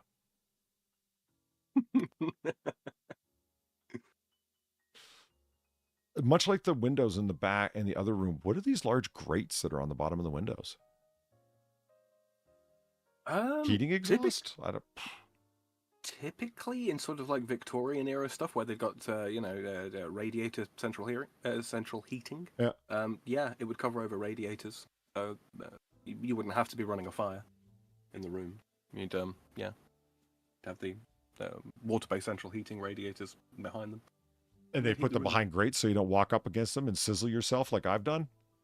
Well, that and to keep sort of the aesthetic of the room consistent. Yeah.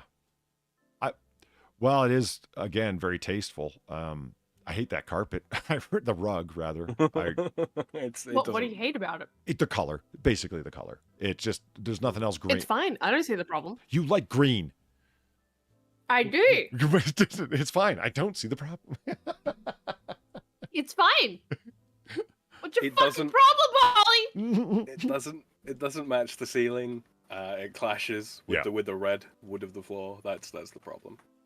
Artistic things. It's fine. It's fine. Okay, you know what, Far? Put other green things in the room and I'd agree with you. I'm not against green. I'm against that. I'm against solo green.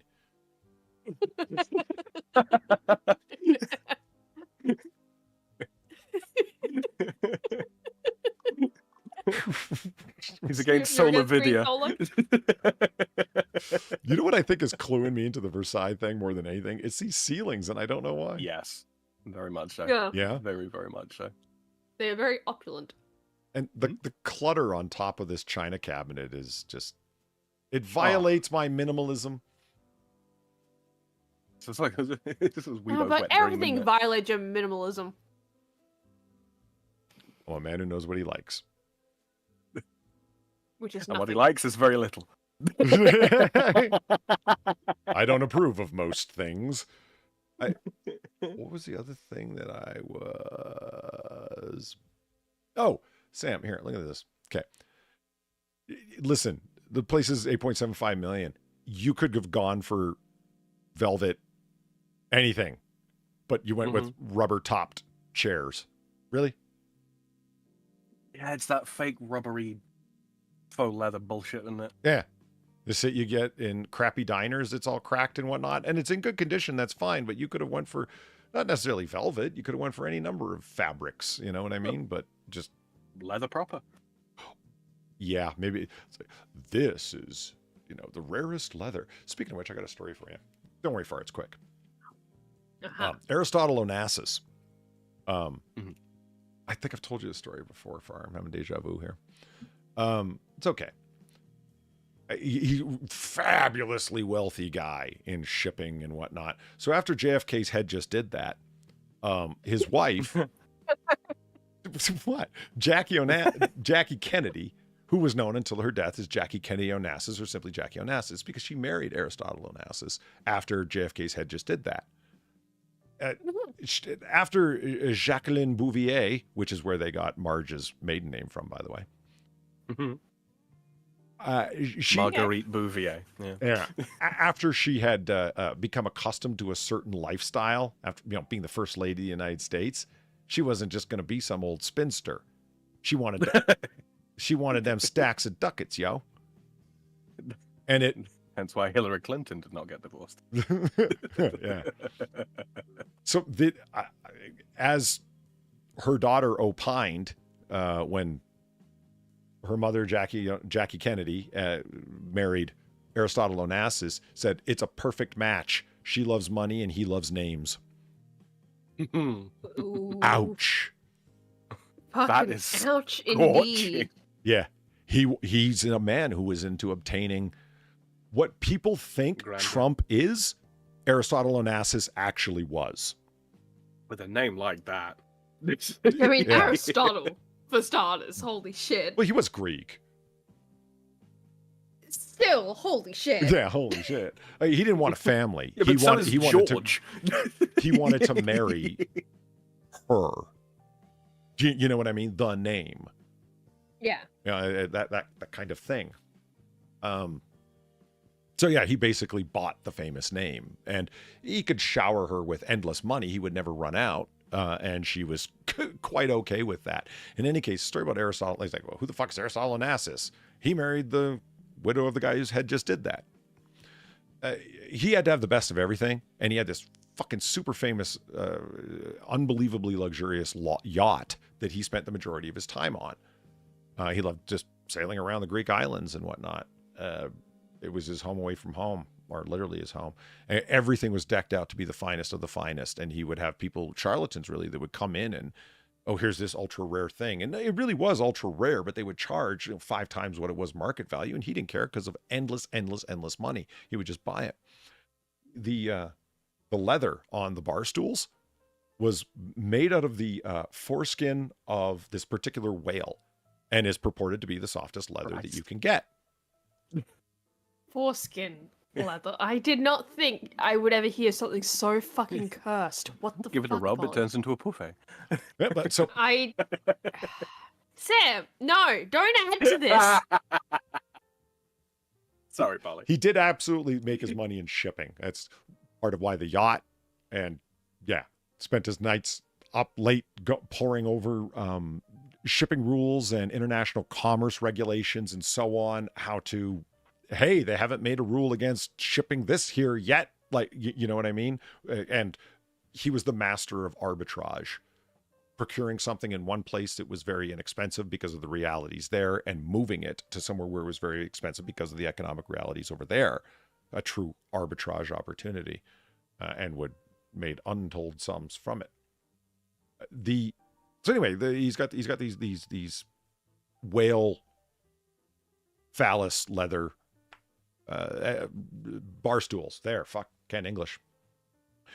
He was a crude man. He loved cracking raw jokes, especially when it came to women, because like I said, everything that people think Trump is, this guy actually was. You know what I mean? Mm-hmm.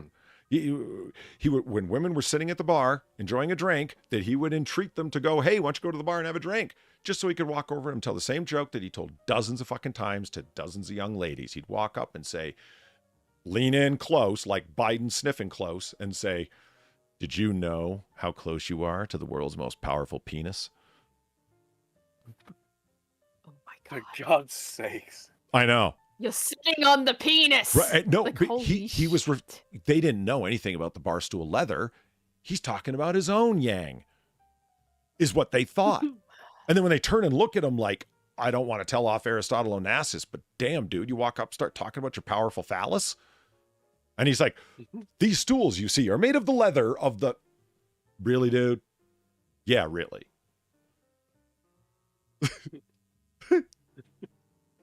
Fucking Poppycock. Ah. Repeat image. Okay, Paul, you know how you were saying, like, earlier with Class of '09, like, oh yeah, how it's like, you know, you approach women by themselves? Yeah. That's what he was doing! He's talking around his fucking cock! I don't know, I feel like it kind of validates the comment a little bit.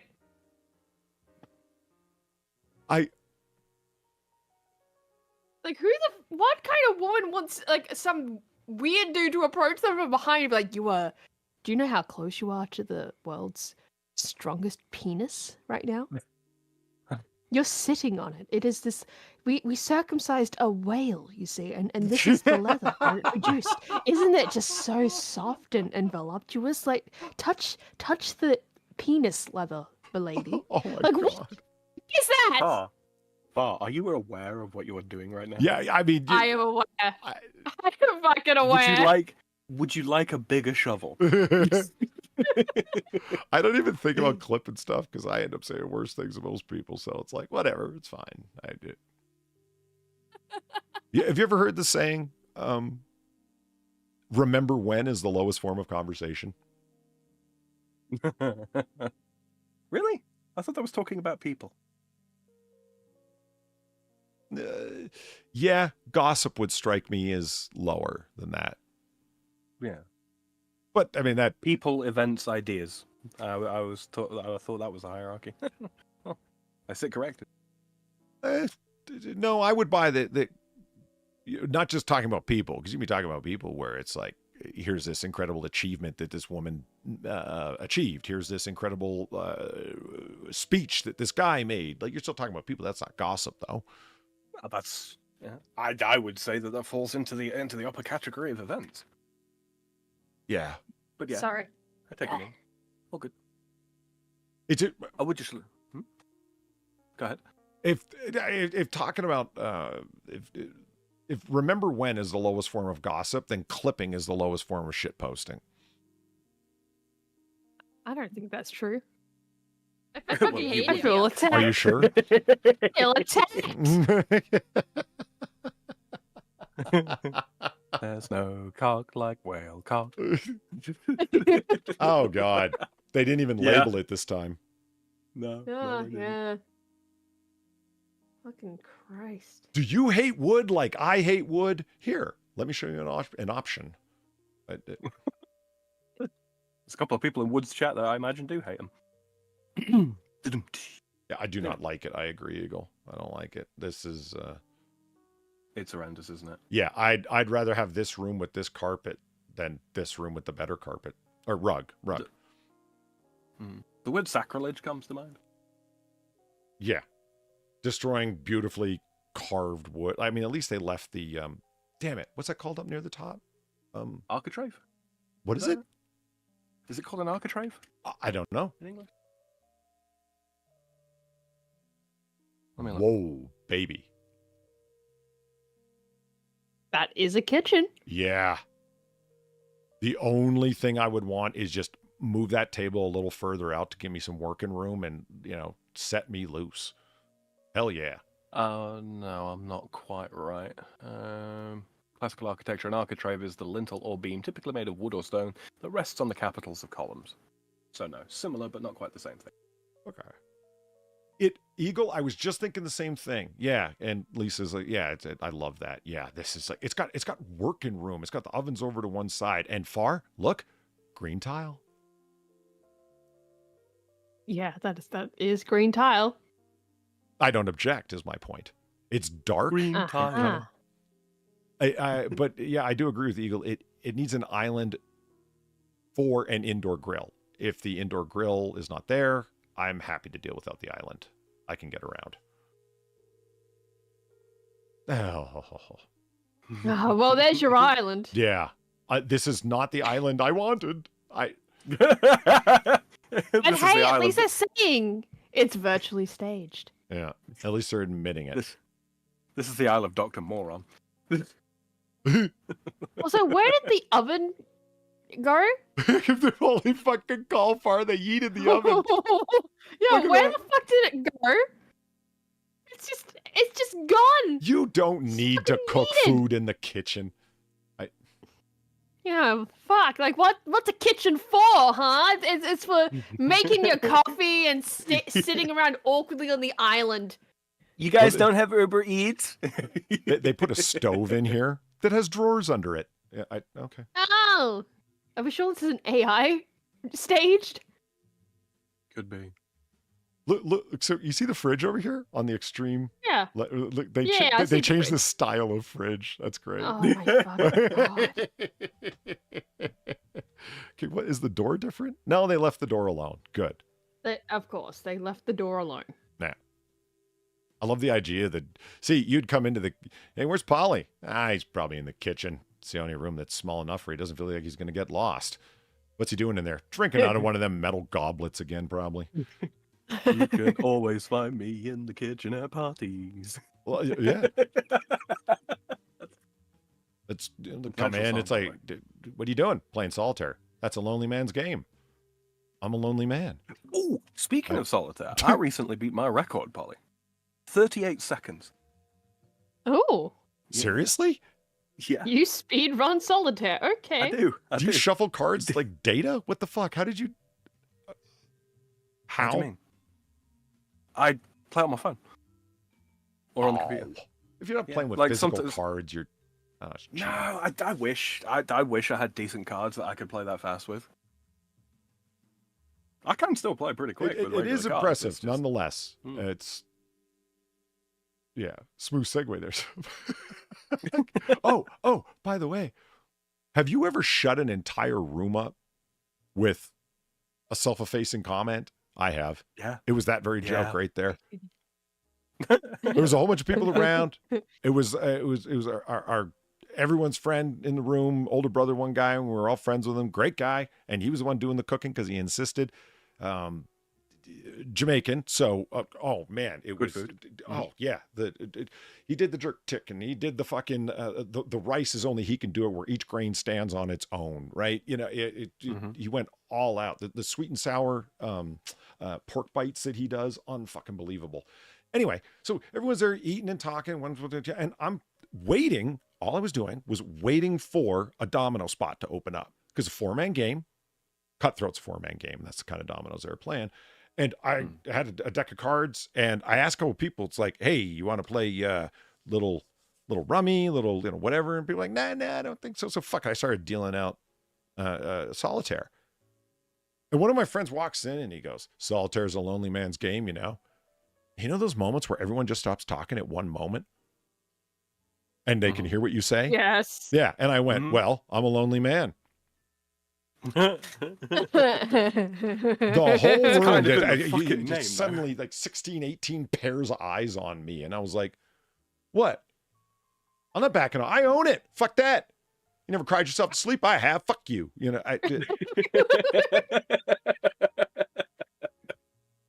Okay, but it was the important question, Polly. 1-card draw or 3-card?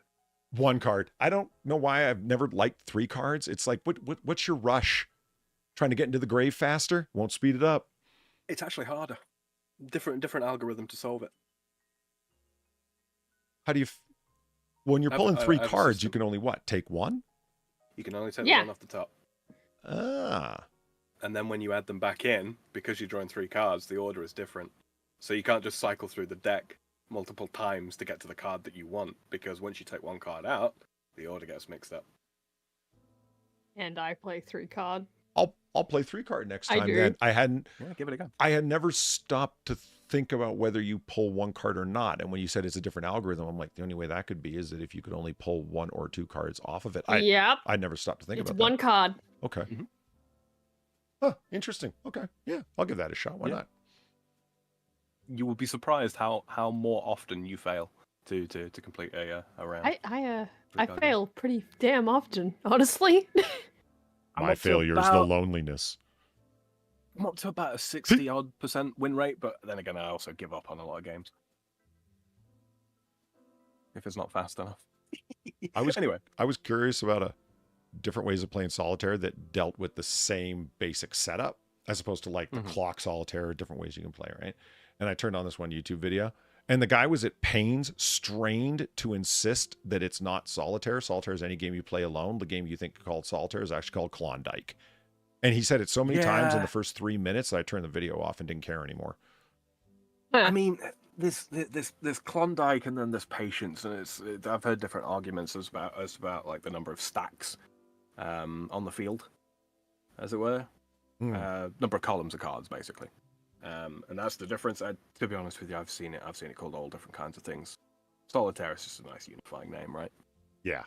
So you see this here far, right? You see the way that it looks? Yes. Okay.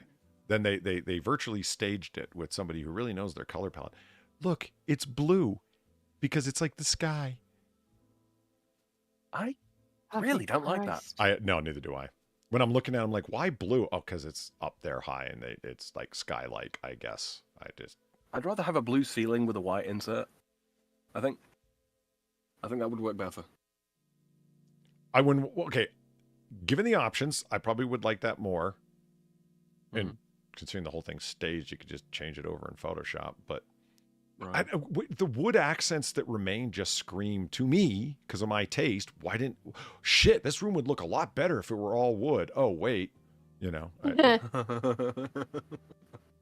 love the espresso machine off to the side. I mean, you know that if you went looking around on Amazon, you'd find that exact picture. Yeah. Oh, Okay. is this like the maid's kitchen, the side kitchen? This is a scullery, yeah. A scullery. Yeah, where you keep pots, pans, plates, knives, forks, etc., and they're all cleaned. Okay. I believe it's called a scullery in English. I could be wrong.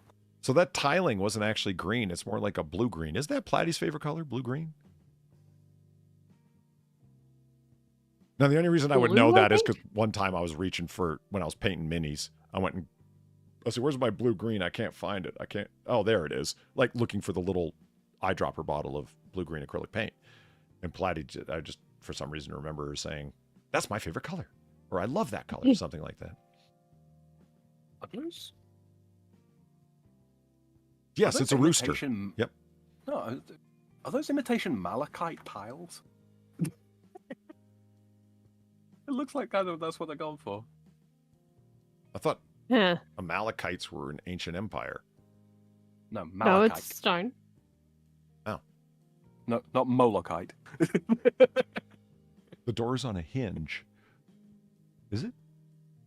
Like I'm seeing like the whatever here at the top, but Yeah. It looks like one of those doors that you when you go to open it, it doesn't. It's not hinged along the leftmost or rightmost edge, as it were. But kind of it rotates between 4 and 6 inches into the door, if that makes sense. yeah. And Oh then folds shit! flat against the frame. I didn't even notice this. Look at the really classy, very old school coffee dispenser, Sam. That's kind of baller. I kind of want that. That's like okay. Someone stole this from Versailles. You know what I mean? Right. Like it doesn't have a button or anything. It's got a lever to one side. You know what? It's that valvey old school. Holy shit! It pushes both ways and swings. I would dig some saloon doors, but if you've ever worked in a restaurant as a server, you know how dangerous those are. It doesn't swing like a saloon door does. It's when you can push through it without having when you got your hands full, right? And you sort of shoulder through it, as it were, and it will open and go flat against the side of the frame, but both ways, so you can come in and out with your hands full. Mm-hmm. Makes sense for this. Yeah, but it doesn't Scullery. swing as such. I don't know. I'd be in here cooking all the time. It's like, you know, you're not supposed to cook in here. It's not as cavernous. Right? Yeah, this is just where all the washing of pots and pans and knives and forks gets done. Yeah, this is where they have the German house girls working. Mm-hmm. This is an HBO series, Rome, seasons 1 and 2.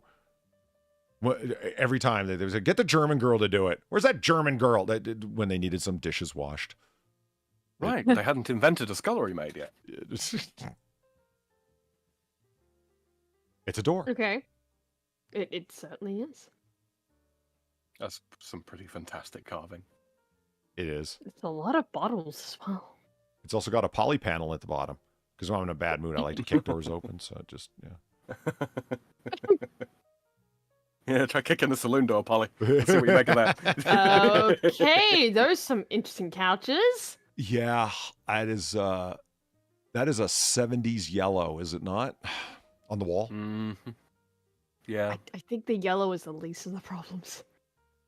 It's those couches. Yeah, it really is. people on. What?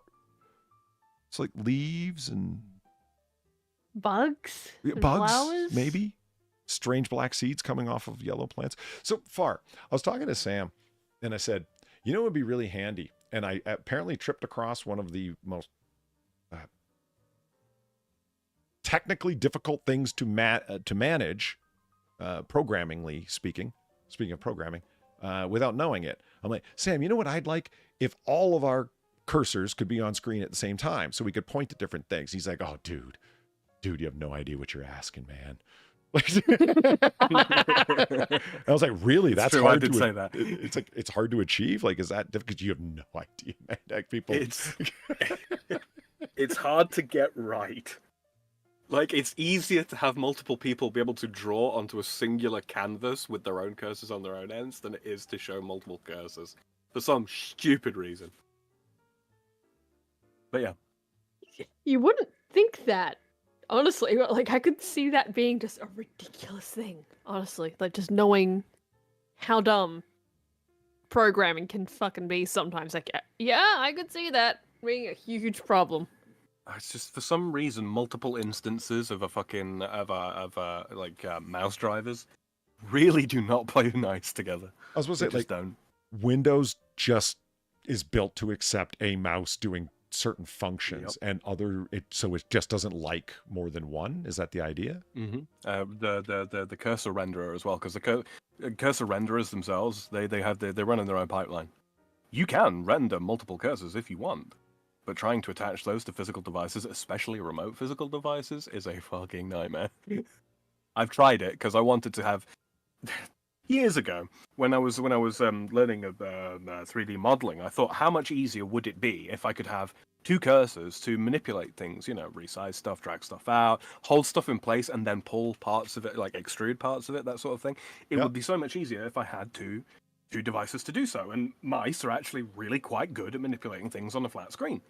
So I delved into it, and there was one solution that someone had come up with whereby it kind of, sort of, maybe kind of worked.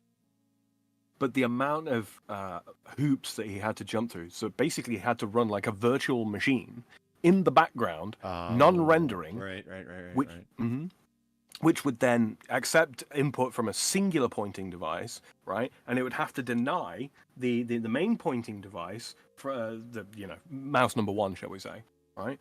But it still had to be interactable, broadly speaking, with mouse number one in order to be able to, control the program from outside of it. It was a massive ball ache. So can it be done? Yes, and Right. For like a simple thing, because there's all sorts of stuff where it would be like, the only and I was like, no, Sam, you understand, like, just physically on the screen, the only one that would actually have to be able to interact with anything would be mine. And it's like, no, that didn't solve the problem. And it's like, yeah, I got why after you explained it, but still, people in chat are talking about what kind of animal this is in the window. They think it's an owl with its head turned. I don't know either, guys. I'm looking and I don't know. I didn't even think that was an animal, to be honest. I thought it was just a thing. Like, I'm curious what this thing is up there. Is that like a typewriter? Either that Radar? or till. A what? For? Shredder? A threader? Shredder. Oh, a shredder. A shredder for what? Paper? Paper? Yeah, look at the bureau that they've got off to the side there. That's probably not a daft idea. Yeah, it looks like a roll desk, a roll cover desk. Mhm. I'll tell you, I I dig this thing, the multi-panel thing with sort of frosted stained glass in it. The Japanese ones, French very door. common, and they look awesome. This looks great. I love this. This is a classy way to separate rooms without buying a faux Asian one from IKEA. You know what I mean? French doors. Is a French door standalone panel deal? They're referred to as French because they do actually go into an aperture, right? And they do go into a doorway. Okay. But yeah, they fold like that. Yeah. Oh, okay, cool. Concertina door is, I suppose, another way of saying it as well, because they concertina. The hinges can go multiple ways normally, although those don't look like they can. Oh, okay, we're outside again. This was the side that we didn't see, so I think, man, this really. Why does this one look so much more fake than the rest of it? Yeah, this has got really powerful Shire vibes. Look at the. It has look like at the- plasticine vibes. Like it's That just is, someone making us out of clay. That looks like an Italian-ass church in the background, doesn't it? Like right in the far background. Kinda. That doesn't look like it's there at all in the background. This looks like you're about to see like some stop motion dude just come out of the doors or something, like really jagged, like animated fashion, right? Like this looks like a set. This is Wallace and Gromit's country retreat. Yeah. Yeah. Yeah, No, it's Postman Pat. Fuck it, it's Postman Pat. He's about to come out, deliver some fucking mail. Okay, both comments here from Justin. It's like, that roof looks plastic and weird. I agree. It doesn't look like natural stonework. I absolutely believe it can be. People are highly skilled, but holy shit, it does look fake. And it makes me think of an extravagant cake. Yeah, it's fondant. But, yeah, I have no idea. Some architect gone mad. Is this actual This is room the or bedroom. virtually staged? I'm not accustomed to this taste. Wait, is this? This Wait, is this the bedroom that you said you wanted? Judging by the windows. Oh yeah, it would be with this window there, and then the two other windows beside you it. It would- asked for this. Yeah, You wanted it. Now you got it. You know what upsets me most, Polly? what's that? Throughout this building, we have seen many, many, many Romanesque arches. Uh-huh. And now we have Gothic ones. Right? Can we pick a fucking arch, please? Yeah. It's This Venezuela is why no los dos. You know what, English speakers, we need to come up with another word for silhouette instead of borrowing the French one, because silhouette, it's got to be one of the hardest words in the English language to spell. Still, who, et. Yeah, that doesn't help. That does not help, Thank you, Sam. Far. No, it doesn't help at all. That did not fucking help. Do what you do from fucking like elementary school. Break it down into its component parts. No, and then sound when it you're out. using French vowels, it That was works. broken down. It doesn't work when you're using English vowels. Yeah, that's because you've got no Silhouette. fucking consistency in your OUs. I just type out silhouette and hope that spell check catches me later. I don't know. Yeah, wait until you find out what the fucking French word for peanut is. That'll fuck with you. Peanut? No. What Cacahuete. is it? Cacahuete. Cacahuete.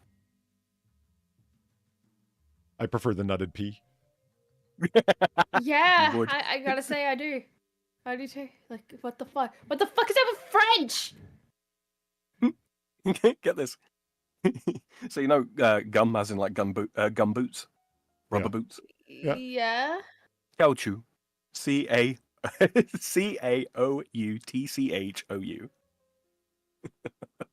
That's almost as many vowels as Far puts into the word no.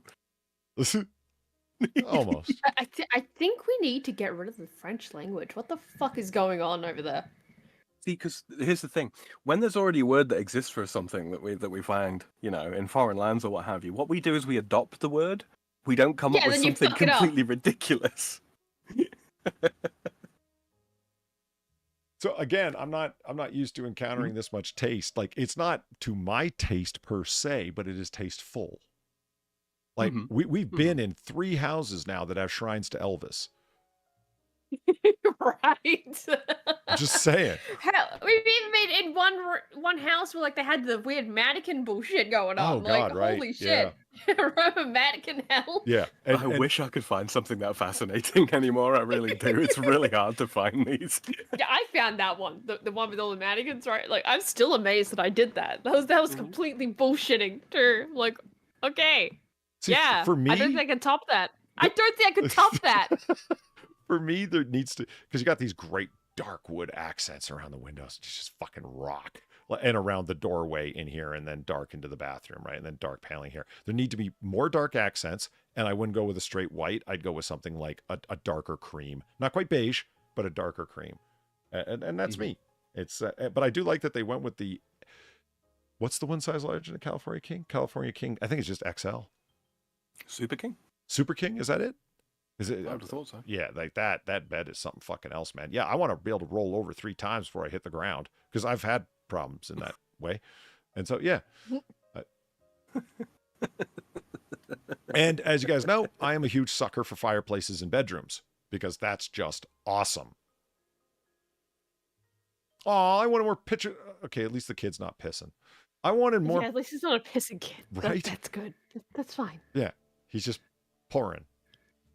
Yeah, he's just pouring water. I wanted more picture. Not why piss. can't we see the bathroom? I bet you it's fucking all ornate and crazy. Yeah. Are they going to virtually stage this? Or are we moving on?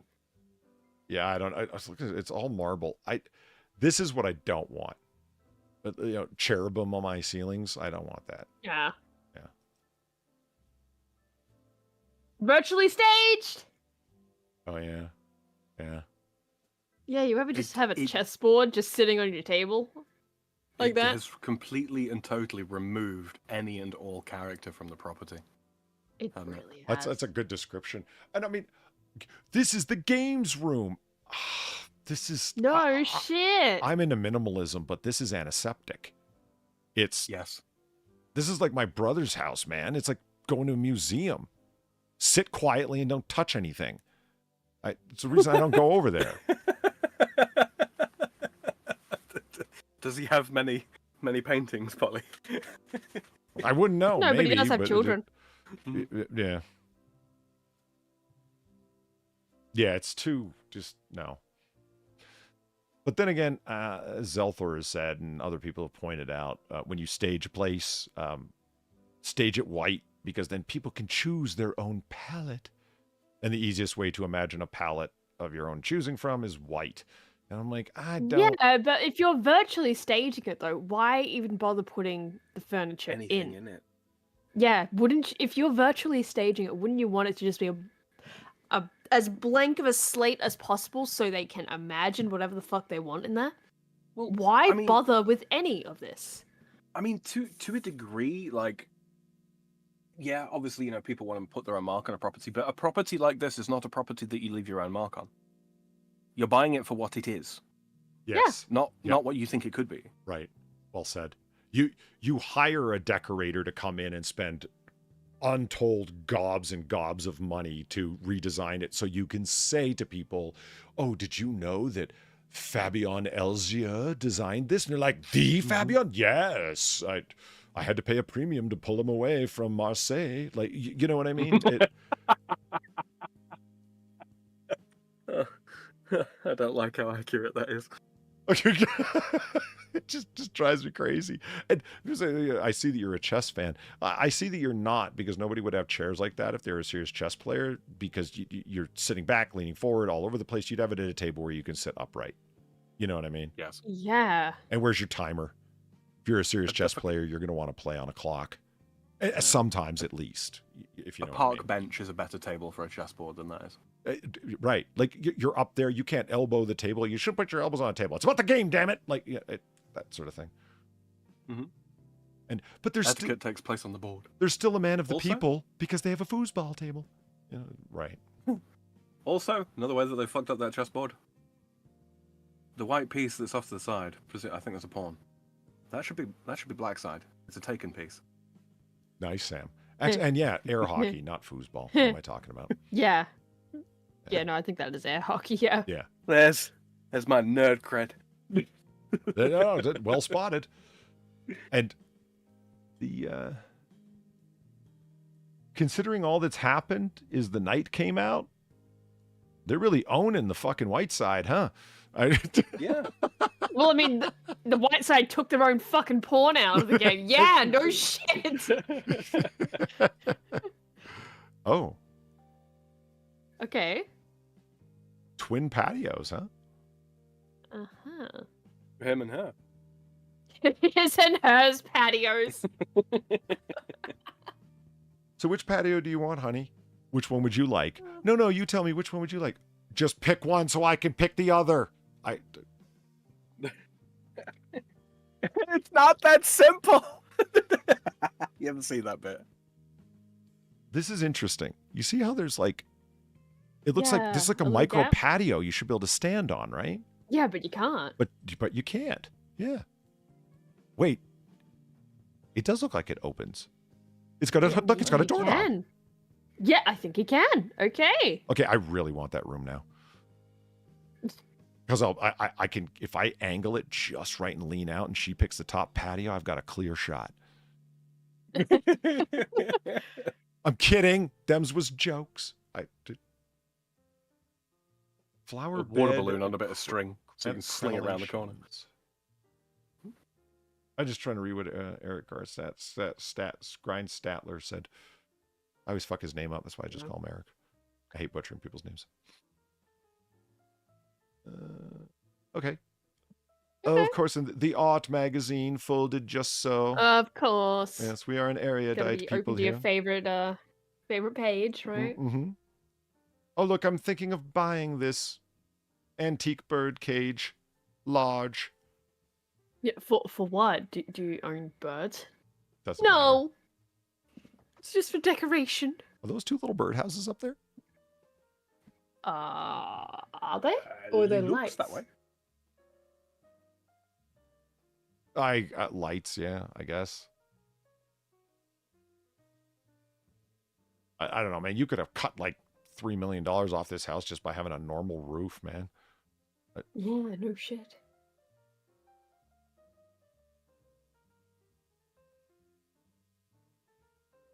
Okay. Wait. So we're outside. There's no more inside. We barely saw the inside. I know we didn't even get to see bathrooms. Did you? I didn't see one. Yeah, no. Nope, They not a didn't. one. How shit are the bathrooms if they're not even showing them? Oh, I think they're okay. They might be extremely crappy, but they wouldn't fit with the rest of the house. This is the part I Okay. don't get. So Look at the chimney stack and the way that sort of comes down there. Yeah, that is It looks weird. tumbled.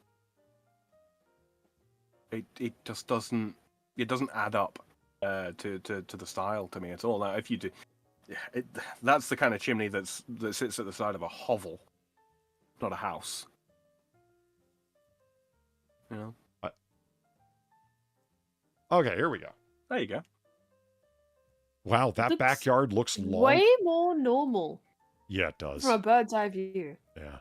And there really is a bad indication of like that backyard isn't that big compared to how big it looked looking out the window. Yeah. Or no, Although this is like just one section of it, right? This is the rear half. Yeah, there's Oh, the the- driveway. the other Yeah, half might it's not be the where the front. hugeness is. I think it was.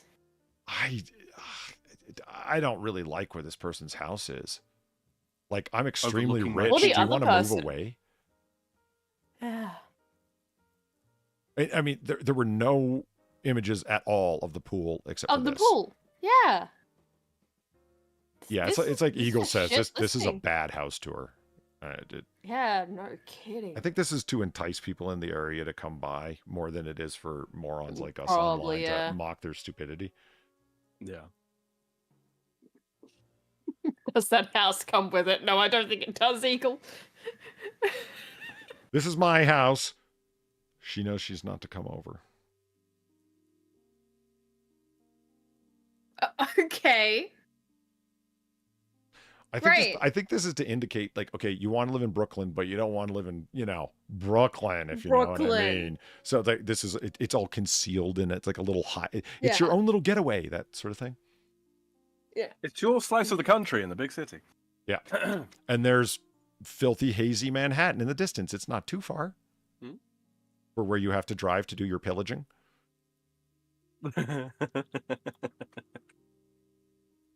Yeah, look, there's way more. There's way more. Yeah.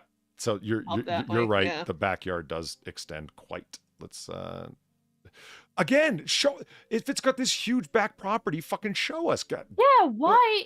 Okay. Was that the Hudson in the background then? Hudson River. I don't know.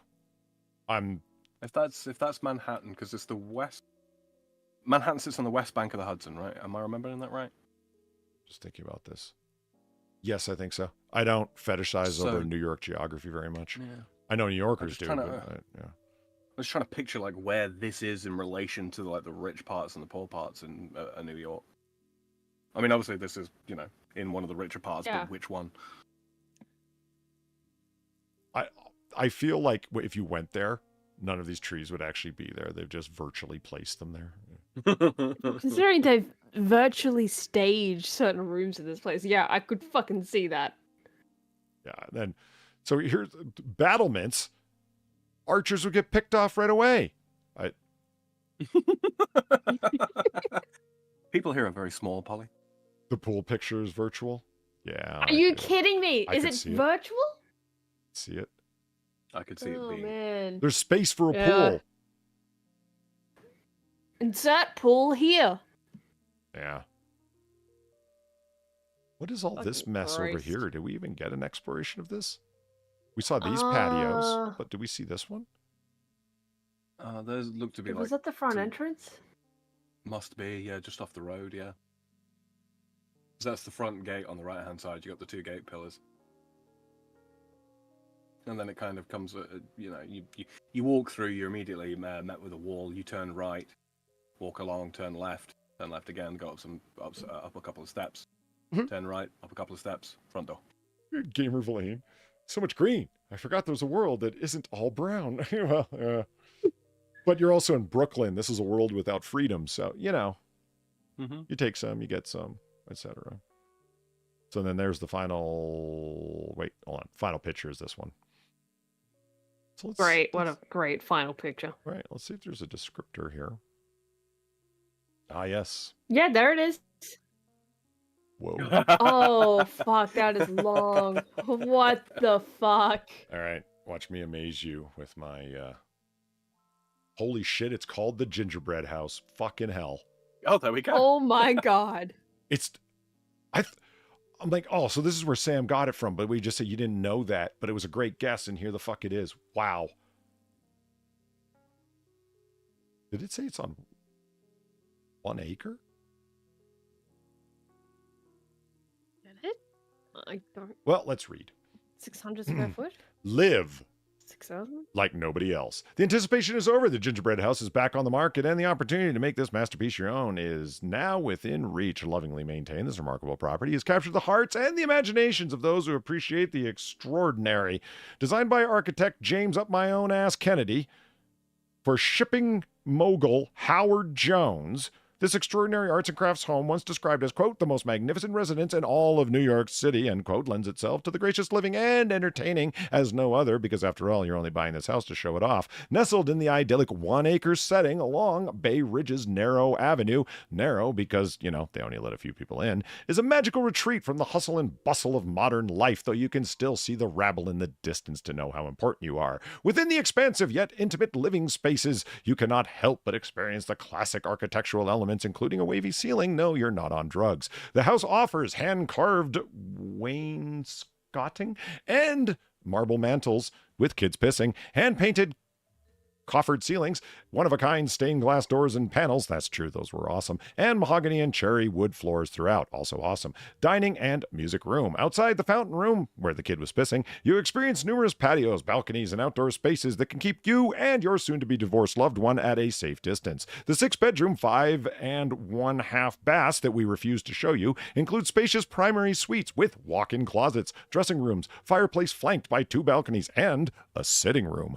Lower level invites imagination for use because we totally haven't put anything there yet, such as a movie theater, gym, and beyond, none of which are there, we want to remind you. The sprawling 3-car garage and courtyard provides ample spaces for all of the vehicles that you also bought just to impress people you don't know, while meticulously landscaped private park and park-like grounds offer a private oasis where you can savor moments of serenity, also not shown to you because they were all virtually created, the ground's all covered in rocks. All of this and room for a pool. That's right, we put a fake pool there too. Properties of this caliber rarely grace the market, and the fact that it has tantalized property enthusiasts for decades only adds to its allure. Like we said, tempt those who don't have the money that you do and whom you don't know.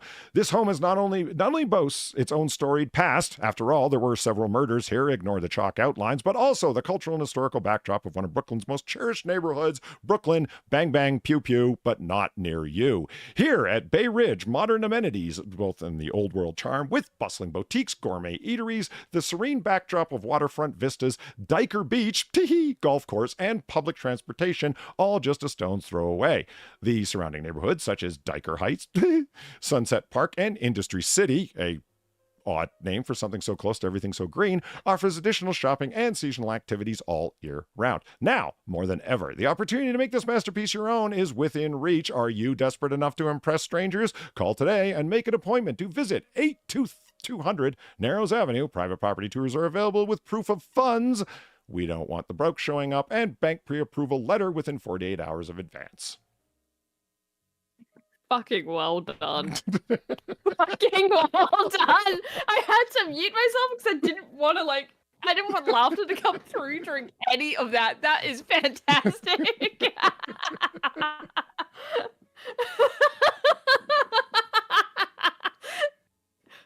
I'm particularly proud of Bang Bang Pew Pew, but not near you. That was It was all fucking excellent. Holy shit. It was one of those moments where I'm like, okay, yeah, I don't want to fuck this up. I don't want to fucking make this stumble. You're on a roll. You're on a fucking roll here, Polly. I'm going to just mute and laugh in silence. Just let the magic keep happening. Holy shit. Yeah, even... It's a one of a kind. Do you want to impress strangers? I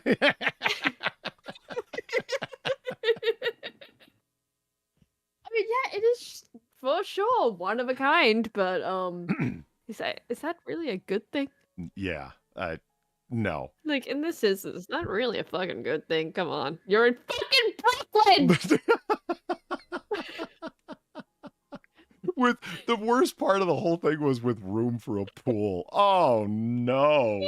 Right? Like they keep mentioning all these things, and it's like, you guys put that in there virtually. That's not in there normally.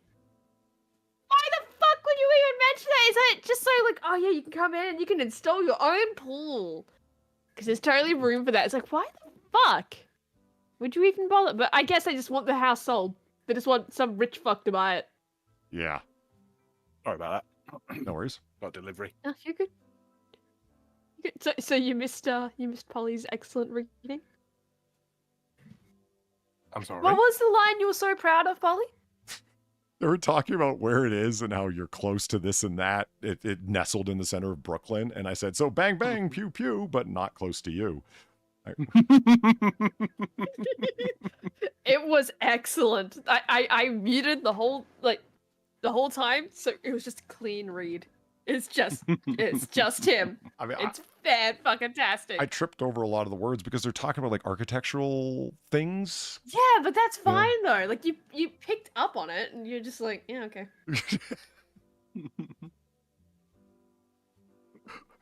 Wow, my text-to-speech really screwed up. Yeah, text-to-speech leaves something to be desired. I installed my dictation software that I love more than anything, only to find out it's completely, incompatible with the version of Microsoft Word that I have installed. So if I have the dictation software running, Microsoft Word crashes upon being loaded. And if if I have MS Word up, the dictation software won't finish loading. It'll just start and then infinity load. Really annoying. How the hell does that interaction even happen? Yeah. So people like, well, go grab one of the other word processors that are out there, Apache Office, formerly known as Open Office. And it's like, yeah. And it's not a bad idea. I just hate the idea of having to grab another word processor just to use dictation software with. That's frustrating. Yeah. Dictate to Notepad. Yeah.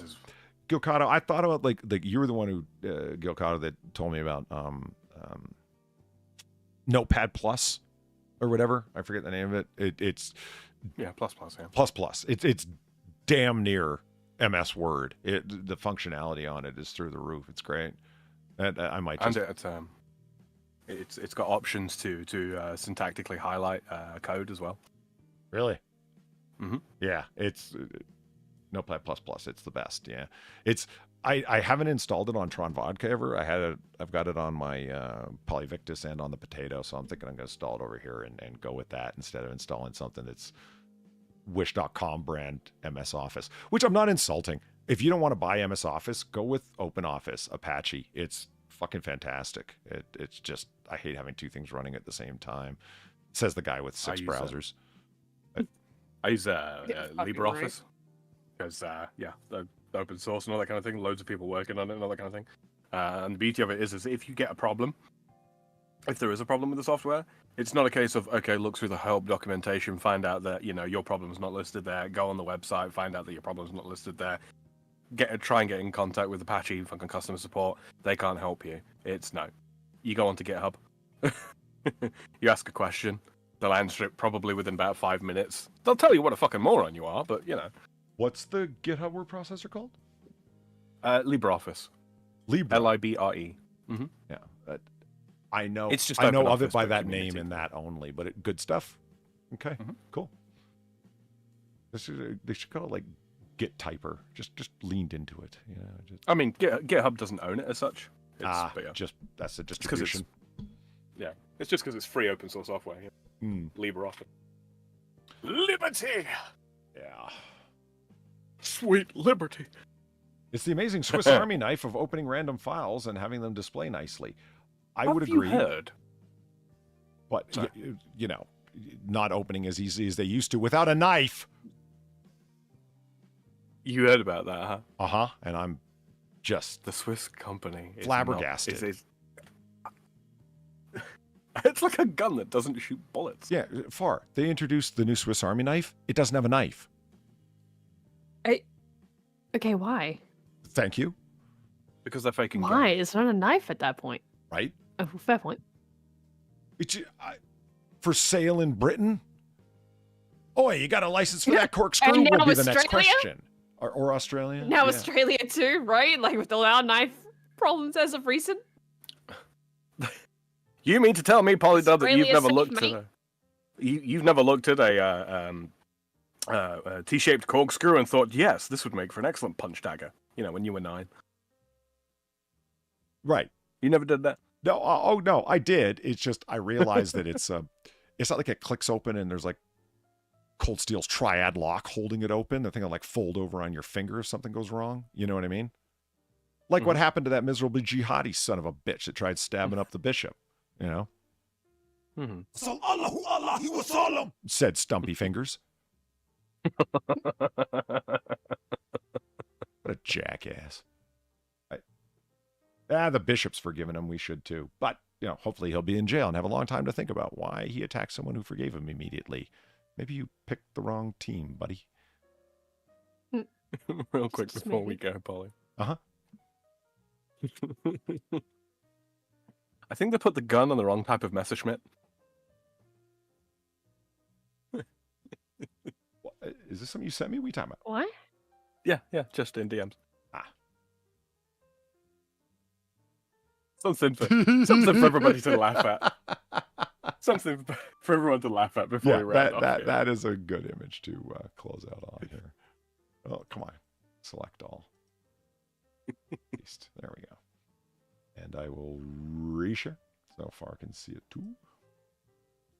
Come on. Scenes. Boom. Go live.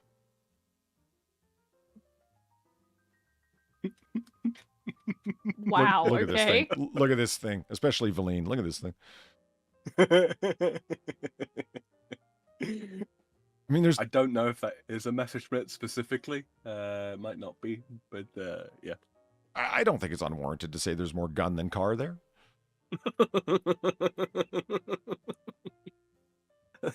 They should call this the A6 Landhog. Build the car around the gun. Holy shit, that's really something.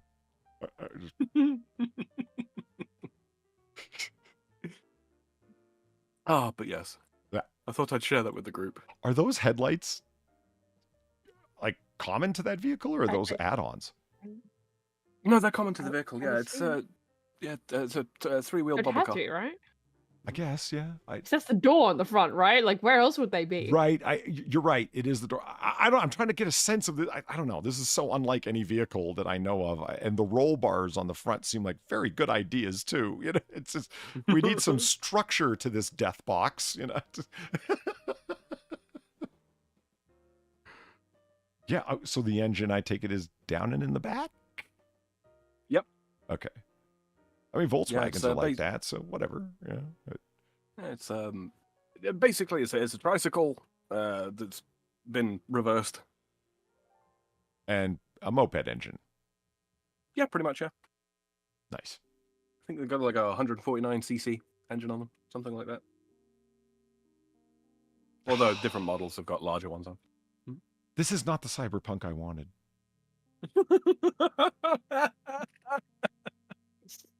This, No, but it's might be. cyberpunk you need. this is, you know, maybe I should lean into it and create a whole Shadowrun game set that's like Australian cyberpunk. So it's like Mad Max mixed with the worst versions of cyberpunk that modern society keeps coming out with. Well, it'll probably improve the haircuts. No, everyone will still have mullets. I mean, that's a mainstay. Okay, but a mullet with a side shave? Question mark. Dyed pink. Oh shit, we still didn't get Wait. around to that other thing, but that's okay. Leaves more content for later. So drunk, I cannot get up. I know that feeling, especially right now. Next 6 minutes. Thank you for the $2.42. Hey, Six, how's it going? Today is the last day of 46 for me. Tomorrow's your birthday. Cool. Today I'm soon past midnight, so Sunday would be your birthday. Cool, man. Like many years, I will be sharing the day with all the mothers for their day. I'll be getting a pecan pie, all for myself, and that is awesome. Have a good weekend. No, you have a good weekend, sir. Happy birthday. That is happy birthday, Six. Six is a longtime friend, a friend of the show, friend of the many shows that have graced this channel or cursed it, whatever way you want to look at it. And very, very soon, you know, he's just a long time. Yeah. And I really appreciate the person who said that wow, that fire looks really cozy. Thank you. I worked hard hoping that it would look cozy in the end. Indeed, the whole room. And hey, I'll complain about taste, but here's my taste. And I think it all comes together. It just... Wouldn't you want me to decorate your sitting room for friends? See, this is not to show off. This is to actually live and sit in, you know? That's the point. Hire Polly to, you know, stage your property before it's... To do shit. You know? Yeah. Polly, there's only one thing. You cannot have Lutz's Washington crossing the Delaware anywhere. No! Polly flips his jacket like a robe and walks out in disgust. Hire somebody else! You are clearly beneath my refined tastes. One day we'll go into a house and someone's going to have Washington crossing the Delaware hanging. It'll happen. And if I'm there, I'm going to walk up to it and go, holy shit, is that real?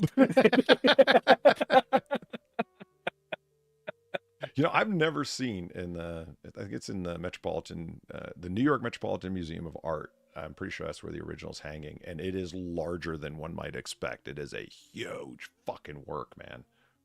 But then again, so was the Lansdowne portrait. I'm like, holy shit. That's one of the things that made me say, is that real? I was like, God damn, man, that's larger than life. Well, a lot of paintings of the period were, if you know, there was the money to cover it. Yeah, true.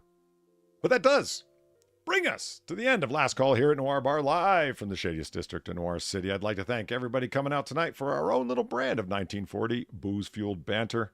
I'd like to thank Far and Sam for keeping me company at the bar. Thanks, guys. All good, dude. Right back at you. Yeah. Always good company.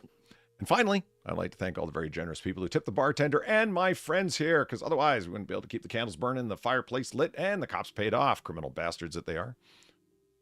Thank you so much. Guys. Sincerely, thank you, guys. Your donations are... I know a lot of people say that, right?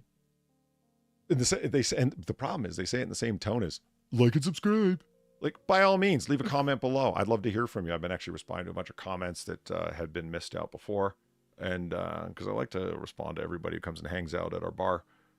So leave a comment if you're in the future, and that's Do what that if you're so inclined. that's what I do at last call. You don't chug a lug? I do. Finish off everything, get another drink in. Alan, thank you for the $10. Hey, sympathist, Polly. Alan, a good evening to you, sir. But no, the donations sincerely are appreciated. It is awesome that you guys are that supportive. So, as we always say about this time. Oh, wait a minute. I'm sorry. Far, how did the gaming go? When's the next time you're up and on? Next week, same time. Which is? Sometime on Friday night. I'm not good at this. Friday night for, me. Friday night for Far, Thursday night for the rest of us. Yeah. That are in America. Well, anyway. Thursday day, probably, really. Yeah. And if you think about it, yeah. Unlike, or much like the other people here at Noir Bar, it starts when the inspiration hits and the vibe is right. Absolutely. Absolutely. Sam, and how's the game going with you, with Eve and Zelthor? Yeah, quite good. Obviously tomorrow for me, the day after, well, I mean, technically tomorrow for you guys now as well. For American viewers, I should say, sorry. Sunday, Sci-Fi Sunday. Yeah, it's back. I should be starting at, it will be about 5 p.m. Pacific summertime, which is 7 p.m. Central summertime, which is 2 a.m. Central European summertime for me. And then on Tuesday, it will be Twitch Tuesday. So twitch.tv/The Freedom Frog. And on Thursday, at the same time as on Tuesday, which is 7 p.m. Pacific summertime, 9 p.m. Central summertime, and 4 a.m. Central European summertime, I will be back with Eve and Zell doing some more Elden Ring. Mm-hmm. That's my entire schedule. Wow, it was something. And you can certainly go over to both Far and Sam's channels, whose links are below in the description. I don't know why I point down every time I do that. Eagle, Friday night if you're over in Southern Land. But not on Twitch, on YouTube for Far. Mm-hmm. She is strictly on the YouTubes. So, you're a techie and you should be using UTC. I agree. Yeah, Americans don't do well with UTC, I find. Yeah, I don't. Better off giving them 2 time frames from across America. Yeah. So on that note, as we always say about this time, you don't got to go home, but you got to get the hell out of here. Thanks all. Have a good night, everyone. Good night, all. Good night. Hold on, it's one of these buttons. Which one? I press them all, Polly. I can't press them all. It'll start the stream over again, and Far will go crazy. Okay, there it is.